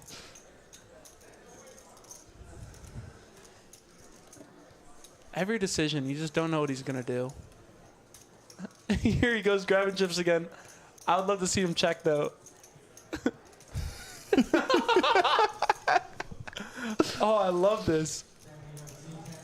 Yeah, I was just sitting there like, what are you going to do, man? I got a set. Bet into me, I dare you. And it goes with the check. And he's just not falling for it.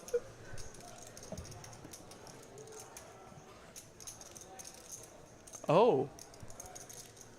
Look at the body language from both of them. Yao grabs a stack of blacks, thinks about it, puts him back down.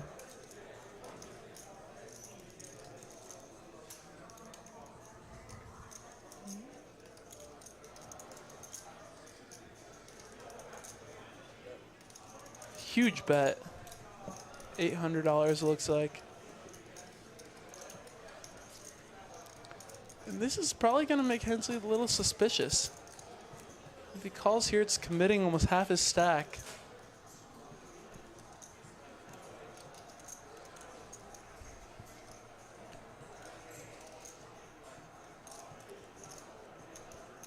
If anyone's going to be bluffing here, it's going to be Yao too.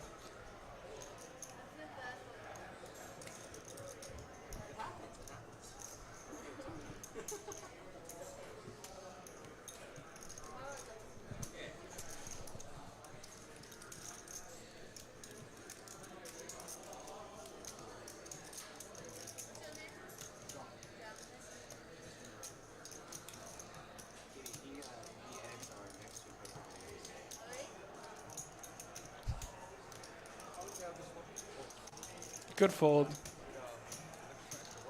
Good fold, Hensley. No doubt, that's always tough against a really aggressive player. Hey, we see Bronx Bomber. The stream must have just ended. He hits us with that $50 super chat. Thank you, Bronx Bomber. Thanks for a great night. Love all the comments. Happy to have you out there. And look at this. Oh boy, here we go. Right on time. The Bronx Bomb Pot is on. Looks like it's a $500 Bronx Bomb Pot coming. Wow, what a guy just to pop a little 500 out there. Yeah, that's so sweet. Wow. Proud of him for being at a place in his life where he's capable of doing that. That's the goal right there. Yeah, goals. I hope Tricky Fish wakes up with a hand. He can ship it here getting such a good price. He is, how much does he have left? 400 bucks. Oh, I'd be shipping it a little wide here, just getting an insane price. But you know other people are gonna. Who are you talking about? Tricky Fish. Because of the $500 dead money, he's only got $400 in his stack. Yeah. Oh, no. And he picks up Ace King on the Bronx Bomb Pot.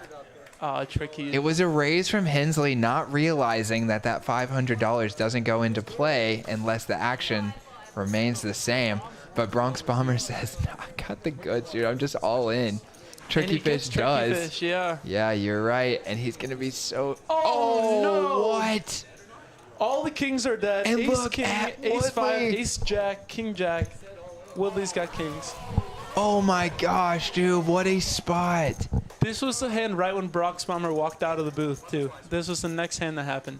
Oh, my goodness. Because Tricky Fish is all in two, they might only run it once.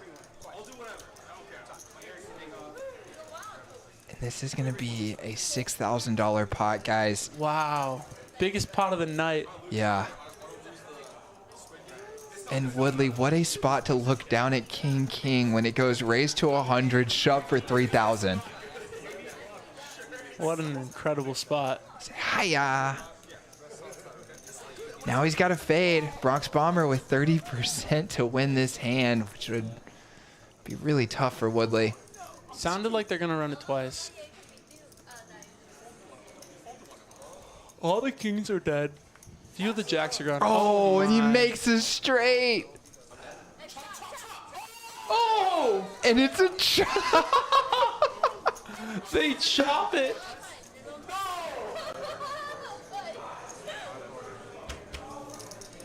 Wow, that is crazy. And so now they're playing for half of this pot on whoever wins this board. Wow. Woodley says he's dead right before. Or maybe that was Tricky Fish, actually, that said he was dead. Yeah, that was Tricky Fish. Either. Oh, and then Tricky Fish makes a jack here. He needs another jack. And the kings hold. So Woodley's going to pick up the majority of this. Tricky Fish going to chop up half the pot and then win his side of the other half.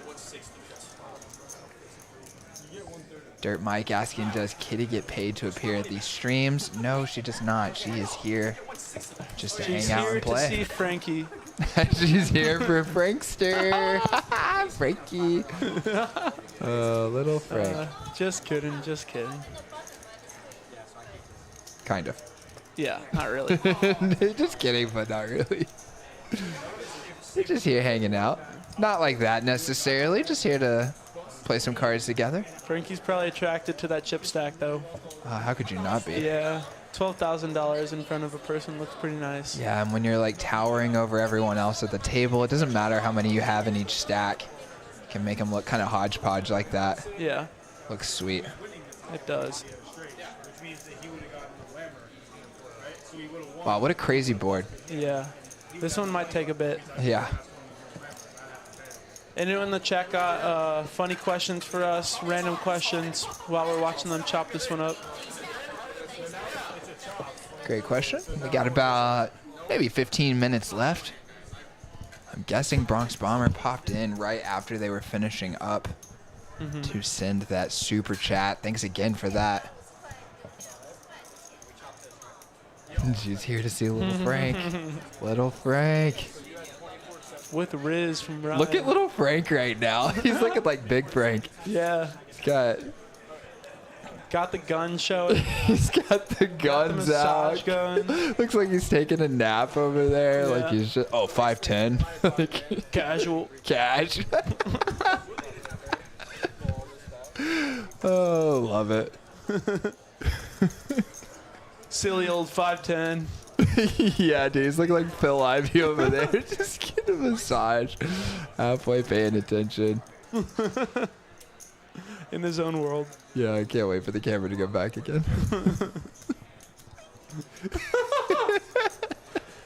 He's in his zone right now. Oh, boy. Dang, we should get massage girls in the booth. Yeah, dude. Massage girls in the booth.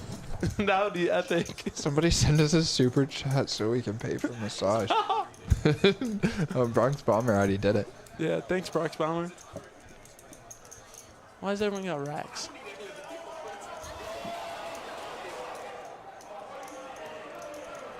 Sounds like something exciting happening out on the floor. Ooh.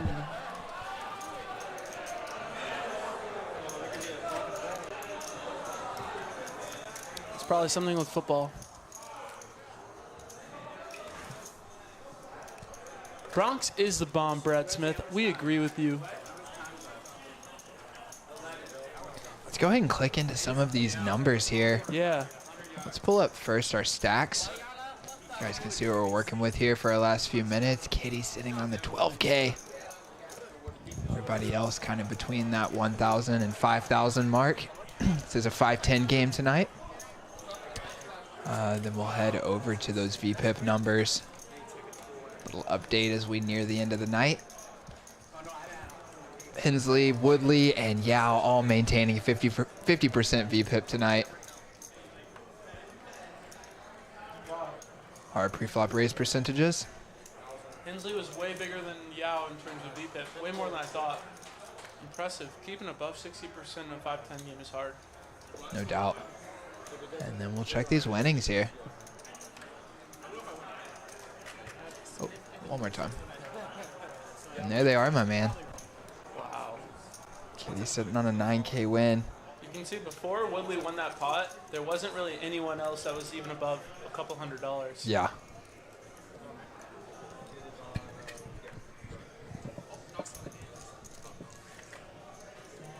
Tricky Fish ships it here.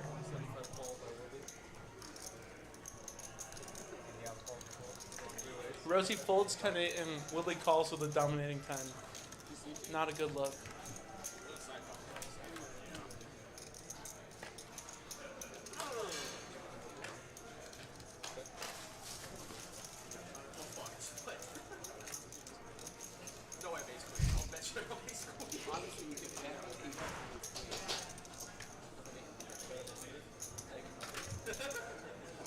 Did you see how relaxed Frankie is right now, Batherwater? I think he already checked the tire pressure. Is there a funny story behind that? It's an inside joke. Yeah. We won't get into it.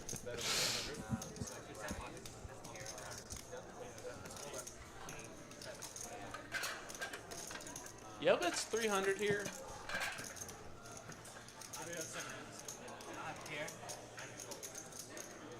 Tells Woodley straight up that he's got a pair in a draw, exactly what he has.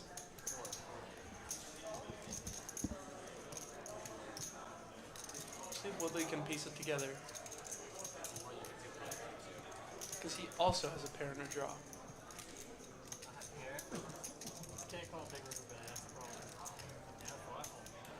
Oh, Woodley folds.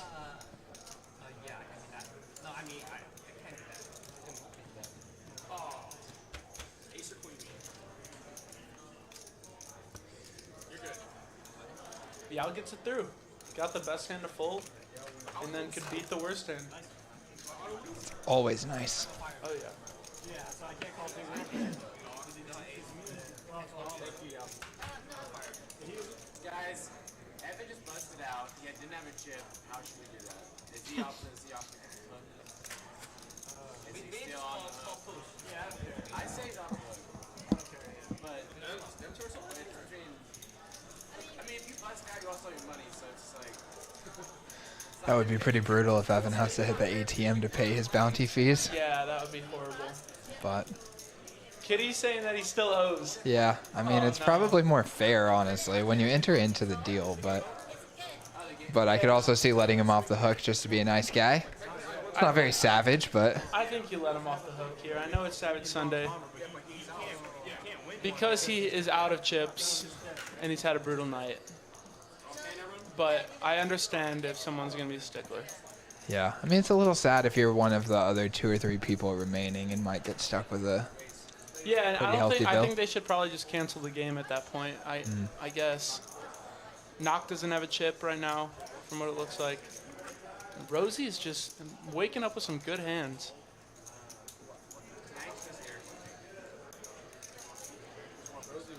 Punishing Frankie.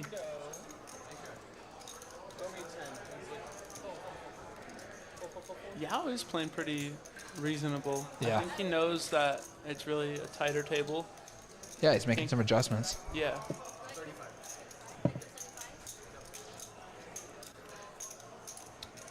Frankie throws away massage money.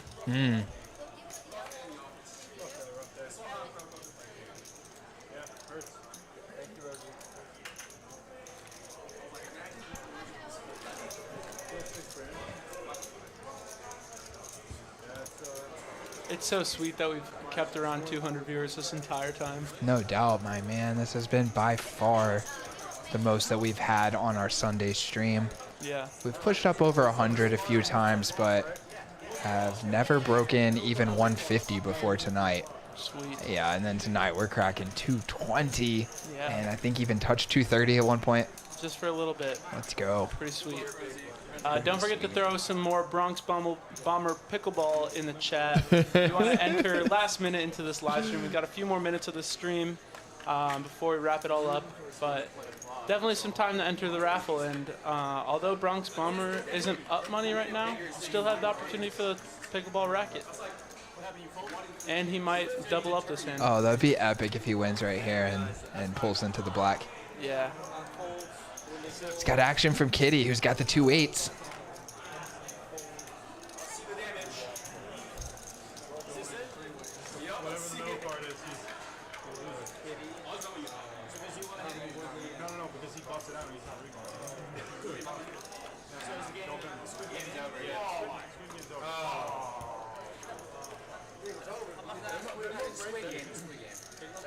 It's Kitty with the best hand. She checks when it checks to her. I'm a little surprised by that.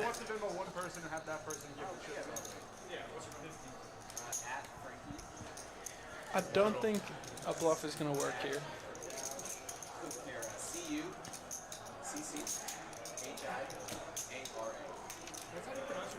Kitty got the best hand. It looks like Bomber might have That is a pretty good card. devious intentions. Oh, and he checks. Oh, come on. She said I was calling.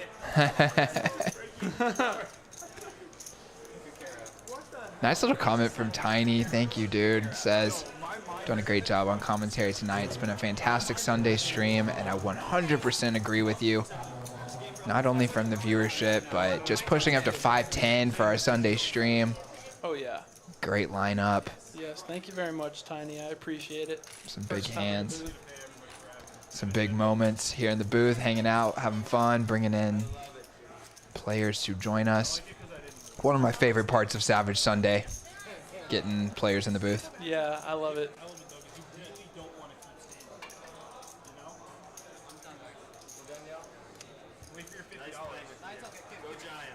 And it looks like that might be it, boys. People racking up. Yao heading out. Let's see if we get another hand or two in the air here. We are winding down. We only got about 3 minutes until 10 p.m. So, yeah, it looks like we'll get at least one more hand here, maybe a couple more. And then we'll wrap it up here in the booth for you. Oh, yeah. Let's see what Bronx Bomber picked up. He's going to be blinded out.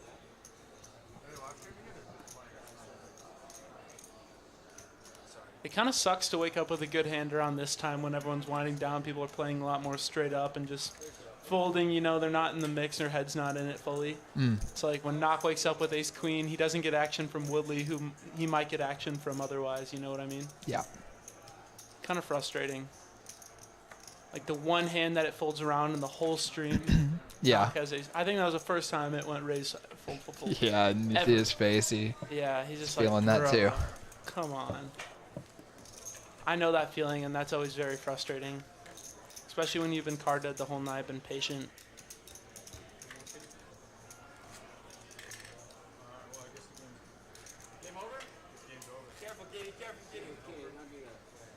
Let's see if we're gonna get... Looks like Kitty almost dropped her entire chip stack. Ricky says, don't do that. Got her. She kind of wrecked tonight. She definitely wrecked tonight. Let's see this last hand here, boys, and then we're going to wrap it up. We'll pop those winnings up for you. Kitty finishing with $9,300 in winnings. A huge night for her. She came to Dallas and cleaned up. Oh, yeah. She absolutely destroyed. And I heard she had a really good night the first night, too. She told me she won like 12K. Yeah, and she played really well. Yeah, she's Really a enjoyed really watching strong her. player. Wow. 12K that night, 9K the next night, over 20K in 2 days. Not a bad gig for a trip. Not at all. And we've got Rosie going for the ISO here. Woodley going to limp and call. I don't think one bet's going to do the trick here. No, and it's a good board for Rosie, but Woodley's got a gutter, backdoor flush draw. Obviously, it'll be devastating for Rosie if those hearts do come in. 125 from Rosie, goes with a small size. Kind of Looks like- hoping Yeah. Kind of hoping to get Woodley off of hands like this, but... There's like no good turn cards for Rosie either. Oh, no. He's going to barrel this. Yeah, he's going to lose another bet. That's what might happen here, and it could get really ugly if another heart comes out on the end. And us winding down might turn into a monster pot. For Rosie's sake, we hope not. For Woodley's, we hope so. Could see a little 6K pot here at the end of the night if a heart comes. We might even see a bet of over $400 here. Oh, 250. Okay. Big, not too big. That allows Woodley just to call, because I felt like if Rosie bet bigger, Woodley might go for a bigger raise. I don't think Woodley's going to raise anymore. Even though that is a great card for Woodley, too. What do you think? Do you think he's going to raise or call here? Call. You're so smart. Easy read, easy read. Yeah. Oh, it's a safe card on the end, and now could Rosie possibly consider going for it on an ace? That would be pretty sweet. It would be pretty savage. Is Woodley thinking about going for it as a lead? Ace not as good of a card for him. Come on, Rosie. Find it in you right here. Could rep. What? Queen 10 was already there, so. Ace King. Yeah, but Woodley limp Pocket called. Kings, Pocket Jacks. Oh, you're talking about Rosie? Yeah, I'm talking about what Rosie's trying to rep. Yeah, I was trying to think about what Woodley might be going for right here. Let's go. He checks, and Rosie, fearless lead. Let's 550. go. Snap fold. Great Take it play, down. Rosie. Great play. And look at that. Rosie scoops a nice little pot right there to end the night. And that actually is going to take him from being stuck to being up small. So the difference between a win and a loss for him right there at the end. There we go. I really liked watching that hand. That was a good hand right there. For sure. Very interesting. Seemed like everything both players did made some sense. And but there were still other lines available too. Looks like we got one more for you.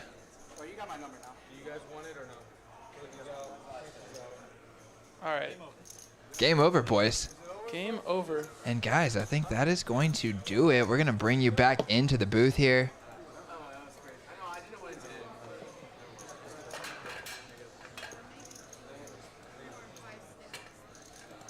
And here we are, boys. We are in the booth. Let's boost this up a little bit, actually. Here we go. And welcome in.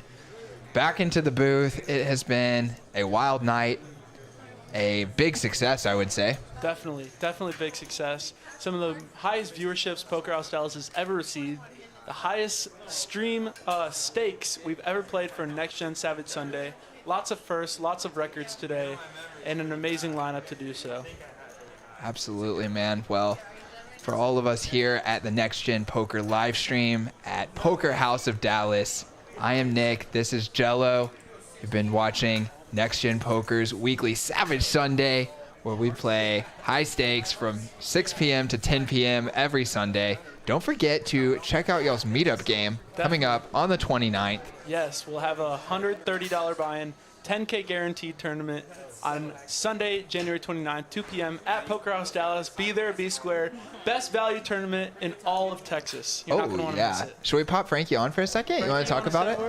All right. Little bonus coverage here. Let's hear what Mr. Frankster has to say. How do you think tonight went? I think it went really solid. Obviously, we had a very impressive performance from Kitty. I myself felt a little bit impatient, a little bit jealous of the other players being able to get in the mix. I wanted to come in, hop in, say hi, check out that VPIP, which is a very, very disgusting 12%. But Nick, dude, I was so card dead. Hey, you won $20 though, bud. Oh, let's go. I haven't cashed out yet. Look at Frankie's up $20. Oh my gosh, it's so embarrassing. Oh, they can't see it literally actually. We're on the crushed us. screen. It wasn't even close. Yes. I mean, I don't think she. I don't know. Well, I'll have to go back and watch the game. I don't think that she, you know. Yeah, she was making a lot of hands. I think that helps a lot in a game of poker, but I think she played very solid. Obviously, she knows how to maximize the money, and that's what she likes to get on me for.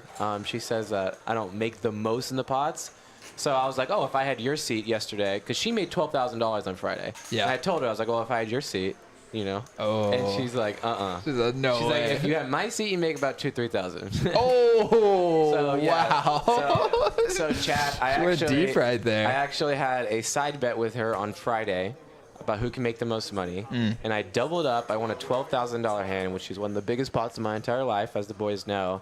And I was beating her in the game. So she was beating me in the side bet. I told her, as a joke, go take a break. She actually leaves the stream for 30 minutes, go get a massage. Yeah. Typical Kitty fashion. Leaves the stream. I double up. She comes back, and now I have her beat. Now I'm up $5,000, and she's only up about $3,000. 20 minutes later, she's up $12K. I have to go buy dinner for her the next night. Oh, man. What a punishment. I'm sure you were really disappointed about that. Yeah. I think That's tough, dude. I think that once you understand what she orders on the menu, you understand how much that side bet was worth. Fair enough. And we re-had the bet tonight. Where'd y'all go to dinner? A lot of questions about dinner. I think they're more interested in that than they are about the poker. I think people want to hear it. I think people want to know. Okay. Where was dinner? I took her to a nice Japanese place that Jello and I actually enjoy. It's called Uchi. Nice. I've been there. Took her to Uchi. Yeah, I've been there. Yeah, it's a fun place. Yep. Yeah, Kitty's a friend of mine. We met in Vegas, and she had gotten me multiple dinners in Vegas, just being nice. And Just being nice. I should just... All right. Jack is referring to the big hand that Kitty played against me in the WPT 2550 game. Yeah. Where she had pocket queens, was my pocket tens. We ran it twice, and the outcome of the hand, ready? I jammed pocket 10. She called. She said, if I won the hand, that I'd take her out on a date. Wow. That was the bet. A lot of date betting going on between you two. That's interesting. Yeah, they like both just keep betting on going out on a date. Someone's going to win, someone's going to lose, and then there's going to be a date. That's so funny, Paul. Oh, boy. So then tonight we have one more side bet. You know, who can make the most money? It's pretty standard. Just who can make the most money? Yeah. No. And then... Did someone say something funny? Don't read the chat right now. Do not read the chat. So we are doing a side bet tonight. Who can make the most money? Guess what? Evan, Mr. Tricky Fish, goes and bluffs Ace King all in. So I'm already kind of feeling like I can't beat her. And then she goes and doubles up again. Yep. And now it feels like almost impossible. She stacked knock. She stacks Tricky Fish the second time. Yes, as we saw the stats, she absolutely killed all of us. Unfortunately, I will get my next chance Monday night. That's tomorrow night, 5/10/25, right back here, Poker House Live. Super excited to run it back. Friday, I won $5,000. I was a little bit nervous, actually very nervous for that session, as I kind of talked with the boys today about. I think that tomorrow I'm going to be a lot more confident and come in just more ready for the situation and more ready for the bet sizing, the straddles, the raises. I know the players pretty well too, Nick, at this point. Yeah. I'm starting to understand who Yao, I'm starting to understand who OFC is. I'm starting to understand like these really fun Dallas players that I'm sure all you guys have been watching on all the streams like throughout Texas. So it's really nice seeing these famous names come into this stream at Poker House Live. It's really nice to see that even post-stream, we still got 130 people with us in the chat. So it's nice to see the stream is very quickly expanding. I think that the new thumbnails have done, you know, I think they've done really well. No doubt. And I'm starting to Huge think, upgrade. Thank you. Yeah, I'm starting to think that we're going to have more and more, you know, of these poker personalities and celebrities coming to Poker House, and I love to see it. So I think Kitty is the first of many here as a famous guest. Nice. I'm excited for it. So are we. And I think everyone wants to know, is there another date on the line tomorrow night? Nick, there's one more. I owe her tonight. Let's after go. losing tonight, I owe her Let's go. one This more is going date. so It could be well. lunch. It could be whatever. Breakfast, lunch, dinner. It could be whatever. I just owe her a meal. All right, Frankie. Well, we had a great time tonight watching the game, being here in the booth, and for everyone here, Next Gen Poker House, thank you guys for joining us. Yep. We'll And, see you guys tomorrow night at 6 p.m. for another 5/10/25 5K match the stack buy-in. We got Kitty Co again running it back. Third live stream she's going to be on. We won't have her again for probably a long time after tomorrow. So make sure to tune in. Make sure to leave a like. And never forget, make sure to subscribe as well. Oh, yeah. Thank you guys. Appreciate it. And thank you to you guys for commentating tonight. You did awesome, I'm assuming. You guys always do. So We had a good time. thank you.